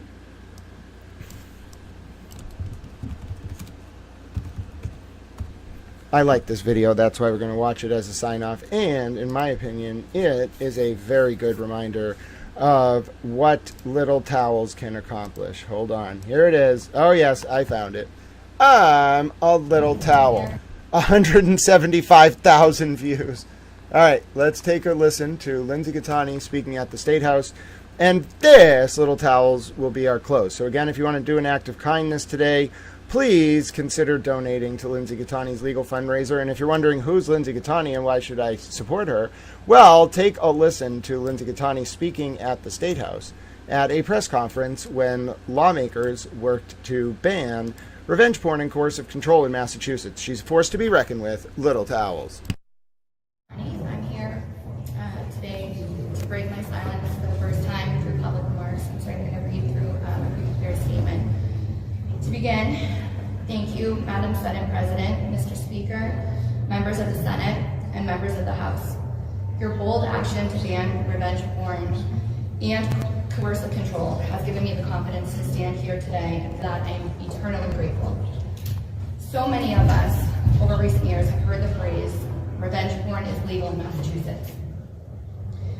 It's been thrown around as if this is somehow an excuse for weaponizing the most intimate moments of a person's life as a form of emotional control and abuse.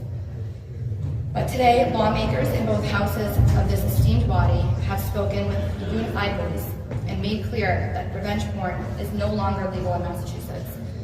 And survivors like myself are the ones who can now hold our heads high in defiance of anyone who might seek to use revenge porn as a weapon. I want to stress, though, every day that passes before this bill is formally becomes law is for further agony for survivors. I encourage the Compromise Committee to get this legislation across the finish line as soon as possible. I heard it said once that whenever we stand against the flow of opinion on hotly contested issues, a woman does what she must, in spite of the personal consequences and dangers and pressures, for that is the basis of all human morality. If those words from a great human being who himself changed history still stand for anything, it is a profound principle that will be embodied when this legislation is quickly signed into law. Thank you for allowing me the opportunity to use my voice, and I just want to let you know I cannot take any questions at this time, but I just want to thank everyone for allowing me to speak today. Can you just say your name again and spell it? Lindsay Gattani, Lindsey, and Gattani is Gaetani. What a great job, ladies and gentlemen. Excellent cause. Lindsay is a cause worth supporting. Help to get revenge porn banned in Massachusetts. You can support her by going to GiveSendGo/GEFJ4, and Towel will match any donations you send along before the close of today's date. All right. Thank you very much for tuning in. You know how I like to close every day. If you benefited from the stream today, if you enjoyed the camaraderie here, if you had a good time today here, the best way you can possibly pay it forward, ladies and gentlemen, is to do a small act of service. Whether you're Colleen Henry, Francesca Towel, Rhonda, Peach Pie, Allie Towel, thank you so much for your support earlier. God bless you, my dear friend. Enjoy to the Towel friends who got Towel memberships. I think Christina might have got one. Enjoy those.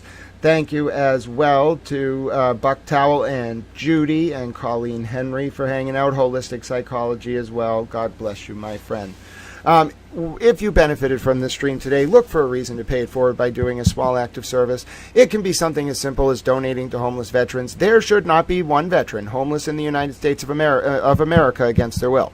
They want to go live in the woods? That's cool. We're not going to stop them. But not one veteran should be homeless against their will in the United States, or we have failed as a society.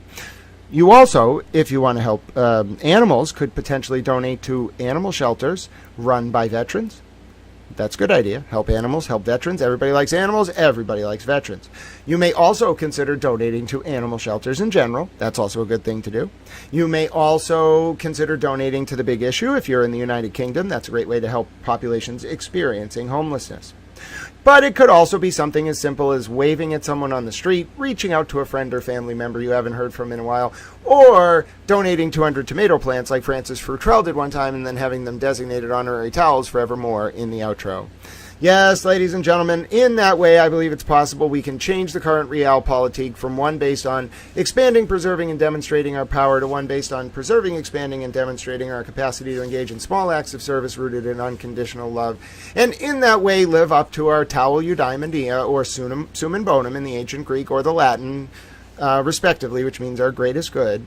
And in that way, there shall be a new digital epoch defined by Aquarius the water bearer standing tall and carrying a towel, proclaiming an ethos of unconditional love and compassion. I believe it's possible because of you all, little towels, and I am honored to have been with you today. As a result, folks, Francesca Towel, thank you for joining Towel Channel. God bless you, my dear friend. Enjoy your new Super Towel emojis. Towel loves Super Towel emojis. Christina Towel, you got your emojis back. You can kiss your emojis if you want, Christina Towel. I'm totally okay with that. You know, that's between you and the emojis. Oh, you missed them. Well, I was going to say, you want to kiss them, that's cool, too. They're emojis. I don't know how that's going to work out, but you figure it out. Anyway, my name is Grant Smith Ellis. Thank you so much, Towel Friends on the X, for watching. You know I gave a few minutes extra to you Towel Friends on the X in the beginning, so I'll give a few minutes to the Towel Friends on the YouTube at the end. God bless you, Towel Friends on the X. We'll be back tomorrow for closing arguments in the Donna Adelson trial and then verdict watch after 9 a.m. YouTube.com/@GrantSmithEllis if you want to join in the chat. God bless you. Be well, all however many 7,000 of you over there on the Towel X. Thanks very much for tuning in. Enjoy the rest of the day. Try to get some rest. Enjoy the sunshine if it's still out where you are. My name's Grant Smith Ellis. Towel loves you very much. Until tomorrow, be well. God bless. Towel friends on the X. Towel friend on the YouTube. I'm so happy I have a few moments to say thank you and goodbye to you today. Christina Towel, yes, you didn't just get a membership, you got it gifted from me, Little Towel. You won the random towel membership lottery. That was awesome. There you go. All right. Thank you so much, Towel friends on the YouTube. That was a long day. I'm sorry we didn't get to play trivia. That was a sprint through that Donna Adelson trial. God bless the Markell family. If this is how we're feeling, this exhausted, imagine how tired they are after almost 11 years of trials. Will Wendy Adelson be next? Time will tell, Little Towels. All right. God bless you. Be well, friends. Thank you for being so supportive and friendly and compassionate to each other. We'll see each other bright and early tomorrow morning. I'll put up the stream link shortly. I just got to get some air. I've been inside all day. I have a headache again. I think I'm just exhausted. Be well. God bless you. Towel loves you so much, my dear friends. Thank you for all your support and compassion. I will see you tomorrow. My name's Grant Smith Ellis. Be well. Towel loves you very much. Until then, God bless. Enjoy your rest. Hey, that was a good